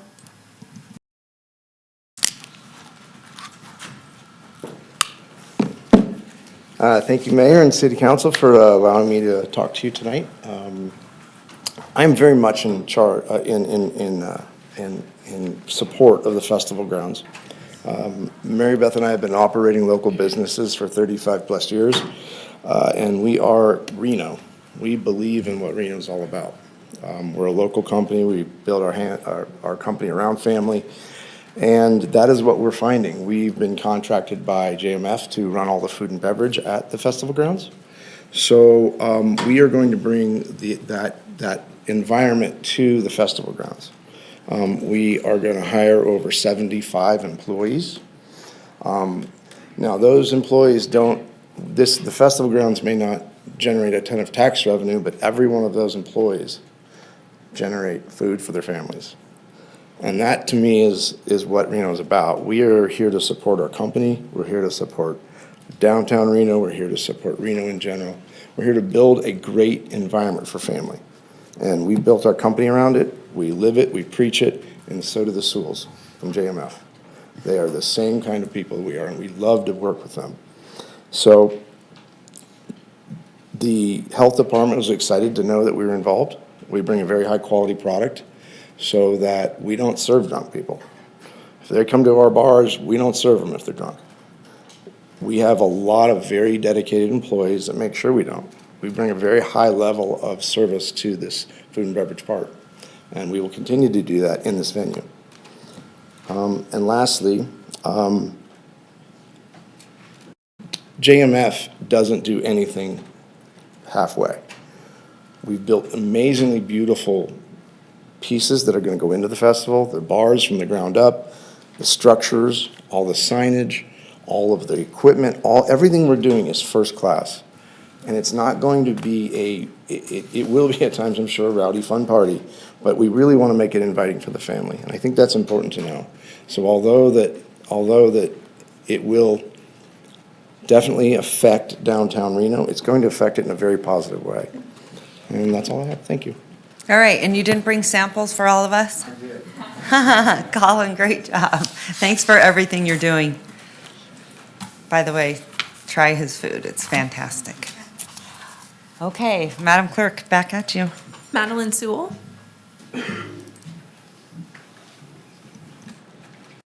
Hi. Hi. Hi, everybody. My name is Madeline Sewell. I also work for JMF Presents. It is a family business, owned, operated. We grew up doing everything together. So I think it's just right that all of our employees have turned into family. Everyone we work with, all the artists, we all are friends, we're all family. And we just want to create an environment like that in Reno, where everyone who comes to our events, everyone who comes together from all over the country, all over the West Coast, they leave feeling like a family. They leave feeling like it was fun and safe, and they had the best time of their lives, and they can't wait to come back to Reno, because that's how I feel. We do shows all over the West Coast, we do shows over in Phoenix, and every time we leave, we're like, gosh, we can't wait to come back to Reno. And we just want everyone else to experience stuff like that. So far, all the feedback we've gotten for these events we've announced online, it's incredible. Everyone is so beyond excited. They're so stoked to see what's happening to Reno. They're excited to see there's new talent, new venues, new people being involved. The young people, I mean, look around. Everyone that works here, everyone that's involved, we're all young. We're the next generation of Reno, and this is something that's meaningful to us. And I'm sure a lot of other people here can attest for that. I mean, grandkids, great-grandchildren, I mean, there's something for everyone there. So I just hope that you guys take that into consideration. Thank you. Thank you so much, future mayor. I like it. Okay, back at you. We have no one else registered to speak, but we did receive 14 comment cards, 4 in opposition to the project and 10 in favor. Okay, thank you so much. So at this time, Madam Clerk, I'm going to close the public hearing, and I'm going to bring it back to the body for council comments and questions. I'm going to start with you, Councilwoman Anderson. I'm going to go around, and then lastly, I will wrap up with Councilman Martinez. And I'm going to remind everyone you get 2 minutes. I'm going to be strict because we have another hearing after this. So if I cut you off, it's not to be rude, but to give everyone equal time. So with that being said, Councilwoman Anderson, the floor is yours. Yes, I just have one question. I wanted to make sure, the base camp event from last year, different operators, right? So you're being measured based on an event that was managed and put on by a different operator last year. For the record, Garrett Gordon, Jacobs Entertainment had nothing to do with base camp, nor did our operator. Zero connection whatsoever. Okay, great. That's all I had. Thank you so much. Vice Mayor Taylor. I'm going to go a little bit longer. Thank you, Madam Mayor. I won't go longer than my 3 minutes, but this is really hard for me. I look out, and not only are my neighbors there, my friends are there. I mean, Peter Newman has watched my children. I've ran in Eric LaRude's first RTO. I see Matt in my building every single day. This is very personal to me, and I've tried to meet with everybody I could on all sides of this. Anybody that reached out to me, I met with them. And when I'm making the decision, I asked a couple of my neighbors or the people I met with, if you could do anything, what wave a magic wand, what would it be? And they said, I heard we don't want the festival grounds, we want something different. I don't get to make a decision on that. That's not what's before me today. I said, okay, what else do you want? And they said, do something about the noise. They mentioned noise and the operator. Go check it out. Make sure that they can bring this technology. So I did. I went and I met with Chris. I met with his family. I sat there and they did the demonstration. And people can laugh or snicker or say that it's not right. It is right. There is science in it. My youngest daughter is a physics major. And when I got home, I got to tell her about this and she was so excited about it. I didn't even understand it. They put the subwoofers or whatever they were together. We went outside. They blared the music. It was booming, booming, booming. My heart was pounding, and I think it was 62 inches. Is it 62 inches? 66 inches apart. I walked behind. I didn't hear a thing. I was amazed. I was absolutely amazed. So my question is, Chris, if you could just talk a little bit about this science in kindergarten terms for me, and I want some clarification that you are going to be the operator of this at the J Resort, because I had a lot of confidence in that. And then, Leah, my other question for this round is, at this time, I would like to understand, what is the noise ordinance for downtown? What is allowable? Thanks, Chris. Don't want to put you on the spot, but I was just wowed. I don't know how to boil it down other than that, sound travels in waves. And when you couple waves together, it increases the amplitude of the sound. When you actually have the reverse wave coupling with the same sound, it cancels the amplification entirely. And So it it's did, called- it absolutely It does, it's called phase, canceled yeah, it. it's called phase cancellation. Yeah. And there are different ways you can configure the speakers to get different versions of that. You can get a lot of cancellation on the sides, you can get a lot of cancellation in the back. This is all very scientific. These big sound companies and the very expensive sound systems that are used in the proper venues and the proper festival grounds all incorporate this technology. The manufacturers of these systems develop software. And real quick, just, you do this all over the We do country. all over the West Coast. So we're in some of the most sound-sensitive areas on the West Coast. Monterey County Fairgrounds, we're a Okay. preferred audio vendor for that venue because of our sound mitigation practices. We're in Discovery Park in Sacramento, another area that has sound issues as well. The list goes on. I'll have safety questions in my second round. Thank you so much. Yeah, Thank you so- for taking the time. All right. I hope I explained it Can you kinda. please just stay there? Yes. Yes, can you please restate your name for the record? My Oh, name? yes, Chris your name Sewell. on the record. My name is Chris Sewell. So how do you spell it? Last name? Sewell. Okay. All right. Go ahead, Councilwoman Dewar. Thank you. I've given this a lot of thought, and I too, like Councilmember Taylor, had an opportunity to come to your studio, see the setup outside, see how you arrayed the various subwoofers, and I too had the experience of tons of sound out front, no sound in the back, limited sound on the sides. Many of us have noise-canceling headphones, and I think it's the same technology. But very similar technology. Right, where I was just on a plane, and without the noise canceling, it was very loud, and then they have levels of noise canceling to the point that it was virtually all gone. It balanced out the sound of the plane. So I just had a few questions. When I was there, Councilmember Taylor said you blasted it. I don't know, did you blast it? That was blasted. Okay. When you stood out front, it was very, very loud in Yes. front of them. The next question I have is, since the sound is so limited, you have ability to control the sound. Do you have the ability to control it forward, or does it just continue on forever? Control it forward as well. The line array technology in particular and the amount of power they're pushing to the speakers can limit how far you can throw the sound. Okay. So Will you can- be implementing that? All of that. That's what we Okay. do. Now, many people have mentioned an event that happened in April that was at the Glow Plaza, and I think you're their operator, no? I don't really fully understand which event they've been referring to. I know there's. Well, what I was there's some different concerned is dates that it's and- at a nearby venue, you were the operator, and it sounds like this event in April was, the city got many complaints about. And I don't know if you know anything about it, but many people mentioned it. But before you come up, Leah, let me just finish with Chris. I'm sorry, just. Come up, Leah.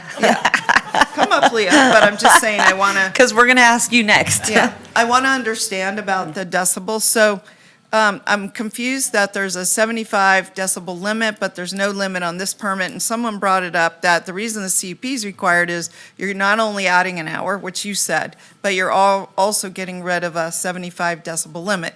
My question for Chris is that if you can control the sound so well, why would it be a concern to have the 75 decibel limit? Let me jump in here. Leah Picotti for the record. Thank you, Councilmember Dora. So the 75 limit is for special events on public property. Okay. That only applies to parks. I got you. For the most part. So there's no waiver of the decibels in this application. And they were saying like they could just do whatever. That's totally not true. The sound study was submitted with the application. Condition number 1 requires that the operation conform to the documents that were submitted. So if this first event happens and suddenly it's not in conformance with that sound study, then we absolutely have a way to enforce So that. that is exactly where I want to go, and I only have a few seconds left. So what I'm concerned about is it doesn't appear that there's monitoring. So is that up to the public to say, it's not working, we have a problem, and then the city would come in and do an additional review? Could you explain that process? Yeah, it would be code enforcement would go out there and double check it. So code enforcement will be there after the event, and I don't know how they go out and check it. So I think what would happen is if we started getting complaints saying this is not in conformance with what was presented at council, then we would send code enforcement out there to figure out if it is in conformance with the sound study that was submitted. But my understanding is that Globe Plaza was restricted to that, and they were restricted to certain decibels. And we have received their studies, and it's nowhere near where they thought it was going to be. So in this particular. Maybe that was a different event. Well, for all their events, I actually had No, a I mean, printout of all of the them. people mentioned an event in April, maybe that had Event in nothing. April was at Wingfield Park, and that was base camp, and it has nothing to do with Okay, this thank you. application. I All right, just wanted to get that Councilwoman on Dewar, I'm going record. to cut Thank you you. off. No, that's fine. Thanks. I just really quickly, I think also, Councilwoman Dewar, I believe we do that with the Eddy. We Well- have followed that. We set up special conditions for the first 2 years. Every 6 months it came in, but I don't see any kind of. Measuring with code. What's that? We did measure with code. Yeah, All but right, there is no Councilwoman monitoring. Ebert, go ahead. Your Honor, you've had a lot of new information that's come at you that was not in the record. We haven't seen this stuff, nor did we have the ability to comment on your personal testimony regarding the going out to the sites. We'd like an opportunity to respond to some of these things. Okay, I'll give each of you 5 minutes when we wrap up. Thank you. Okay. Okay, go ahead, Councilwoman Ebert, floor is yours. Yeah, thank you. So, thank you, everybody, for your presentations and comments. I wanted to kind of continue on with something Councilmember Dewar said about the code enforcement. Does our code enforcement currently check noise levels anywhere? No? No, again, for the record, Leah Picotti, and thank you for your question, Councilmember Ebert. No, but as Councilmember Dore pointed out, we have in the past required sound monitoring equipment at the Eddy and Glow Plaza, but what we have found is that they've never exceeded those standards. So we didn't necessarily think that that needed to be implemented in this case. However, it's of course under the purview of council to add that if they would like to. So are you saying that the event last April that people are discussing, that also didn't exceed the limits? That was a special event permit that was issued on public property. I'm not exactly sure. Planning doesn't review those. So I heard the same feedback that you did, that there were some issues with that, but it was outside of my purview. Okay. So what events then are you referencing when you say that there was no issues with them exceeding any kind of? Glow Plaza and the Eddy. Okay, but not that base camp event, or was that what it was last April? Not that one base camp event that was Okay. held Okay. in Wingfield Park. Will this kind of noise, what's the word? Review of the noise levels, will that be part of like the ongoing process for this type of event? Will we send somebody out to check this to make sure that certain noise levels aren't being exceeded? We did not include a condition of approval that required that. Staff's perspective on this is that, as they've said, it's not going to be an issue. And if it is, condition number 1 allows us to enforce that. Additionally, we could require additional sound monitoring equipment for specific events through the special event permit application. So again, we're looking at each event on a specific basis, and as the applicant stated, this isn't all going to be concerts, this is going to be other stuff as well. Okay. I'm going to have City Manager Jackie Bryant weigh in. She wanted to add to your question. Thank you. I just wanted to clarify that should we receive complaints, we do indeed send code officers, even late at night, to investigate whether a particular venue is compliant. How would somebody contact police? 911 if it's an emergency. Okay. Reno Direct if it's a noise issue. Yeah, but if it's late at night, there's not going to be anybody No one would go immediately that particular time at night, but for example, if we found out that a particular venue or a particular purveyor of that venue was acting poorly, then we would investigate. And the way that we find that out is through Reno Direct. So it might not be an immediate response. I think the cutoff was midnight, is what I heard. Would be 11 p.m. 11 on p.m. Fridays and Saturdays. 11 p.m. Might not be that the first time, But if we had some complaints from the first event, we could certainly send code to look at it the second day. Okay, so there's no way to really kind of get things under control the night of the event? If something goes wrong, it's way louder than people expected, we just gotta kind of wait until next time? Pardon me, if it's a public safety issue, certainly someone needs to call 911 and the response is immediate. If it is a code complaint, littering, queuing, noise, those things are usually not corrected because at the moment, because we do not have staff monitoring the situation the entire time. Yeah. However, if we receive such complaints, then we would deploy staff to monitor. And we have, I know, because I get all the comments into my office during, what was it? One of the crawls. Code went in there and actually shut people down immediately. So I do know that they are enforcing and showing up. So just want to let you know. Chief Nance, do you want to weigh in on that? I know, am I correct? Yes, okay. All right, thanks so much. Okay, I'm going to send it to Councilman Martinez in the sky. Go ahead. Thank you so much, Madam Mayor. Appreciate everybody being there. I want to be sensitive of some of the things that we have heard from the residents in the area concerning the noise. And it looks like there's a lot of technical things that are happening already to make sure that we're mitigating or that the operator is mitigating the effects. I wanted to understand your slide or your graph on slide 5. If you could pull that up, and this is for Ms. Picotti. Your presentation where it talks about the different tiers.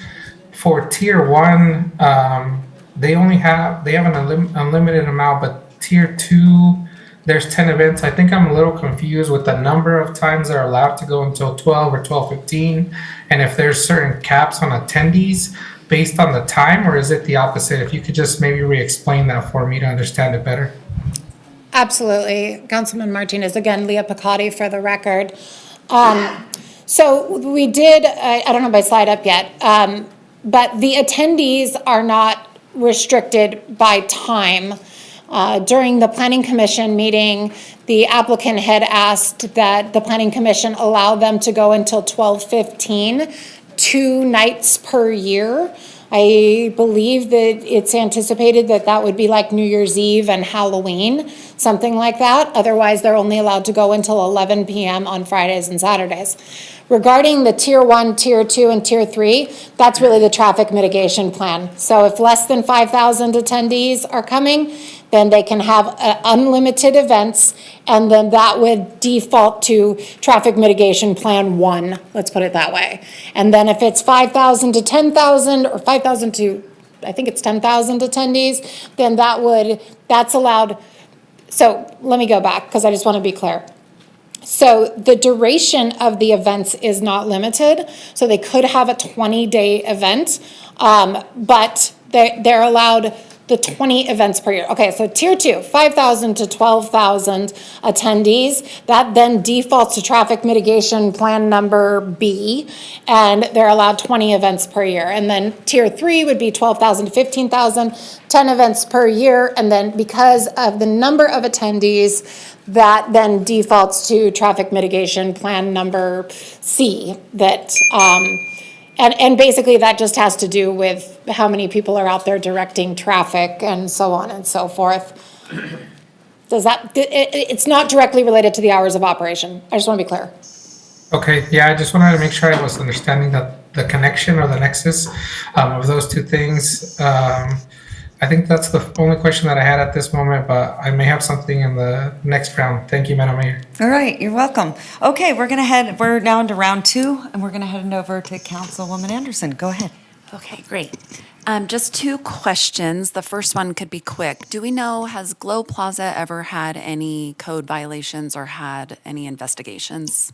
Thank you, Councilmember Anderson Leopold. For the record, no, Glow Plaza has had no issues, no enforcement issues, no problems. They provide their sound study to us. I think it's annually, and it's shown that they're good players. Okay, great. And I had one more question about the property tax concern. I think it was Art Ringel that brought this to our attention. Have we done a study on the sales tax that will be generated within this area, or is that just outside of the conditional use permit information that we needed to collect on that? Correct. It's outside of it, and unfortunately, it's just not in my area of expertise. I might be able to find somebody who could answer that. Okay. For the record, Garrett Gordon, thank you for the question. I don't have data specifically on sales tax, but I do have data based on Mr. Sewell's events in California for just the 2 events that are scheduled this summer.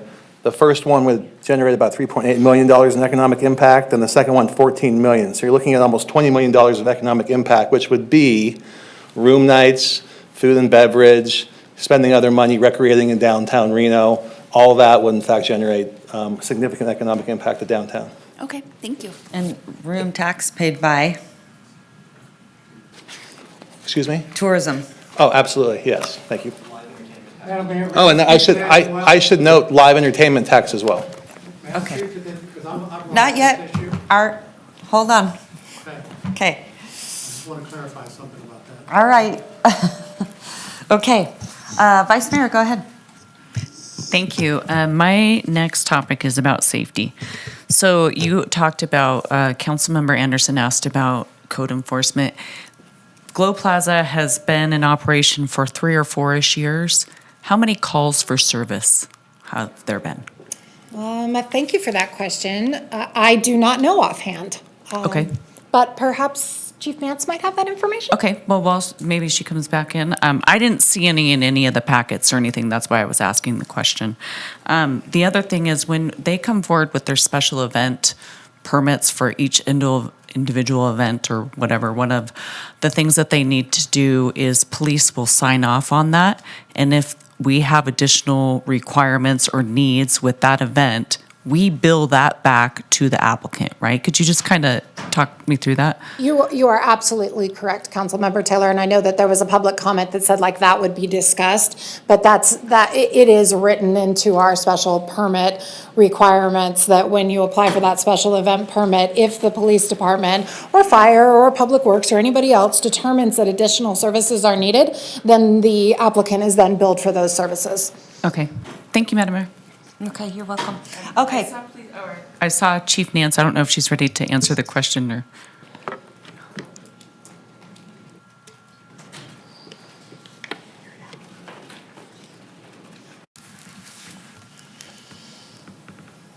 Didn't hear the question though. I was curious, in the 3 to 4 years that the Glow Plaza has been operating, if you know what calls for service have been. Yeah, Chief Nance, for the record, I am not aware of any significant calls for service involving Glow Plaza. So I didn't pull data to see what happens out there, but it's not a place that we have issues or concerns or have had venue problems. So it's not anything that's on my radar. Okay. Usually if something's a problem, it gets on my radar. Yes, it does. Yes, it does. All right. Thank you. I'm going to head over to you, Councilwoman Dewar. Go ahead. Thank you so much. I'll just start out by saying that over the years, I have been disappointed with our code enforcement responsiveness on certain issues. A lot of times it's after the fact, a lot of times they have no data or proof. And we are, as several people mentioned, facing a budget shortage. And number of staff, including police officers, including code enforcement, will be held vacant. So we're going to have even more challenges. I think, given that it would be proactively appropriate to add a condition for a monitoring plan for at least the first few years. And in that way, this new facility would be able to establish a track record. I had a great opportunity to visit with Chris and the other team earlier, and they told me that they've been working in Monterey, which have some of the strictest noise conditions in the country. And that in the beginning, they had a monitoring plan, and they did so well that after a few years, Monterey dropped the requirement for the monitoring plan. I would love to see that replicated here, where, and that is what we did at the Eddy, to your point, Madam Mayor. We set up a monitoring plan, equipment, and we had a report every 6 months. With the Globe Plaza, we have a report every year. We just had that report recently. I would love to have the report, not necessarily by a representative, but actually by the managing partner here that would be leasing the space, which would be this company. So I would feel much more comfortable, and I think we'd set the city up for success by establishing upfront some kind of monitoring program, and then potentially drop it at a later date. But that I would like to see in a condition. For the record, Garrett Gordon, we Can are I not. just interrupt No, for no, one no. second? No, thank Hold you. on. I'm sorry, the floor is not for an applicant to speak unless Yeah, there's I was questions to be answered. suggesting it to our staff, frankly. Well, you're but- proposing a condition to the applicant. I'd like to respond. Not yet. We're not done with rounds. I want council to have questions on the record. If they need to ask you a question, then you can come up, but I want everyone to hold off. It's also, I want to have respect for the council member. It's Vice Mayor's ward, so let's continue to Yeah. have dialogue. So we're going to move so, on. Okay. Thank you. Well, Leah said that they did have these monitoring condition, and you said that you had seen no problem at the Eddy. I have. We've had a lot of calls over the years. I think it's been difficult to know whether they're founded or not founded, but you said that there isn't a condition today, but that council could consider putting one. Could you just address that, please? That is correct. It is under the purview of this council to add conditions of approval. Staff did not add that condition because we didn't think it was necessary. Yeah, I understand. Thank you. All right, you're welcome. And just for the record, I have not had a lot of complaints on the Eddy. Yeah. So I don't know where you're getting them, and I'm happy to work with whatever you need, but I just want you to know I have not had complaints on the I actually suggested this Eddy. company go work with the Eddy. Okay, well, that's a great solution too. But I also want to be very careful because I have not had any complaints on the Eddy. Okay, I'm going to send it over to you, Councilwoman Ebert. Great, thanks. So I just have a couple questions about the sound system. Is that just for specific events, or is that the same sound system that will be used there all the time? Like, can you explain that a little bit for me? Like, I've heard it's a great noise canceling thing, but is that just for particular events, or would all events use this? It's a great question for the applicant. Or Chris. Yeah.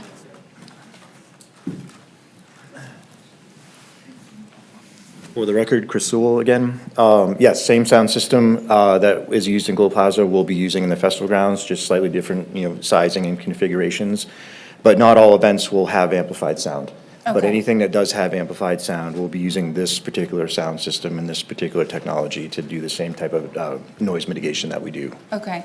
And when you talk about different kind of events, like what kind of events could potentially happen there besides, some kind of outdoor festival or whatever? Like, would the Ren Fair come through, or like, I'm just trying to think of other types of events that would be held there. That would have amplified sound Or just in general, I mean, to address some concerns people have about noise. Again, a lot of the events will be music, concert, or festival events. The plan is to activate over the next several years different types of events, food and craft fairs, potentially car shows, high-end, corporate events or weddings.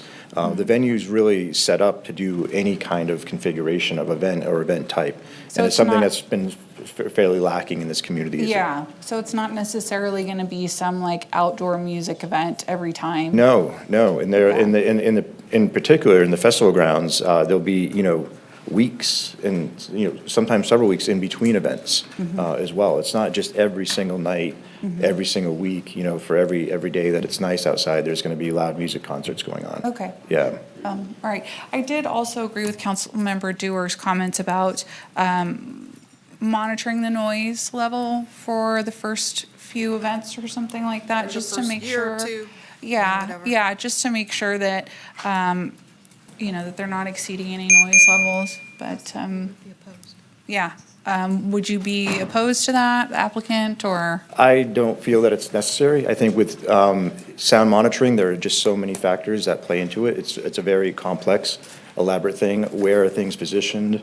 How are they being monitored? What kind of time frame, like a weighted average kind of time frame you're using? There's so many variables that would need to go into that. And it's so subjective in terms of how things are actually set up for monitoring that, oftentimes the results just don't yield anything that's valuable or actually informative. I think just, the limits that they placed on this particular venue was in terms of how many events you could do per year, and then how late you could go. And, that was the limitations that were placed on it, rather than do something that's so much more subjective like the actual sound monitoring. Okay, thank you. Yep. All right, Councilman Martinez. Yeah, thank you so much, Madam Mayor. And I want to thank my other fellow council members for the questions. I was curious, I think this question is more for Council Member Dewar. I think if we're going through special events permitting for everything happening at the J Festival Resorts, do you think the monitoring should happen like every weekend or when we reach a certain threshold on the tiers? Or just kind of curious. I don't know if I'm there yet in supporting that proposal, but I wanted to flush that out a little more. Yeah, my thought, there are allowed to be 20 events of a certain size, 10 of another. It sounds like many of them will not be music-oriented or concert-type events, but the ones that are, I think it would be appropriate. And when you say, Chris, that they don't yield meaningful results, well, they did for Monterey. They gave the town or the county certainty and confidence in your ability to manage sound, and they ultimately, according to you, dropped the requirement. So it seems like that is a middle ground that would provide proactive ability to address the issues instead of retroactively having staff have to gin up after the fact, interview a bunch of people with no data. And so that's what I was thinking, Mr. Martinez, is that it's better to be proactive than reactive. It's better for the city to get ahead of something than behind something. I don't think this would have to be an every year kind of thing. I just think to establish a baseline, it would be very helpful for the applicant and very helpful for the community. And that's all I'm saying. I'm not trying to create anything onerous, but I am trying to kind of meet in the middle. I think, by the way, that the project is very worthwhile, very appropriate for downtown, but I'm also trying to mitigate the potential impacts instead of just saying they don't matter. So that's it. Okay, Councilman Martinez, are you still needing more questions? No, I just wanted to make sure that we kind of flesh that conversation out a little bit more. It was a new concept or a new proposal, so I just wanted to make sure we dedicated some more time to it. I don't have any other questions at this point, kind of looking for direction from the ward representative and looking forward to the next conversation. Okay, thank you so much. I appreciate it. So we usually, at this time, we've exceeded both of our rounds. And so what I'm going to do is we usually vote. I am actually going to open it up for Mr. Marshall and Mr. Rangel to come up for 5 minutes. It's not something we do, but I know these gentlemen. And so come on up. And Mr. Rangel, come, because you wanted to address a council member or a comment that was said. And then after that, I will also award the same time to Mr. Gordon. So go ahead, Mr. Marshall. The floor is yours. Thank you very much, John Marshall, for the record. I just wanted to say that, just to be clear, there was a concert, a music concert, on the exact location of the proposed festival grounds in April of last year, and that was the 100-plus dB with indoors and at the Montage. So that was not Base Camp, that was not Globe Plaza, that was a single event at that, the proposed location. And that had that extraordinary result. And I would also point out that the city is working currently on noise standards within downtown, and they're proposing a DBC standard. as well as monitoring. I think another point that we need to make is that that while you've heard maybe you're really impressed with the way that they can phase, cancel, and those things, that's not required in the permit, in the CUP. So I think a condition requiring any techniques that they believe can mitigate the noise to be put on the applicant and the operator in order to actually minimize the results, because right now there's no requirement that they do that, as well as no requirement to monitor. It's just essentially saying you can exceed the 75 dB standard for every concert or event that you have within those hours.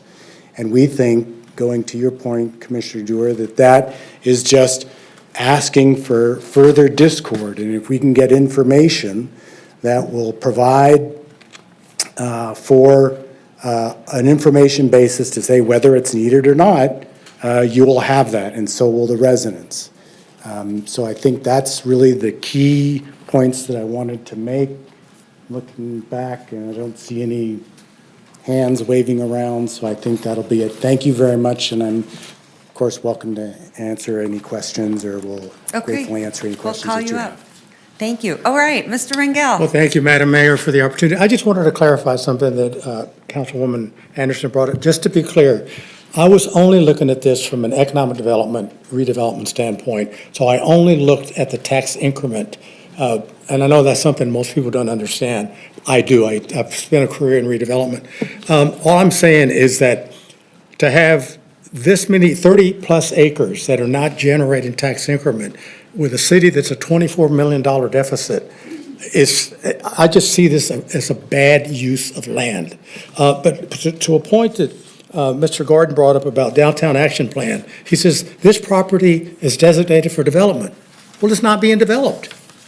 This is an interim, it appears, maybe it's an interim use, I don't know.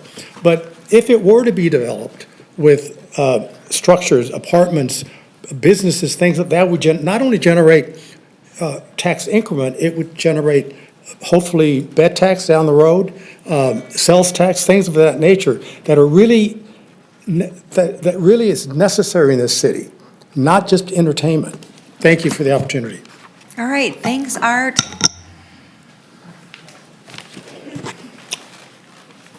Thank you, Madam Mayor. May I?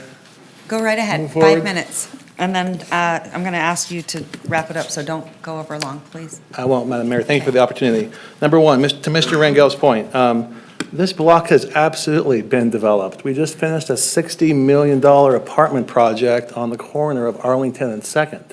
And the units that face the festival grounds were getting the highest rents there because they're so excited to be on their balconies and listen to these events. Number two, the Glow Plaza. I stood before you asking for a use permit on appeal for the Glow Plaza. At that point, on behalf of J Resort, I had no track record. I had to promise you we wouldn't have any code violations. You put on there some requirements that we complied with every single one. I come back to this body for a review every single year, and police and fire and public works and engineering all concur, no problems whatsoever.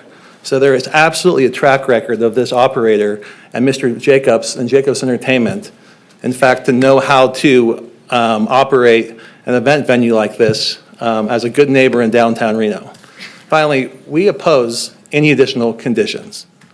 And why is that? We have spent months working with your staff, your professional staff, your police department, your fire department, your management, your public works department, your planning department, to come up with the existing conditions to mitigate the impacts we have heard. And what are we mitigating? We don't have unlimited events. We get 10 large events, 20 medium-sized events, and unlimited food truck and family-oriented events under 5,000 people. That's a mitigation right there, a limited number of events. There's certainty to this community behind me of how many events there will be. Also certainty on the time. Again, it's 1 hour. And these hours are the exact same as the Glow Plaza.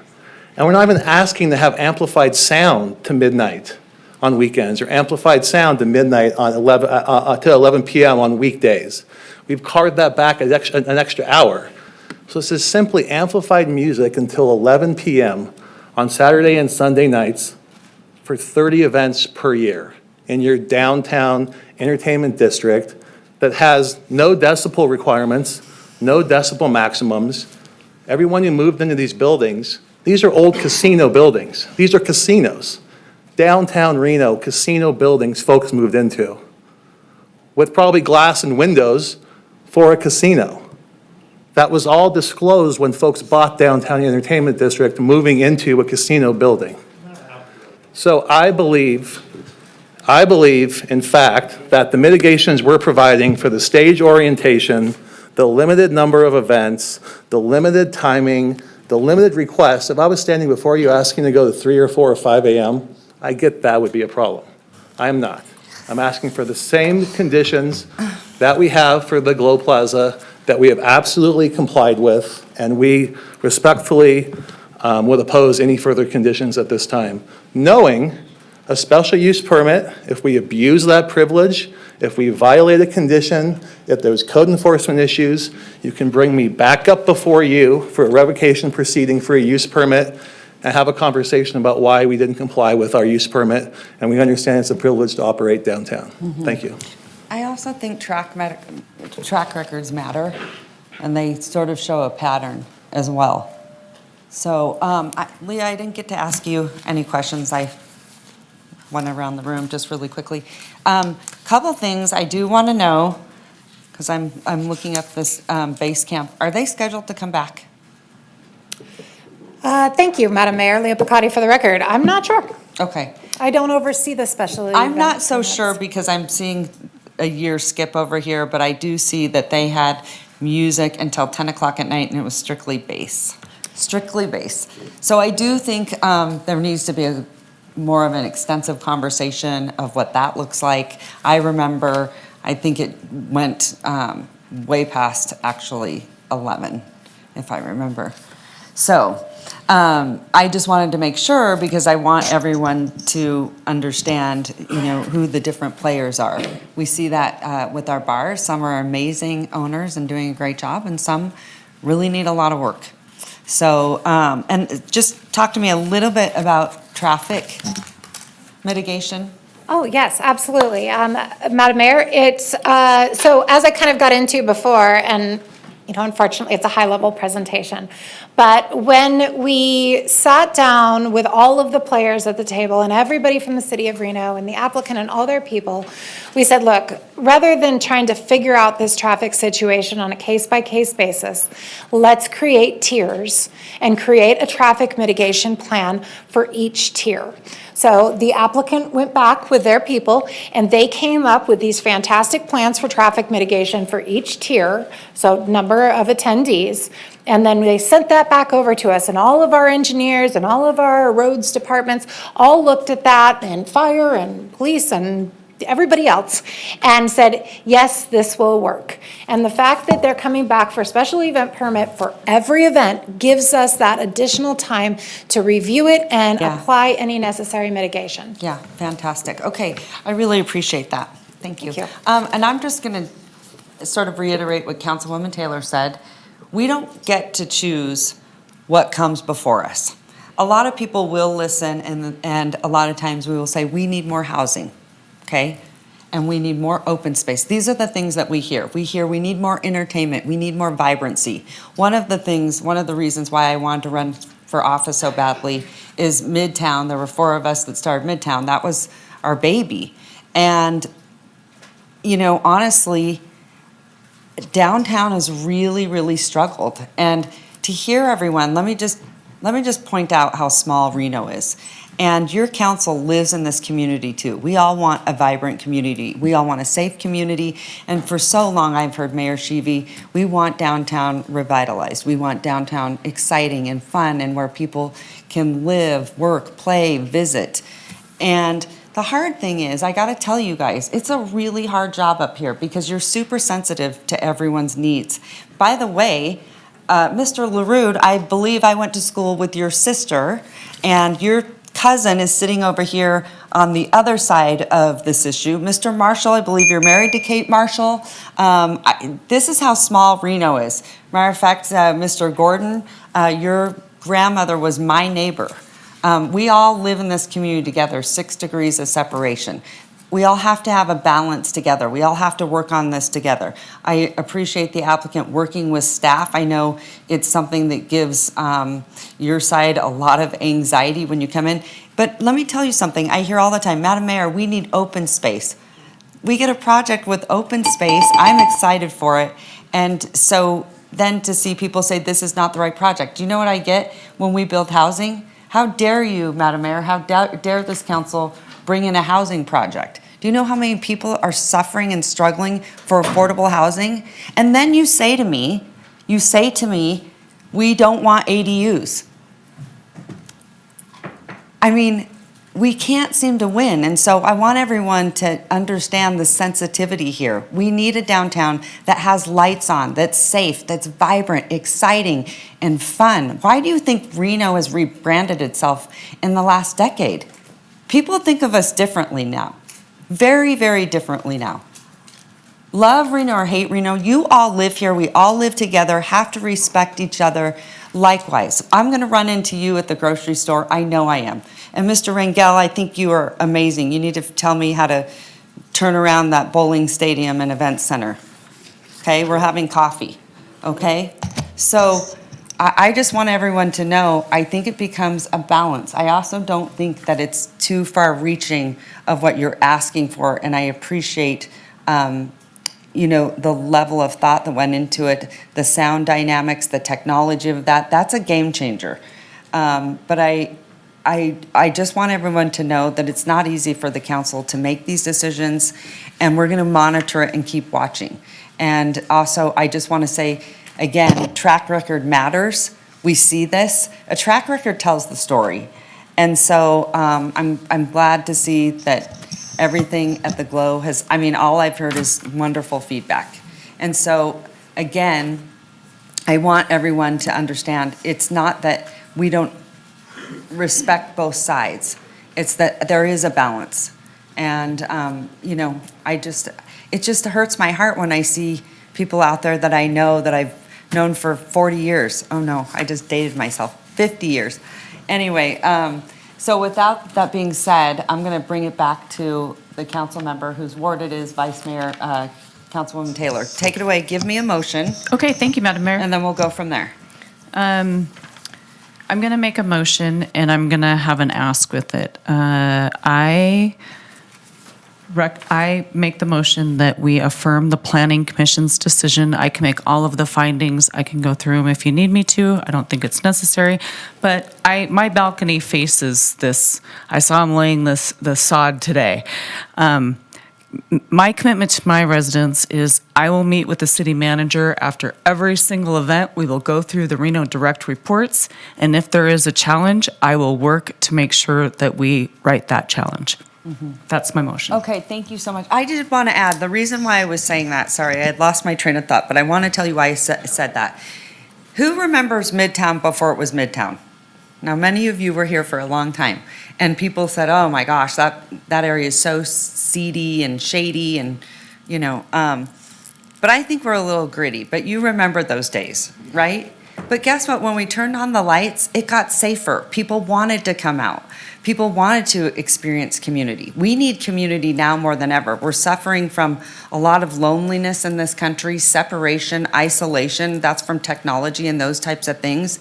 I hope it becomes a place where we all gather together. But I do want to say, people have been saying forever, Mayor, revitalize downtown, make it safer, make it fun, make it a place where we can all live in existence. We just had an incredible event, the Western Lights, and it was amazing, and that was family friendly. And I can't begin to tell you how it warmed my heart for people to come together in a time when things are really rocky across this world. And people are suffering from mental, anguish and things that are happening and financial anguish. It was free. It was kids everywhere. And it was something to be proud of. So that's what that's what I experienced in Midtown. The minute we turn the lights on, things change and they get safer. And so I think, you know, some of this is going to happen in the same way for downtown. Downtown still has a long way to go, but we got to continue to make progress, but we got to make it together. And so I'm sensitive to the needs of the residents too, because they got to get sleep, right? They've got to get sleep. But I will tell you, base camp was alarming, but I also want to make sure that everyone knows that is a very different operator. We see it in the same thing with bars, that different operators bring different things to the table. So I have a motion from Councilwoman Taylor. Do I have a second? Councilwoman, do you want to make the second? Sure. All right. I second the motion. Okay, now discussion. Madam Mayor? All right, I'm going to head to Councilwoman Dewar. Yeah, I just want to say I'm very excited about this venue and the opportunity, and I wish everyone in the room had had the opportunity that Councilmember Taylor and I had to visit the studio and hear Chris's demonstration. At the end of the day, the proof is in the pudding. He either can do what he says he will do and what Mr. Gordon has pledged that he will do, or he won't.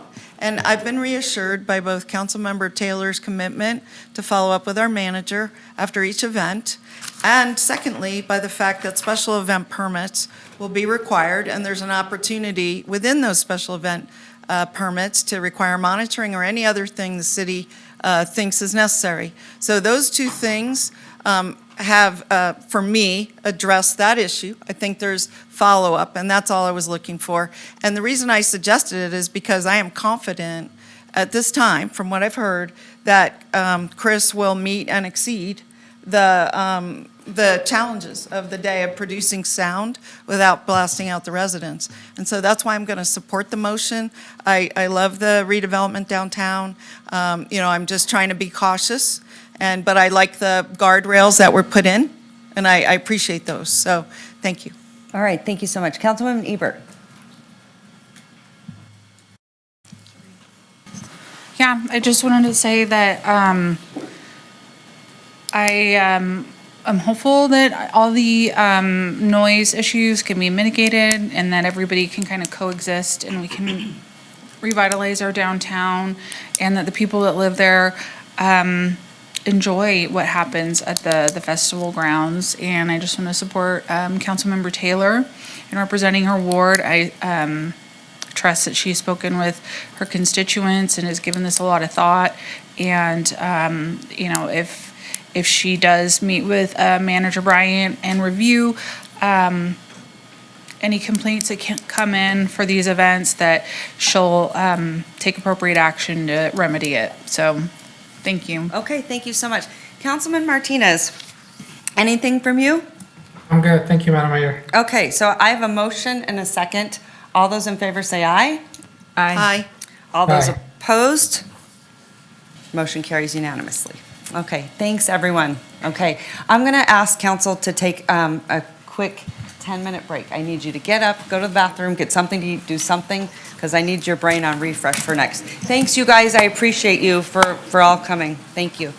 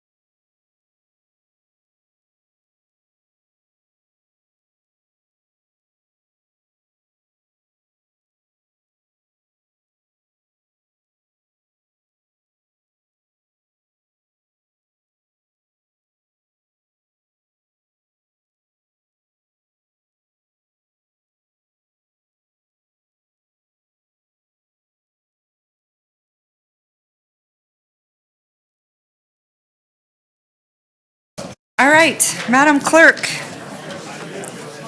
Miss Morris, Lauren.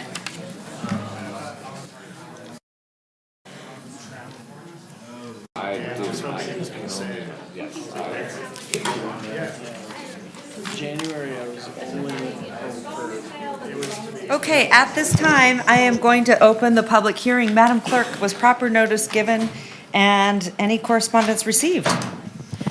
Yes, this item was properly noticed. We did receive 9 comments, 2 in favor of the project, 6 in opposition of the project, and 1 letter of concern. Okay, thank you so much. I am going to probably follow what we did last time. Hello, nice to see you. All right, Carter, the floor is yours. Take it away. Yeah, Carter Williams, I'm Associate Planner for the record. Good evening, Madam Mayor, members of the City Council. Before you tonight is an appeal of the Planning Commission's approval of a conditional use permit for a live entertainment facility at 214 West Commercial Row. The application received 2 appeals, one from the applicant and one from a nearby property owner who will present or follow. The property is located south of West Commercial Row, between West Street and North Arlington Avenue. This was previously the One Up Bar, and previously actually had an entitlement for a nightclub, but under city rules, their license lapsed longer than a year, which required them to go through this process again. The specific approval for the conditional use permit was to hold live entertainment events between 11 p.m. and 3 a.m. on Thursday, Friday, and Saturday. What is different from the previous case is that that was an outdoor facility. Outdoor facilities are allowed to go till 10. Indoor facilities are allowed to go to 11 p.m. Just to go over the Planning Commission action, a hearing was held on February 19th, and the Planning Commission approved the request with operations till 3 a.m. Generally, there was support from the commission on the appropriateness of the use, but there was disagreement over on the allowed hours of the live entertainment component specifically. 3 a.m., which is staff's recommendation, or 5 a.m., which is the original request from the applicant. To take a step back to look at the details of the property and the project, the property is located within the downtown mixed use, or has the master plan land use designation of downtown mixed use. Generally, the master plan has policies that are related or supported by actions that benefit existing businesses and operations. This is a activity generating use that would, to some extent, enrich tourism and entertainment in the downtown core. And this is also an opportunity to introduce new conditions that seek to support, enhance public safety for this business and the surrounding area that we did not have in the previous iteration of the use permit. The property is located within the downtown mixed-use entertainment district zoning, and a bar is allowed for 24 hours by right. So that is the principal use, and on top of that, we have a live entertainment accessory to that. That is also allowed by right, but only up to 11 p.m. Anything past 11 p.m., that requires that CUP. For the hours of operation, so for Sunday through Wednesday, the business would be restricted to 11 p.m., and this is consistent with all live entertainment uses throughout the city. The applicant's request is to go to 5 a.m., and the commission approved, consistent with staff's recommendation, 3 a.m. And staff still holds that this maintains that recommendation of 3 a.m., and this is mostly because of consistency with nearby businesses that have the same, that went through the same process. Generally, all of them are either have to end live entertainment at 3 a.m. or before. There are some outliers, but as we start approving businesses to operate past that 3 a.m. mark and move the time frame where these businesses are closing, it could have an impact on police and business compliance services throughout the evening. So staff maintains, and this is supported by business compliance and code enforcement for that 3 a.m. This is some vicinity photos. The building in question is the brick building between Quack's Bistro and the Townsite Motel. As far as surrounding uses, so when we're talking about compatibility, so generally downtown has a mix of uses. Many around this site are lodging and residential uses. But also at least 7 live entertainment uses are in the vicinity, primarily on that Second Street corridor, who are all allowed to operate after 11 p.m. Many, again, have the cutoff time of 3 a.m. With respect to the master plan for downtown, mix of uses are supported, but it also poses challenges with compatibility. So staff's perspective is not necessarily is this use appropriate next to these different uses, it's what conditions and requirements can we implement to make them compatible. So the first thing that is noise. So staff did request a sound study for this business. On the screen is the result with recommendations implemented from that study. So just to look at the noise contour map that's on the screen, so anything outside of that green barrier, you're expected to experience the same amount of ambient noise, or at least in sound level, as the rest of downtown. If you're going inward of that green, green contour line, you're going to start seeing those sound levels rise. Generally, staff is comfortable with this result, but it is also recommended that the conditions or recommendations from the sound study be implemented. That includes the existing vestibule inside the facility to be reorganized, and that it be that vestibule have sound dampening material installed inside of it. All the doors to be acoustically rated.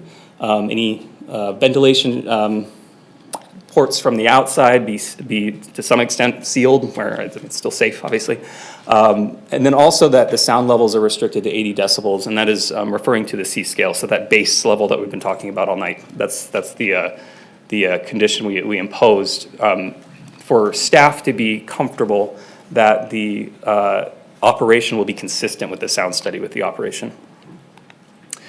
Next, we did focus on public safety. A standard condition that's coming with all of these types of applications is a security plan.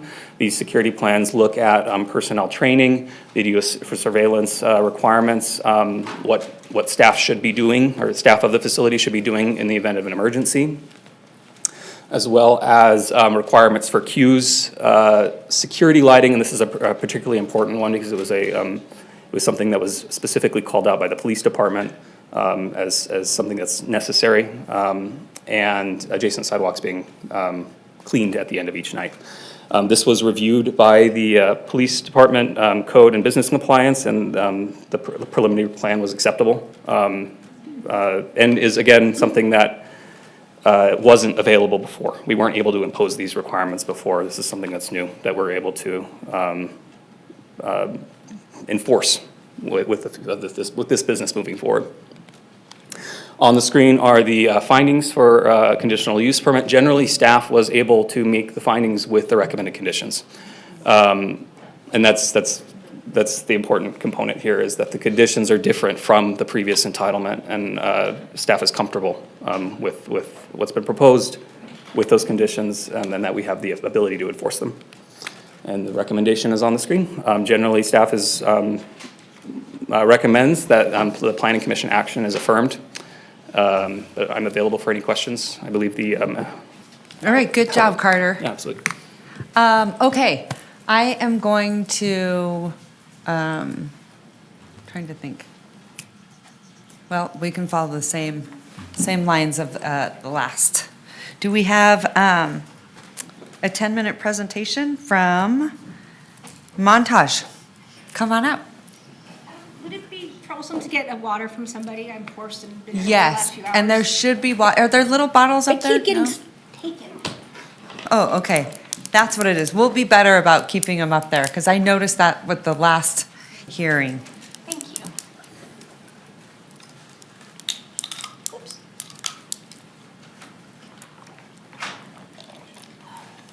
All right, Mary. 10 minutes. The floor is yours.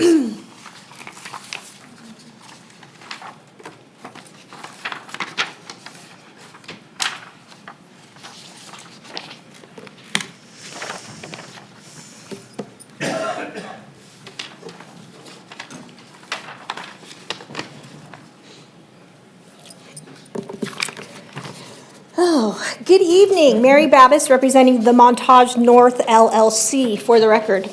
I am requesting council reverse the February 19th approval of conditional use permit LDC 25-27 by the Planning Commission and directly deny the conditional use permit based on the inability to make all the applicable findings. The Montage North is the owner of real property located on the southwest corner of West Commercial Row and West Street. It is in the yellow box right there. It is a vacant quarter-acre plus parcel that is not part of the Montage Owners Association. It is fully developable. The Montage North is also the owner of the adjacent 3 parcels in that blue box right there, which make up the North Commercial units of the Montage Owners Association. These parcels are vacant shells, which I am currently making efforts to develop. In an effort to change the narrative and present an opinion of approximate commercial property owner, not a resident, I'm representing my interests as they relate to the single vacant parcel not affiliated with the individual property owners of the Montage. I am here today to protect my property rights. These properties were purchased in July of 2024, well after Mr. Mahana's closure of his prior business and the one-year period for him to renew his special use permit that was issued specifically to him as the lessee. 214 West Commercial Row was vacant, and the perceived nuisance resulting from the now intended use of this property, should the Commission's approval of the CUP be upheld, did not exist. I do want to also acknowledge the concerns presented by the residents of the Montage and the surrounding high-rises with the residential use components, as all these persons are property owners, not just residents. Within the 6 high-rise buildings in the downtown area that are all individually owned, there are 1,049 residential units. The 376 units at the Montage comprise 36% of this total. We have an approximate $1.3 million annual budget that covers salaries and benefits for 18 full-time and 2 part-time staff that manage and maintain the building 24/7. With the closing of the One-Up Club and the recent development of the adjacent and proximate properties along West Commercial Row and 3rd Street, we all have a pretty respectful coexistence. This includes Shim's Tavern across the street, which does on occasion provide live indoor entertainment. The residents are patrons of the commercial properties, and it seems to be mutually beneficial. This was my husband's and my consideration when we purchased these 4 parcels, and we literally would have built-in clientele. I also am personally a resident, a property owner at the Montage. I own and reside in a multi-story townhome directly adjacent to 2nd Street. I make mention of this as after the recent eviction of one tenant and outside of the unlicensed hot dog vendor, a respectful coexistence between these properties exists on both sides of 2nd Street. I cannot say the same thing as you move west. The existence of a specific business has resulted in a very recent significant occurrence that posed a serious threat to the health, safety, and welfare of the residents and visitors to this area. This threat should be considered more than just a nuisance. Today, I want to introduce you to the Spire. This is my husband's vision.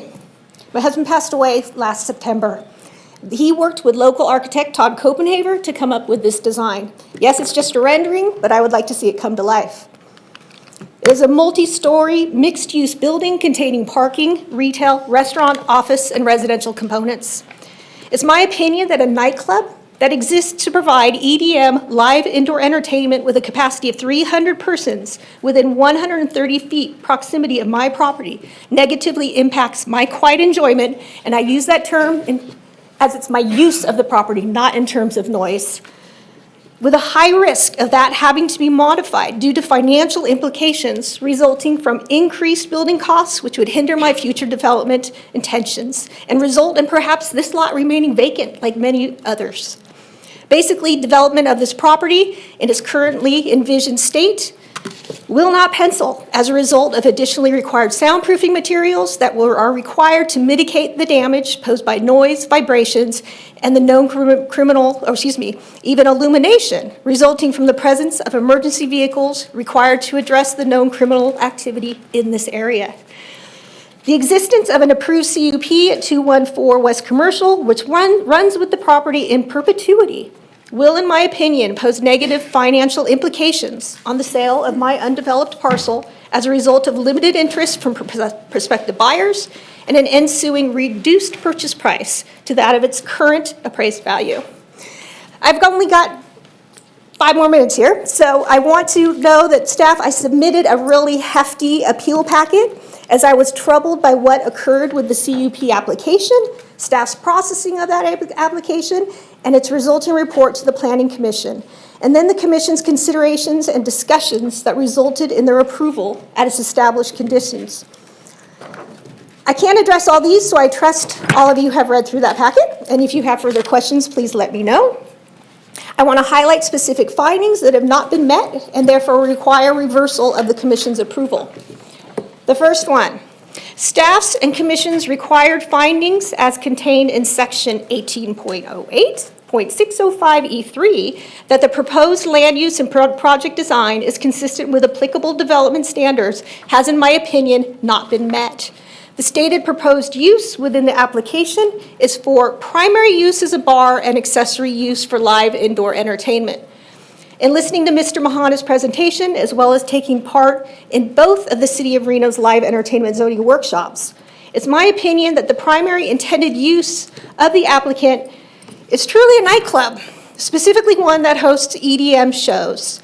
This use is no longer permitted within Title 18, except as it be recognized for grandfathered nonconformities. With non-renewal of the applicant's prior SUP after 1 year, this use has been forfeited. In staff's consideration of the application and its presentation to the Planning Commission, it seems they have attempted to make accommodations for this use so that it can fit within the current designations of Title 18. My position is that their immediate response should have been no. This is not currently permitted, and none of us would be here tonight. 2, further, it's my opinion that staff's and commission's required findings contained in Section 18.08.605 E6 A and B, that the granting of the CUB will not be materially detrimental to the public health, safety, or welfare, that has also not been met. A nuisance will result from the proposed use by this applicant. As defined by RAC, a nuisance includes unreasonably creating, allowing, or engaging in any activity, conduct, or use of property that subjects a person or neighborhood to noise, which is likely to disturb the peace of a person of reasonable and ordinary sensibilities. This raises my concern with the sound component condition. I understand staff performed their own sound study, which was the basis for their recommendation that 80 dBc is an acceptable level. Prior to this, approvals of the most recent CUPs contain a condition of a not to exceed level of 65 decibels. My understanding is that the difference between 65 and 80 is tenfold. It's very significant, as on page 10 of the sound study presented by the applicant, it specifically states that a noise limit of 65 dBc is considered appropriate to minimize the risk of annoyance to nearby noise-sensitive receptors. I find it troublesome that staff, who I don't believe are sound experts, would make a recommendation above that which was presented within the study, and that the commission accepted it without due consideration. The findings go further in its condition of any hazards to persons and property. The security plan does not account for the designated areas outside of the building footprint with the exception of the queuing line. Mr. Mahana has stated that within his lease, he has the use of 20 designated parking spaces in the adjacent lot. Nowhere in the conditions set forth by staff and commission does it make any consideration of this area and any required security. These are the areas that have well-documented criminal activity. There's your track record. The traffic concerns as presented by code enforcement have also been left unaddressed. West Commercial Row is a one-way street. There are currently 7 nose-in unmetered parking spaces in this block. The recommendation by code enforcement was to have these spaces replaced by a loading zone. Removal of 7 spaces is significant to residents and businesses in a zone where parking is no longer a requirement for use.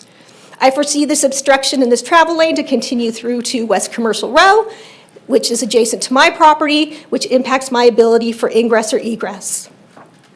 Also specific, there is a third finding, and if you give me just a minute, has to do with the appeal from the applicant for extended hours to 5 p.m.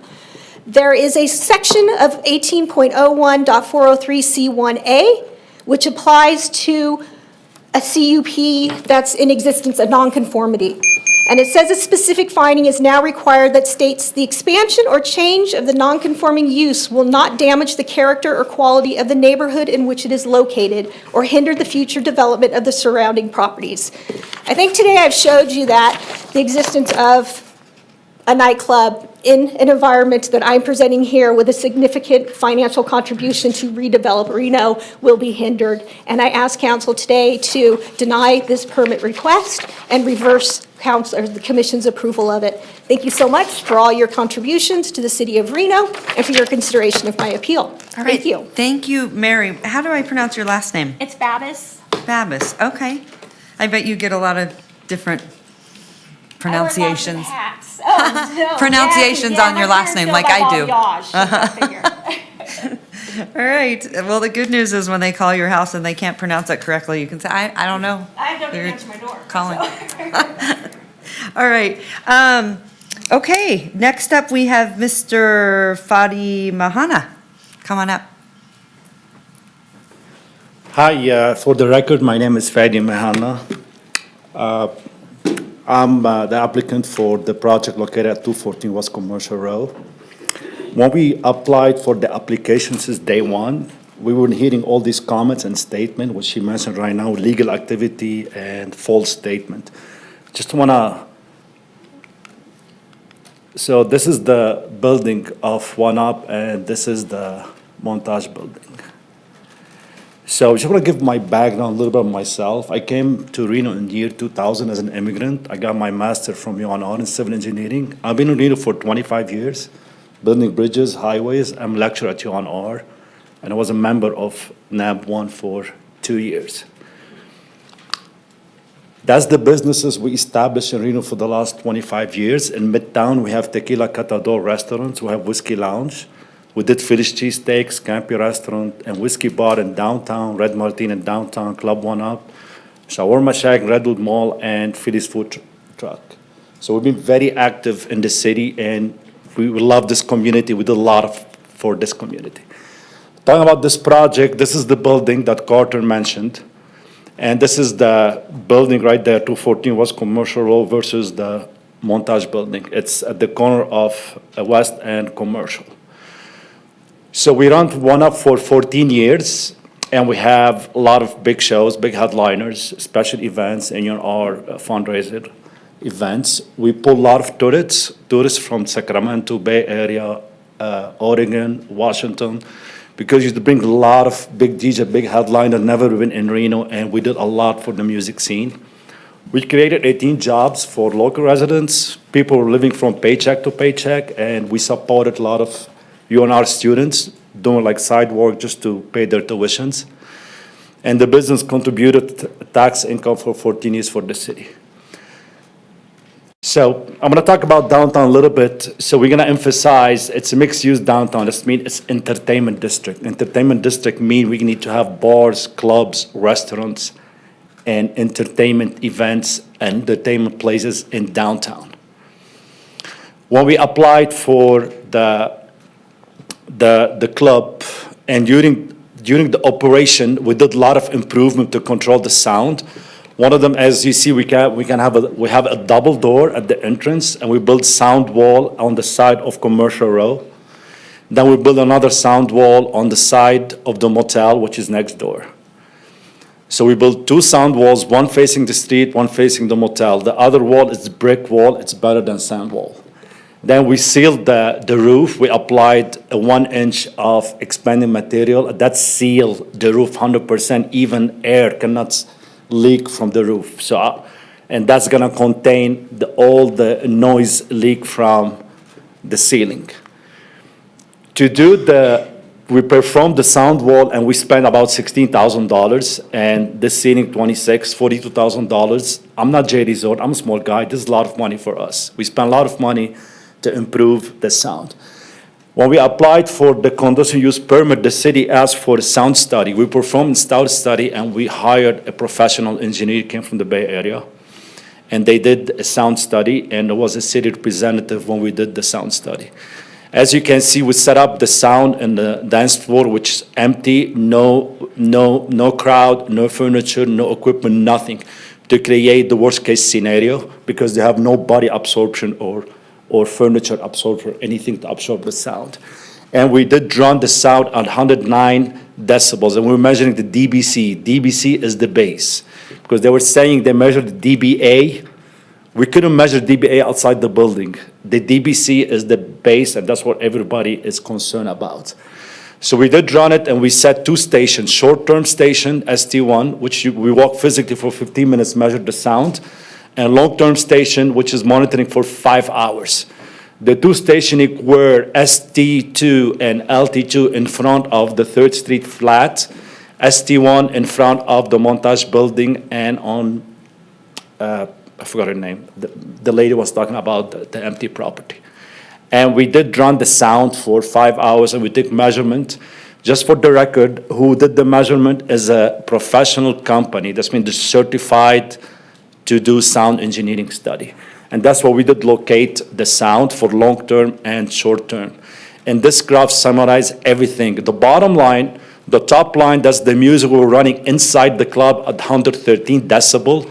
And you can see the bottom line, the brown line is the decibel recorded in front of the 3rd Street flat and Montage building. And you can see it's at 68 decibels. If you notice, even when we stop the music, still decibel at 70. Any car driving on the street, any motorbike driving will create 70 decibels. And in front of the 3rd Street flat also, we did the same. And as you see, when we stopped the music, decibel didn't change. And this is a fact. These are measured sound, actual. There's no remodeling, there's no model. These are fact, these are science measured. If you notice, when the train passed, the decibel went up to 86 decibels.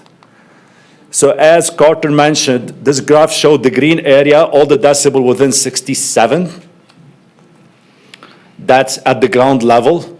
And at elevated receptor, which is 25 to 30 feet, it's still less than 67 decibel within the green area, still far away from the Montage building. And based on the sound engineer recommendation, we did some recommendation, which is like changing the entrance of the door. We're gonna change it, put on the other side, so we reduce the leak of the music. Then if you look on the right side versus the improvement we're gonna make the sound closer to the building. So the 67 decibel is within the building on the north side of Commercial Street. And that's also at the 3rd level interceptor too. And we were asked by the city to submit code enforcement, like we light up the 3 sides of the building, and that's what we've been doing. Actually, how we control the crowd, you can see at the front.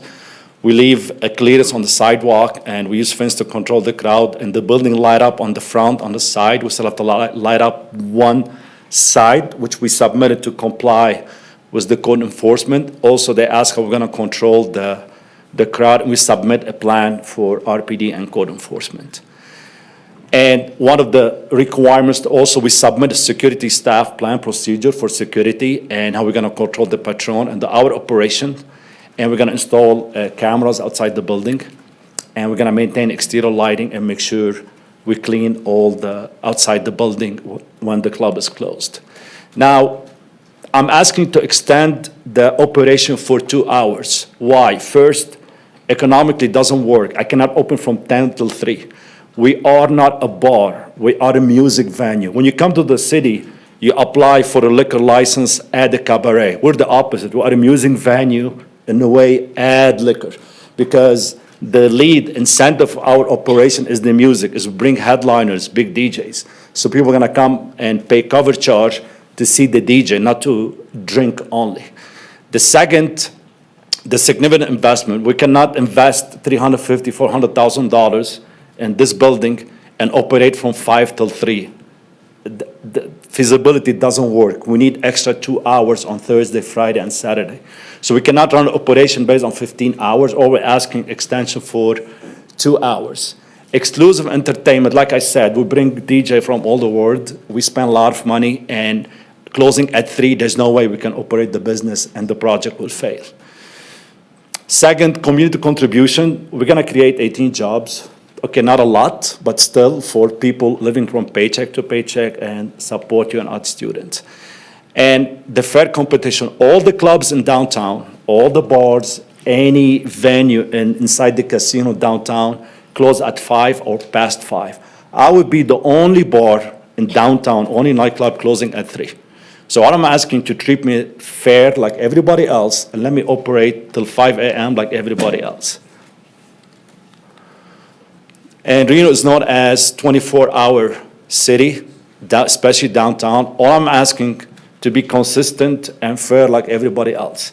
I cannot have 300 people inside the bar close at 3 and release 300 people on the street. So it's going to be a safety issue.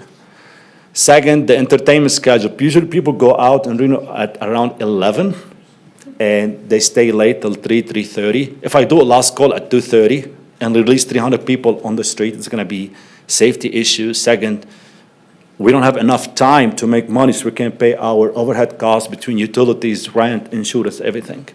And as I talk about the safety measure. So if you walk in downtown right now, if you walk on Virginia Street, you see it's like ghost town, empty, vacant building, business are closing. So we have two options. We need to keep moving, create business in downtown to bring life to downtown, or do nothing, just die. This is in front of the building right now, this afternoon. This in front of the building facing 3rd Street. This 2 cars been sitting there for 5 months. People living in it, a lot of illegal activities happening right there. That's the view from the Montage and that's the view from the 3rd Street flat. I'm sure nobody wants downtown to be like this. And the lady keeps saying, in my opinion, my property. We're working here for the community as serving the community. We're not working about somebody personal profit. This building, yes, should be vacant for 2 years and it's gonna be vacant for the next 10 years.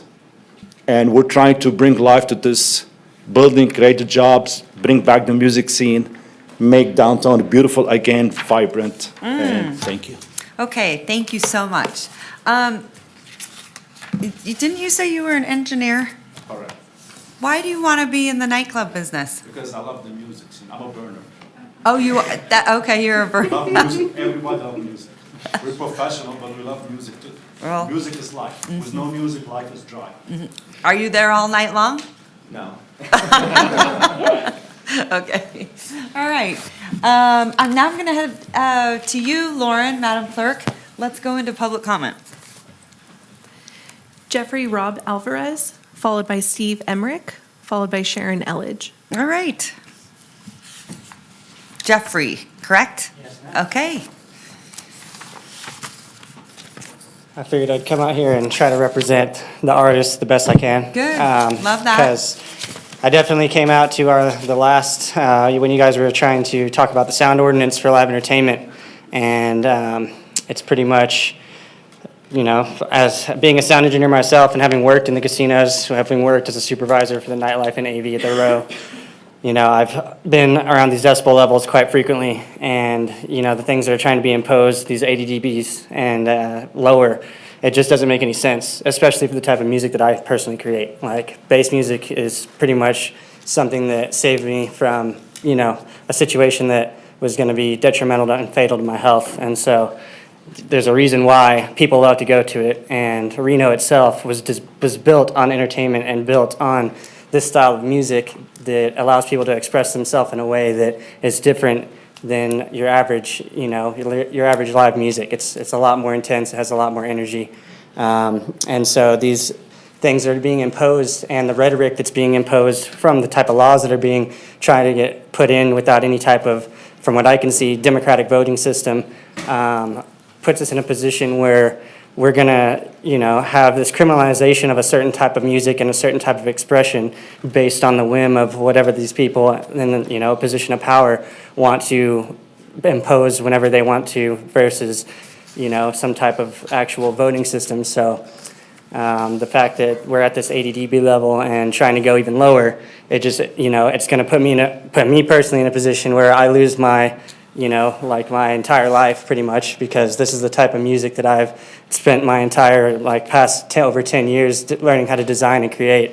And I'm at a point where I'm finally making money through it. And now we're in a position where it's going to be tried to get criminalized, and you're trying to take away one of our, most important music venues that caters to this type of music. And, Reno is not a type of place where you guys don't have any theme parks, any type of stuff like that. Let's be real, Reno is a party city, and it's a place where you can come enjoy some music that you don't get elsewhere. And so I do believe that there is, especially on the revenue side, there's people that come into these large events. When they go out, they go pay that sales tax, And also, let's be real, we're at a point where the older demographic and this retirement community that these people are trying to build, they're not going to be spending money anymore because they're retiring. So they're going to be trying to hold on to as much as they can, whereas the younger demographic are the ones out there spending money. So, we're out there trying to do what we can in order to boost revenue, and it's a huge component to be able to have places like this, like One Up, to be able to express ourselves and create this type of music that attracts a younger demographic that's going to grow with the city and be out and spend more money. So I believe that there's a lot more value in it than just, a place that does bass music and EDM. Okay, thank you so much. And you said you are currently an artist. You play now? Yes, ma'am. Okay, where do you do that at? All over the place. I was just out in Nevada City. A lot of places? Yeah, we're going to get an event series going at the library right here downtown. And Good, I love it. Things unlocked, so there's Good. a lot more to it than just, what these people say, and yeah, it's a little loud every now and then, but And coffee houses are doing it. Coffee houses, right? You don't have to stay up all night. Okay. Madam Clerk, back at you. Steve Emmerich, followed by Sharon Elledge, followed by Tyler Burt. Good evening. Thank you so much for having me, Madam Mayor, City Council. My name is Steve Emmerich, for the record. I have been a concert promoter and event producer in the Reno Tahoe area since 2002, and I have been part of almost 2,000 festival shows and community events in this area. I'm also the entertainment coordinator for the new Western Lights Illuminated Arts Festival. I'm on the board for the Offbeat Music Society as well. I was the previous music coordinator for the much beloved but unfortunately short-lived Reno Sculpture Fest, and the department head for both Electric Forest Festival and Lost Lands festivals, running different departments for those major music festivals. I care a lot for music. I care a lot for the people that come to my events and the people that I oversee, the artists, the fans, the people that work there. And I care a lot about Reno. I moved to Northern Nevada in 2000 and down here in 2006. One small part of why we were here discussing the entertainment is we're discussing the entertainment growing here. And it's really important what Madam Mayor said about the isolation and the need for community right now, and that we need this connection. And all of these different places are very, very important. The common thread of these events, whether it's the J Resort or it's Cargo, the 214, One Up Work, what it was before, is that they bring people together. I had a really memorable night happen to me in 2019 at 214. It made me really realize the power of events and event spaces. In a particularly tough time in my life, as my sister was battling cancer, out here, and the other side of the country, my parents were both suffering from dementia. I produced a show with an up-and-coming local artist, and perhaps it was maybe the feeling of hope and happiness in that room about the success of this artist, or maybe it was something out there that just thought I needed to hear it. But I had so many people come up to me that night, and they expressed how grateful they were for the events here and my events, that they had met their current spouse at one of my events, that they decided not to move to the Bay Area due to our local music community. One person said they'd actually become a nicer person because of the way they were treated at our events. And even a couple people said they conceived their child after one of my events. I'm not saying that to toot my own horn or that I'm my company or that I'm special. I'm using this just as an example of there are these kinds of stories that are told all over our town and at all different hours from all different microcosms. Every space is important. People like to move around. We are a 24-hour tourist town. People come around, they like to come here, they have a good time here. They go to many different restaurants and bars and venues. Everything is really, really important. So, for example, going from, say, the J Resort, they could come to One Up afterwards. these are all very important situations for this town. The notion that 214 is crime-ridden is 100% incorrect. I did over 200 concerts there. It was a very, very safe place. Yeah, I think everything else is I've taken care of, but I've worked really hard over 23 years creating great music and entertainment options for people here. It's important for everyone to have these opportunities, and I'm just here to support for the appeal for amplified music later at 214. Okay, love that. Except for one thing, we need to bring back Sculpture Fest, right? Yeah, Western Lights kind of was the next generation. The next- But it would be amazing, yes. It'd be Sculpture amazing. Fest, love that. It was amazing. It was amazing, yeah. Okay, next. Sharon Elledge, followed by Tyler Burt. Hi, Sharon. Followed by Art Rangel. Have you enjoyed yourself sitting here this long? Oh, yes, my rear end really appreciates it. Bless your heart. All right, Sharon, the floor is yours. For the record, my name is Sharon Elledge. I have lived in the Montage for 16 years. Wow. Through 10 of those years, I was tortured by the One Up Club and its predecessors in name, same owner.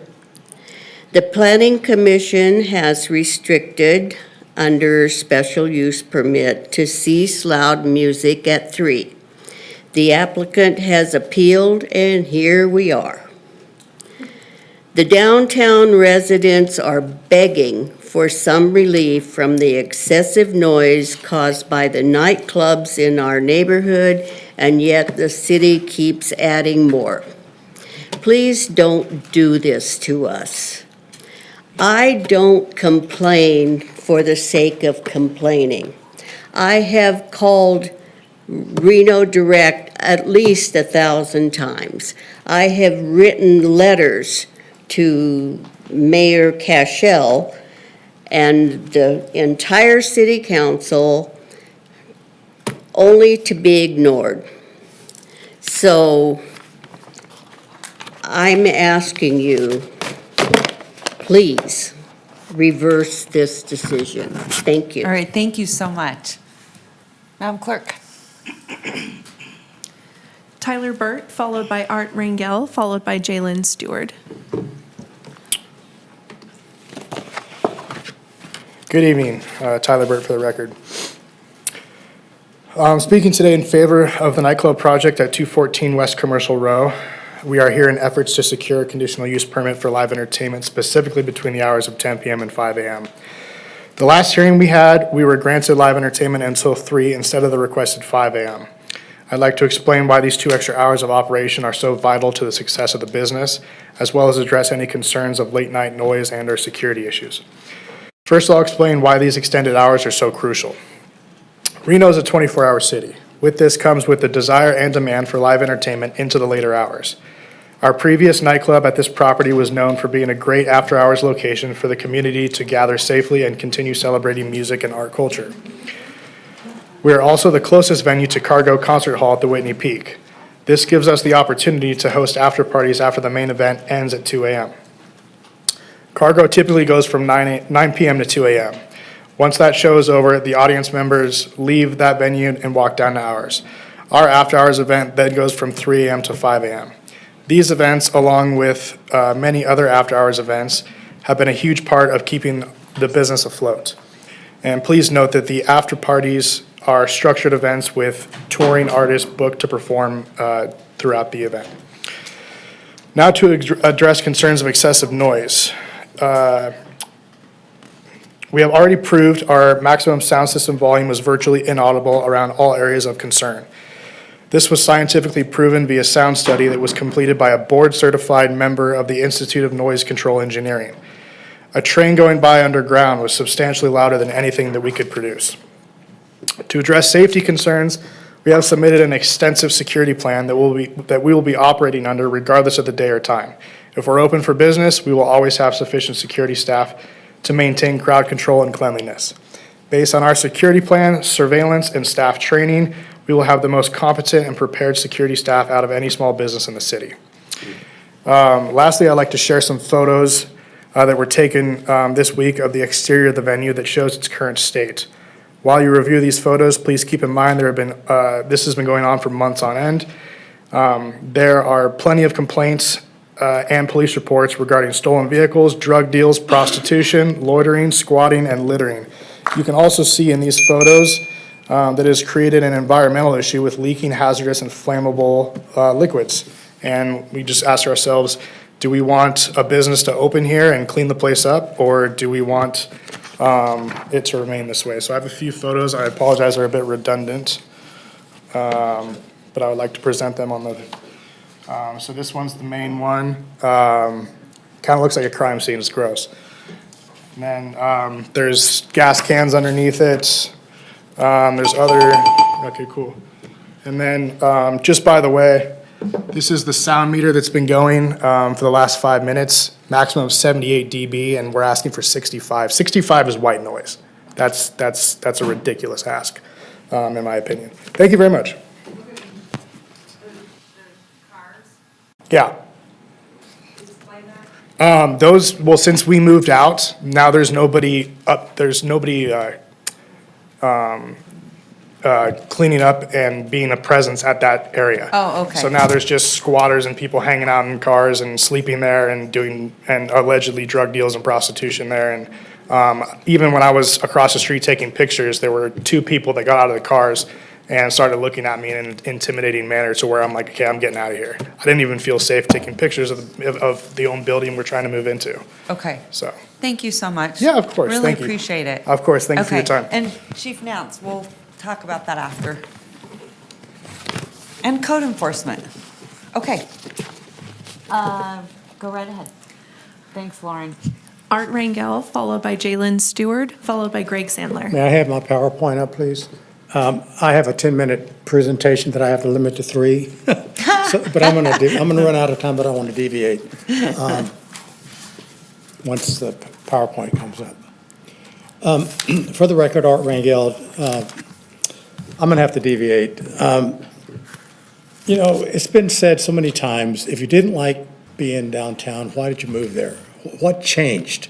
Well, what changed was the city hired a very good consultant to redo its master plan, which was adopted in 2017. That consultant realized that casino business was going down, you had to do something different. And as a result of that, there were policies within that master plan that, how do I get this to? Got the wrong, thanks, Sean. You've seen that, this was at the last one. This issue, again, has to do with the required findings the hearing body has to make relative to the conditional use permit. And the critical thing here is ensure compatibility with surrounding areas and that adequate mitigation can be provided. Again, I was gone for this hearing out of the country, so I submitted this to staff. I don't have time to go through it, but I have a few I want to go through. This one's critical. The residential adjacency issue. As a city planner, I don't understand why this thing does not apply to mixed uses when the predominant use in these properties is residential. Residential adjacency should apply, specifically because the master plan has made it so. Relative to public, the public facilities, the police department has indicated it doesn't have the resources to patrol these things. I look down there and I see 5 or 6 cars at one of these out-of-control bars. I'm like, who's protecting the rest of the city? This doesn't make any sense to continue with this rationale. 11 to, I mean, you heard there's after parties. After 2 o'clock, they come over to these. And we're supposed to be getting sleep in these residential structures that you're not only allowing, but you're encouraging. The conditional use permit will not be materially detrimental to the health, safety, and welfare. And I notified noise and vibration, which are the predominant problems here. And any hazards of persons and property, there's been a tremendous amount of crime from this particular site. I'm going to go directly to this. I think approving this for anything after 11 o'clock sets a very dangerous precedence for future bars to apply and get approval after 11 o'clock in close proximity to residential housing. I encourage the council to consider a moratorium so that the real analysis can be undertaken to determine the impact on adjacent residents from future electronic dance music bars. These are the culprits, the electronic music bars. There's all kinds of bars in Reno that don't create these issues, but these happen to be. Thank you. All right, Art, thanks so much. All right, back at you, Madam Clerk. Jalen Stewart, followed by Greg Sandler, followed by Maya Johnson. Jalen. Hello. My name is Jalen Stewart for the record. I'm here in favor of opening the club. I stand here as one of the previous employees of 1UP. We wouldn't be here today if we didn't have leasing issues. We closed the club because of the lease ended. Currently, right now, I am employed at Tonic Lounge, which is a nightclub, same exact EDM nightclub. We close at 6 or 7 a.m. We are 1 minute walk away from 1UP, and we were awarded 3 a.m. We are here asking to be awarded just till 5 a.m. because these types of clubs do go late night. We are a late night club.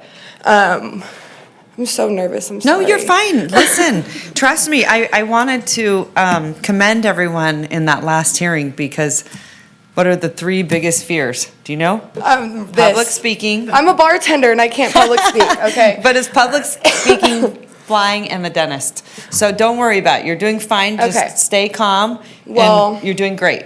That's one point I wanted to bring up was what staff said that all these bars are closing at 3. I'm a bartender. I work down there. I get off at 5, 6 a.m. and I go to another bar. They're still open. They're still doing live music. Tonic, our DJ cuts at 6 a.m. That's live music. I go to 5 Star. Their DJ cuts at 5 or 6 a.m. All these bars right next to us in the same blocks as us all go until 6, 7 a.m. So whenever we got awarded 3 a.m., that kind of put a dagger in our hearts because, I don't know, I just want it to be fair because he said that there is all these clubs that close at 3. None of them do. That is not true. There's only one club that closes at 3. I don't know what else to say. It's all right. You're doing great. But last time I was up here, I begged for my job back pretty much, and I'm just here to say that same thing, that I think that we're just asking for 2 extra hours. We can be open 24 hours if we wanted to. We're not asking to be open for 24 hours. We're asking for 3 days, Thursday, Friday, Saturday, to be open until 5. And we don't open until 10 p.m. So it's not an everyday, all-day thing. It's 3 days a week. And, yeah. All right. Good job. Thank you. Thanks. Okay. Madam Clerk. Greg Sandler, followed by Maya Johnson, followed by Ryan West. Good evening, Mayor, Manager, and Council. It's past my bedtime. I'm exhausted. I was thinking the same thing. She Yes. said we open at 10 and I was looking, going, it's 9:30, I'm ready to go to bed. Yeah, No, for- I'm actually a night owl. That's not true. Okay, For go the ahead. record, my name is Greg Sandler. I'm an affordable housing developer. I'm also a real estate investor. My wife and I, we own Spark Studios, LLC. We own the Townsite Motel next door to Fadi's proposed bar. Oh, okay. I was wondering who owned that. How long have you owned that? Couple years. Couple years. Okay. Yeah.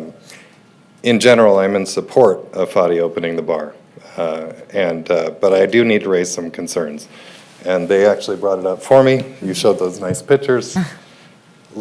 Folks, while we're standing here today, in this meeting, I just lost a booking for my motel.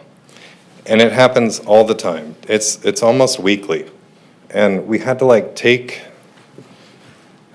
we almost delisted this property because it is affecting our revenue on other properties. We have lost our superhost status. And it's not because of the property. It's not because of our management. It's that the street, Commercial Row, we have 9 police reports. We use Reno PD and the other platform, I'm losing it. Reno Direct. Nothing happens. Uh-huh. Nothing. They're still Yep. there. You said what, months? 5 months since you've been tracking? Years. Okay, in a year, less than a year, we have 9 reports, 9 cases. You know what we get? We get cancellations. We get, emails, just emails. Your case has been closed. Well, what about the lady who's prostituting? What about this guy? I just lost $142 just now, sitting here. I can show you the text from Airbnb if you want. I'll put it on the record. It needs to get cleaned up. And to my friends in code enforcement, I don't know if you're here. If you're here, hi, I love you guys. We want to be a good business downtown, but we need fairness. We need accountability. I mean, we can't get code violations on our property for a dumpster that's been there longer than I've been alive. And then nobody comes to take care of these clear violations right in the street. I can absolutely sympathize with you. Absolutely unacceptable. Thank I you. am so sorry. I am apologizing for all of us, on behalf of all of us up here. It's embarrassing. You absolutely deserve better. Okay. So we need to do a better job. Chief Nance, I would like you to meet with this gentleman, talk about deeds. I want some oversight over there, because this isn't right. I appreciate you coming. Would you like me to put the Airbnb letter in the, yes? Okay. I absolutely would. So I think, and we'll bring it back to a council meeting, we need to do something about these abandoned cars. We need more teeth, we need to figure out how to do something with the county, whatever it is. I don't know how to get that. Madam Mayor, there's actually a bill pending on the abandoned cars to make it easier for us to take action immediately instead of waiting and waiting and waiting for a private owner to claim an I bet they could take a abandoned car. picture. Can you figure that out? Can you get that screenshotted? Are they saying, though, these vehicles aren't necessarily abandoned? I think people are living in them, is that correct? No, they're Yeah. living there. I Yeah. drove by on my way here, and there were 2 guys in the car that was on it's an SUV, it was on the right of your picture. And, I mean, they were like bathing themselves in the car, like sponge bath, which, hey, look, everyone's got to handle their business, but, how am I supposed to run a business? How are these folks supposed to run a viable business with that right, literally in front of their front door? I mean, for my business, it's off to the side, but this gentleman just now, literally while I'm sitting here, said, I don't want to stay at your hotel. Because of the neighborhood, because of the street. And I can't do anything about that. I can clear out my parking lot. I can make sure there's nothing wrong there. But when it comes to the street, it's all City of Reno. And we have tried. I have called nonstop. My assistant has called nonstop. Were you there when the bar was open before? No. We acquired the So, building after that. How do you, if it's a 24 hours, and how do you, because it's right next to it, how do you deal with that? How much time do I have? Okay. I'm serious. Anyway, I'm an interesting guy. Just now thinking of my head, okay. Okay. All right, thank you. I used to promote clubs in San Francisco in the Bay Area.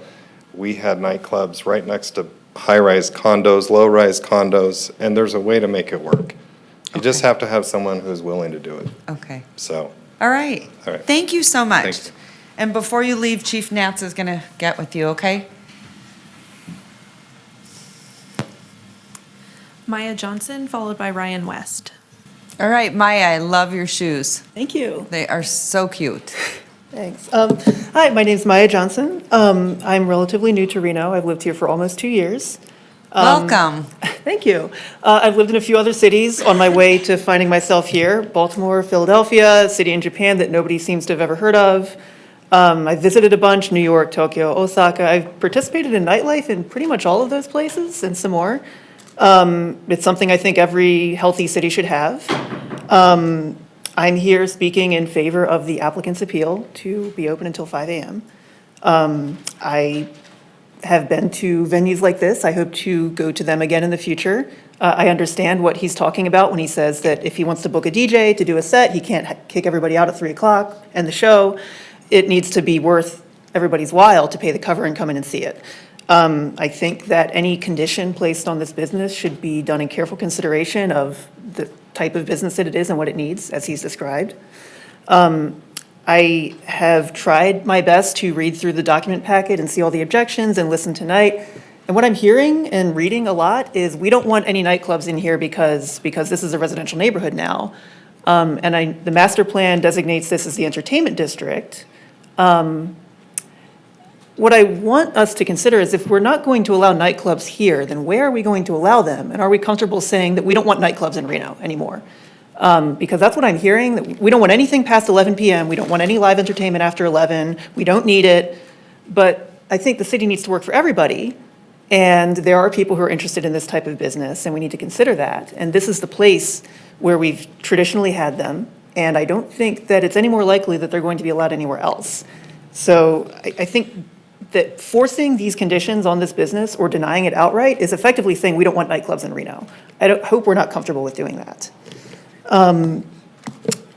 I don't really see a reason why something that's okay until 3 is not okay until 5 if they do the appropriate soundproofing. I've been inside and around a lot of nightclubs. I barely hear anything from the street if they're done right. I think if we can do it until 3, we can do it until 5.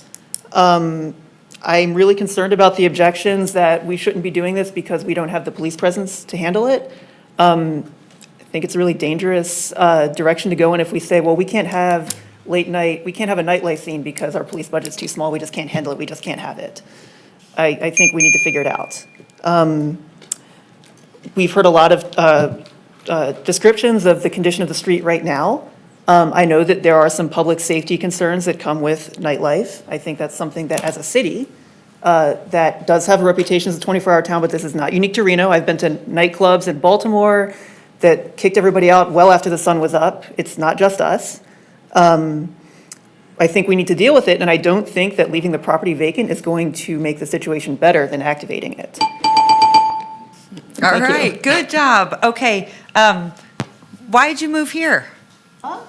I had some friends here. I got a job here. I work up at UNR. So I've been here. I've made more friends. It's been great. Oh, good. I love that. Well, welcome. Thank you. Good job. Ryan West.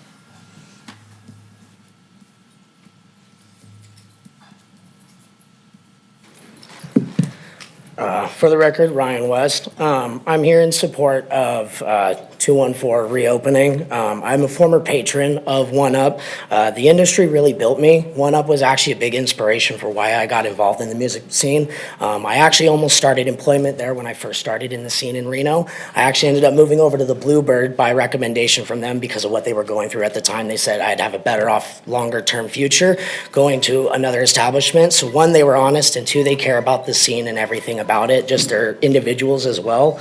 I've been a promoter in Reno for multiple events, including Fresh Bacon, Base Camp, different venues simultaneously in the Crawl Reno. I've been doing promotion for 10 years now. I've been an official resident for 3 years now. I've been a small business owner out here for 5+ years now. Me and my dad own Reno Kirby land off West Moana. And one thing that the scene allows us to do too is allow our business to have more reach. We're a small vacuum mom and pop store, so we don't get a lot of opportunity for marketing, but the music industry, everyone I work with opens that door for me and allows me to get my small business in some way, even if it's just letting me chirp at the door while I'm working security. Sorry, I'm a little nervous public speaking. No, you're doing fine. You guys are doing great. No, just take your time. A big thing too is I feel like through these meetings, it felt like it was a noise thing at first. It could have been negotiable, but it sounds like EDM and bass music's being attacked specifically from some individuals. And I get it. It's not appealing to everyone, but we're really trying hard to work. And the music scene did save me in my life as well too. There's a lot of artists that I look forward to that actually pulled me out of dark times. And EDM is just seen as a drug-influenced, girls wear skimpy clothing, but it's a lot more than that. There is true musicians in this industry as well, and people that mean well in the community too. I know Fatty has been a big name that I've heard in the industry and a big inspiration for what I do too. Tyler as well. And Reno has grown a lot in the last 7 years. I commend what you guys have done, because coming here as a patron before that lived in Minden, Carson City, we never wanted to hang around in Reno after our shows. We'd go to One Up, that'd be about it, but besides that, it didn't really feel safe in some of the downtown area, but it has cleaned up and changed a lot. So I feel like giving it the opportunity, at least before it's denied, is at least worthwhile, because correct me if I'm wrong, the CUP can be revoked. So if they do something that is against what they're working towards, they should be held accountable, just as anyone else is. But as long as they're doing what they need to be an established business and and work with the residents around them, I feel they should be given a chance. And lastly, the proposed building that could be threatened by One Up reopening, I just see it as another resident that's seeing another opportunity for non-affordable housing. That projection did not look inexpensive to me. I could be wrong, but Reno is seeing a lot of really expensive downtown living, and it's like they're trying to push away from people being able to live in that area. If you're paying high amounts, I get wanting to have it be quiet, but at the same time, it is an entertainment district, as we have covered, but it's just one of those things. If we're going to do affordable housing in areas, let's actually make it affordable and actually bring in people or move people back into the city that moved out into Sun Valley, Winnemucca, all these reasons, and bring people back into the city for what it is. All right, thank you so much, good job. So Kirby Vacuums, correct? Am I right? What was that, sorry? Wasn't it Kirby Vacuums? Kirby Vacuums, yeah. My dad's Yeah. been with it for 30 plus Very years, cool. independent branch. That's fantastic. Okay. There's no one else registered to speak, but we did receive 4 comment cards, 2 opposed to the project and 2 in favor of the project. Okay, thank you so much. I'm going to bring it back to this body. I'm going to start with you, Councilwoman Anderson. Any questions? I'm going to forego my first round. No problem. Sure. Okay. Vice Mayor Taylor. Thank you, Madam Mayor. Before I get into my question, I just want to address the car situation. I represent downtown, and I've noticed the cars there, and I've taken pictures, and I've also sent them into code enforcement. I've also copied I've noticed that there have been people living in the cars, so I've copied our clean and safe team to see if we can get them services. And it seems like they might be moving, but I want you to know that I will make more of a commitment to get on top of those cars. I was just by there today, and they were there again. Looks like they have a pool on top of their car or something. It's very interesting that they can move these. First question, though, is for you, Carter. The conditional use permit findings on your slides, I think it's slide number 12 that I'm looking at. I think one is missing. Yes, and that was pointed out to me just now. I apologize. It is missing. I actually have it. I can put it into the record. It was in arts. If you wanted to use here, I have it written up. I apologize. Okay. I looked back on previous presentations. No, and it that's was- okay. I'm just yeah. having a hard time with that one. So this is the final finding for a conditional use permit. Okay, so how are you making the analysis on this, that this CUP makes this finding? So, I mean, we specifically called out, I mean, as far as noise, the sound study was the big push, is that we felt comfortable with the findings of that study and that they were going and implementing the recommendations by that sound engineer to reduce So when we that talk exposure. about the public health, safety, or welfare, you're talking specifically about the noise? So there's 2 components to this. So property damage or nuisance resulting from noise. So that's one point of it. Okay. From the public safety standard side of it, and public safety, health, and welfare, we did send this to the police department, and they did review it. That plan. Were there any comments from the police department? So they initially gave comments with the crime reports, as well as the calls to service, which were not complete, unfortunately, but there was a substantial list of crime reports that were included with that. But as far as What do you mean there comments- was, I'm sorry, Sorry, but please, what yeah. are the crime reports? I don't understand what you're saying. So there were, in the review of the security plan, they were aware of the crime reports that were submitted around this property over the past few years. So they gave their analysis with those in mind and called out specific comments in the security plan that would be to address those.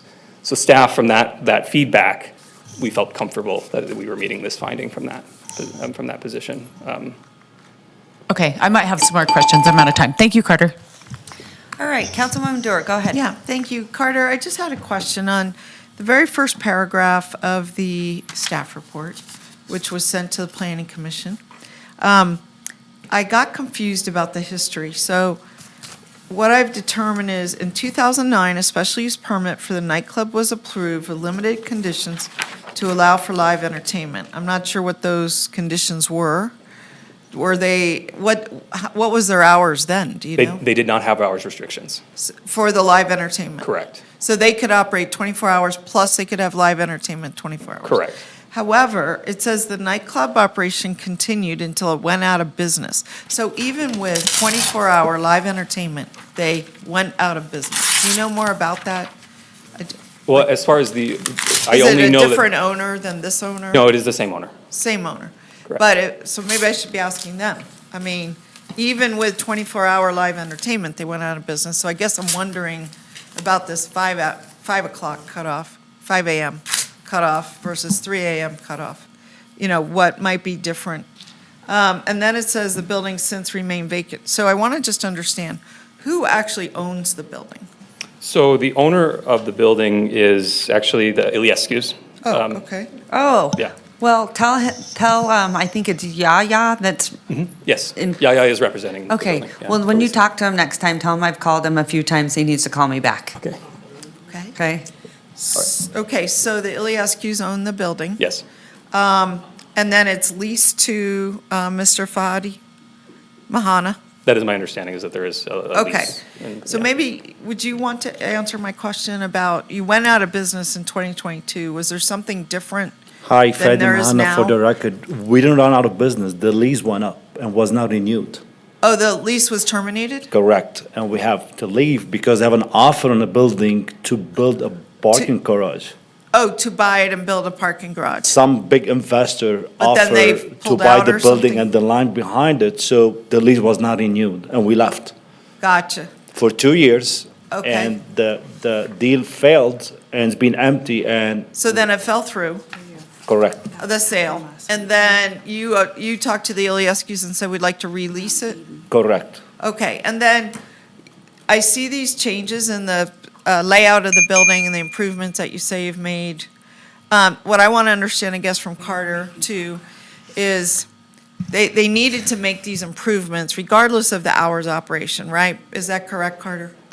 Sorry. They repeat the needed to question. make the improvements that they've shown, changing the door, putting in more soundproofing and so on, just to have any live entertainment. Is That is the correct? conditions that were imposed with this approval. Right, but what I'm saying is, regardless of whether it's 5 a.m., 3 a.m., 11 p.m., they would have needed to make these improvements. Is that correct? No, if they were to No. operate or cap at 3 or 11 p.m., Yeah. they would not have to make these improvements. That Well, is not a but I code guess I requirement. don't understand, because those are to mitigate noise. So I'll clarify. So Okay. in the past, there was code enforcement action to nuisance calls I related to see. noise. Code enforcement went out and they did make improvements at that time. So the vestibule that's there now, which is to be improved with these conditions, that was installed through that action. But that's post. Those are post requirements. They're not requirements per the code right now. So if they were to come in with a business license to go to 11, we would approve it because it is a by right use for live entertainment and a bar. If in the future, though, that we get these nuisance violations, again, that's when we would start to analyze, like, what are solutions to mitigate those So let me be clear. issues. The only reason that they're putting in these additional improvements is to go past 11 p.m., Correct, whether it's 12, 1, 2, 3, 4, 5. correct, yes. Okay. So anything beyond, but if it was within 11, they would not have to make these changes? Not unless we get You calls don't think we calls to got service and noise complaints, and then we complaints respond prior to to those. 11? Before? Sorry, say that again. Did we get noise complaints before 11 before? Yes, there's a We did. significant history. But I guess I'm confused about this requirement, but I understand what you're saying, but I'm not sure I really follow the logic of it, so, okay. Councilwoman Ebert, go ahead. Yeah, so I have a question.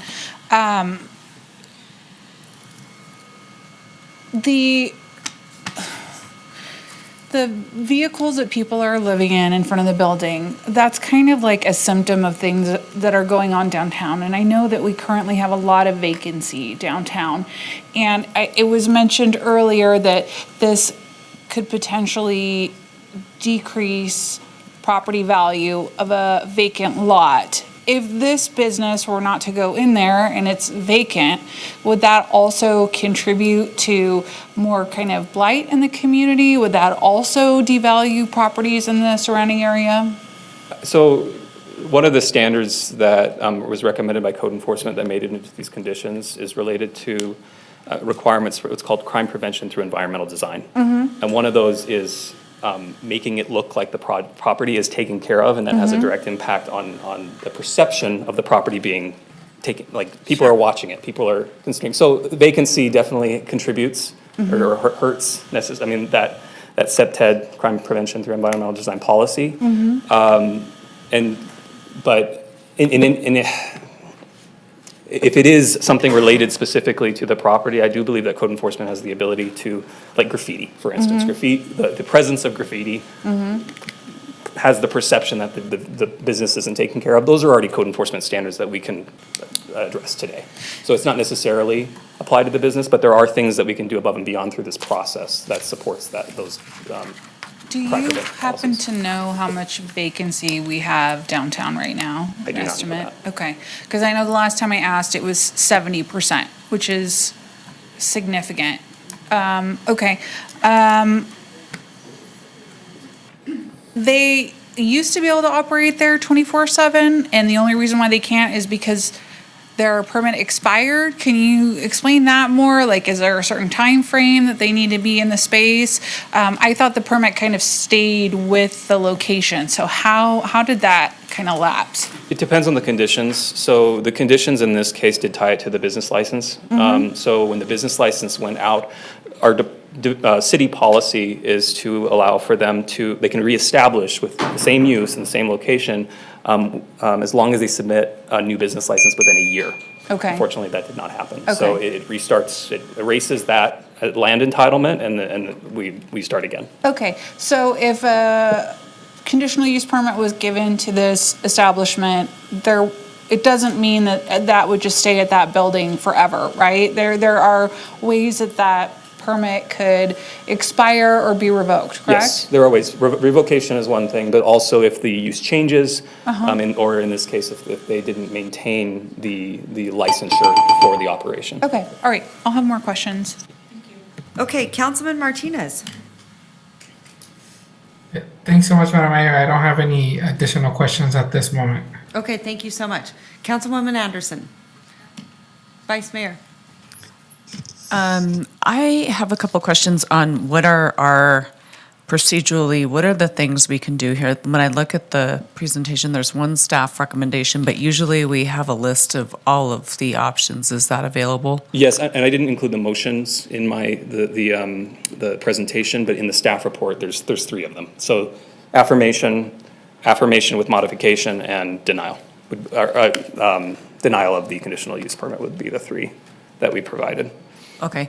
And then you were talking about the security plan. Could you tell me a little bit about that?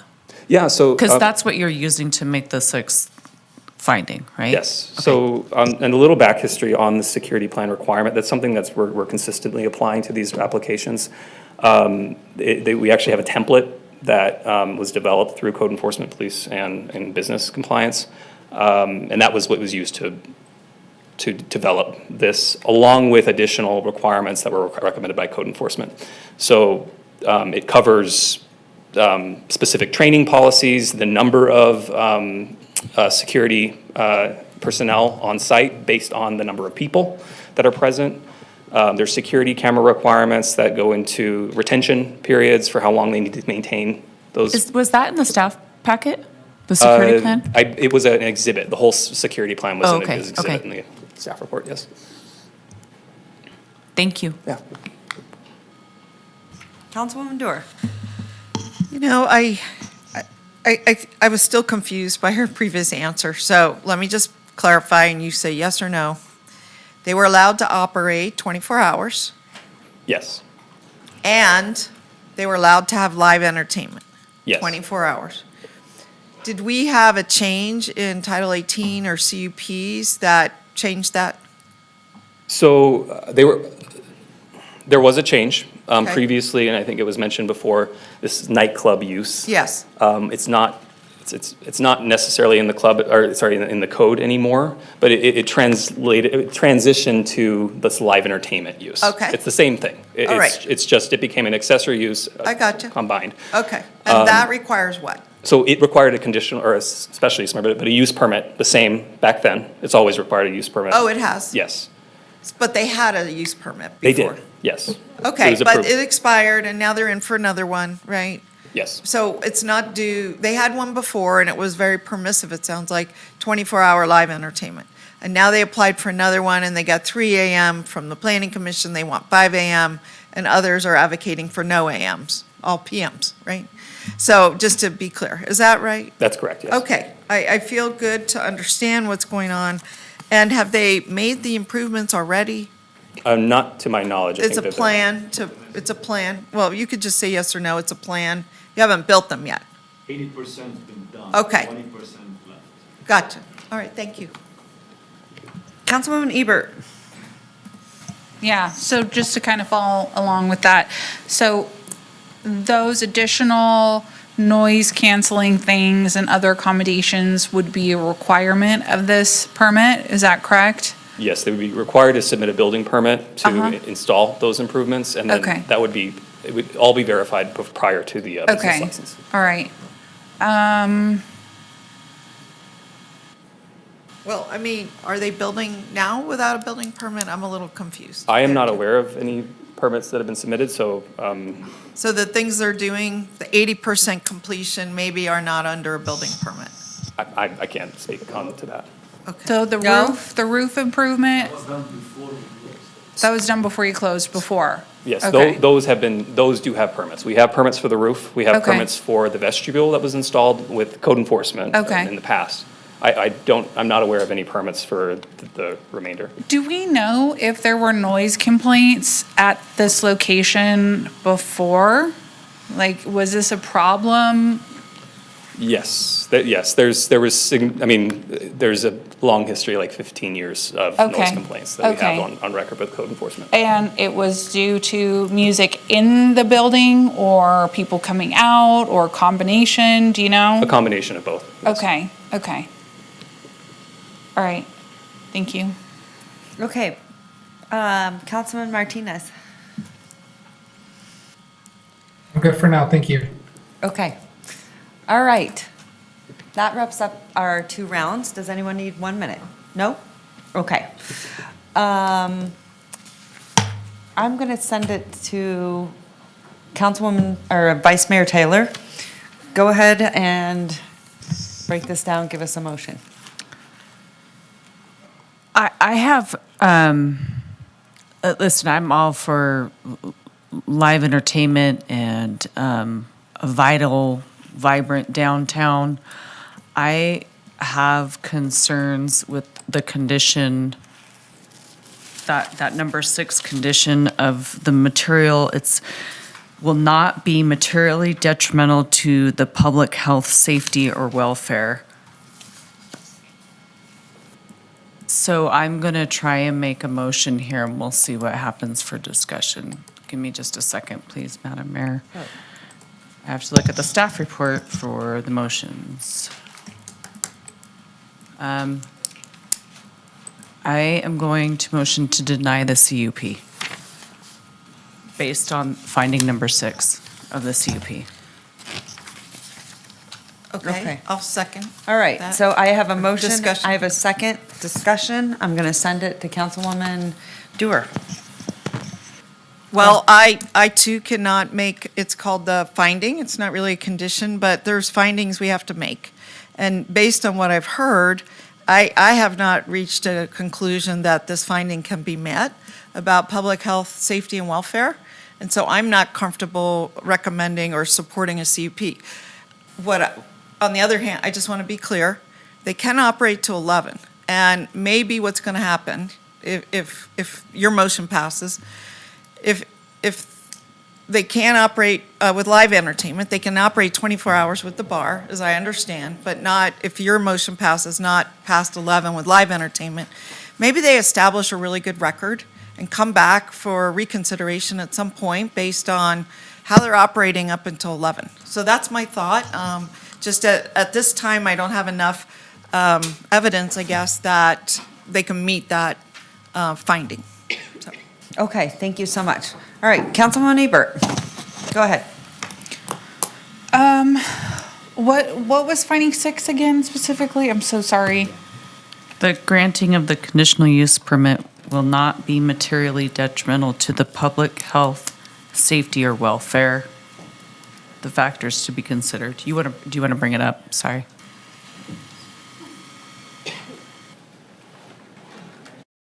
Okay.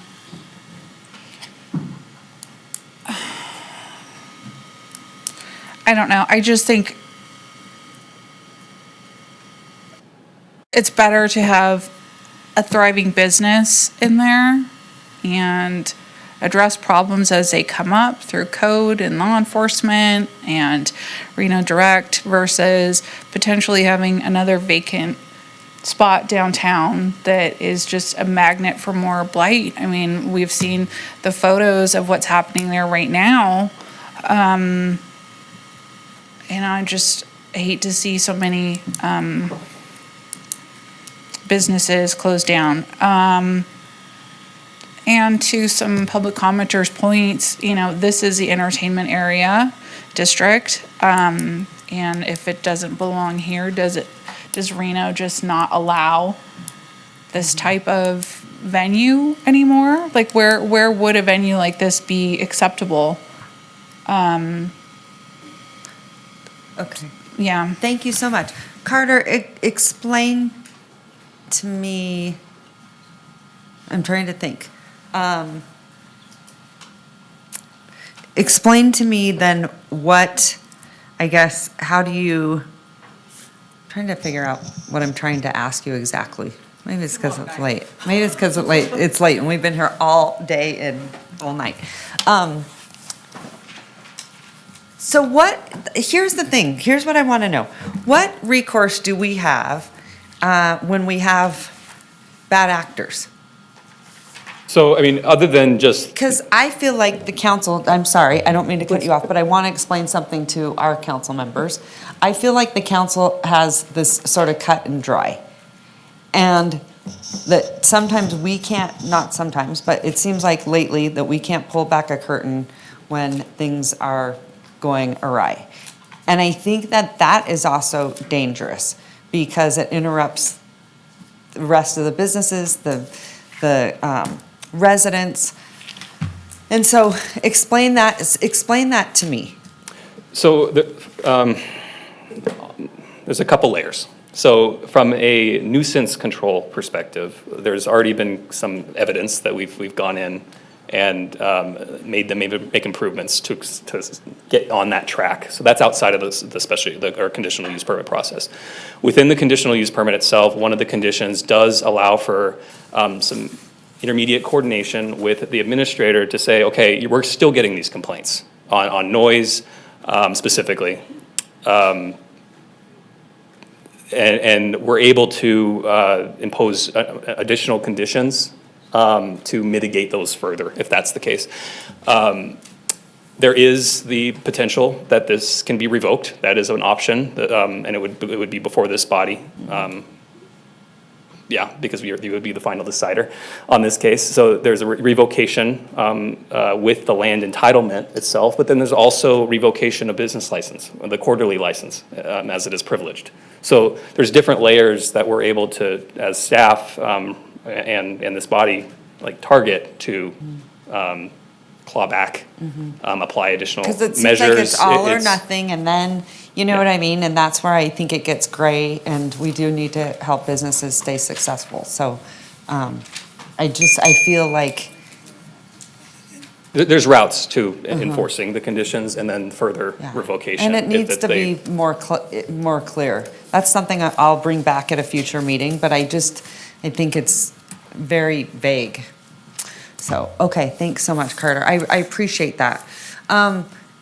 Councilman Martinez, did you, anything? Yeah, I appreciate it. I mean, I think I want to be supportive of the ward representative. I think the planning commission had a very robust conversation and applied some suggested some ramp up ways to be able to have some of these, things that we're asking for to be met, and for us to have a track record to be able to build in the future to allow us to, figure out whether there was going to be a continuation of some of the concerns that folks have been seeing in this location, or if things can change with the new operation. And so I was kind of looking forward to us heading in that direction, but the motion is already there and want to be supportive of the ward representative. So I think I'm going to go in that direction. Thanks. Okay, thank you so much. Okay, with that being said, I have a motion, I have a second. All those in favor say aye. And this is, I'm just clarifying, this is to deny the conditional use permit that the planning commission gave them until 3 a.m. Right. and they can only operate till 11 p.m. With the live entertainment. with the They live can operate entertainment. 24 hours. Can They operate can have 24 live hours. entertainment up until 11. Yeah. They can still operate. It's the conditional use permit. Okay. Okay, so I have a motion, a second. All those in favor say aye. Aye. All those opposed? Motion carries unanimously. I didn't say anything yet. Oh, okay, well, go ahead.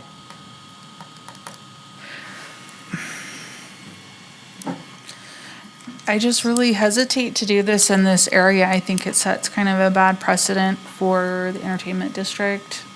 So, yeah, I'm gonna have to vote no on that, sorry. Okay. All right, then motion still carries. All right, thank you so much. All right, Madam Clerk, I'm going to send it back to you. For final public comment, and we don't have anyone registered to speak, but for the record, we did receive 10 comments after 4 p.m. yesterday. They were distributed as 2 letters in opposition and 8 letters of concern. Carter? I want to make a comment relative to your question. There's a final public comment, but Yeah, you want me to bring you up in final public I comment? understand the dilemma. All over this country, there are cities, as has been said, where these things take place. The difference is there's not residents around them. I'm very familiar with Austin, Texas, 6th Street. A lot of you have probably been there, okay? But, and so my advice is on the 4th Street Brewery District would be a perfect place for this kind of use, provided you don't allow a bunch of residents around it. Exactly. Okay? I mean, think about the Tahoe Reno Industrial Center. What's missing out there? Residents. Why? Because these big, heavy trucks don't mix very well with residents. It's the same concept. And that's part of the growth of Reno down in the future. Well, Thank you. we need to come up with something, because Can you please state your name for the record as well? 24/7 entertainment. That was Art Rangel. Yes.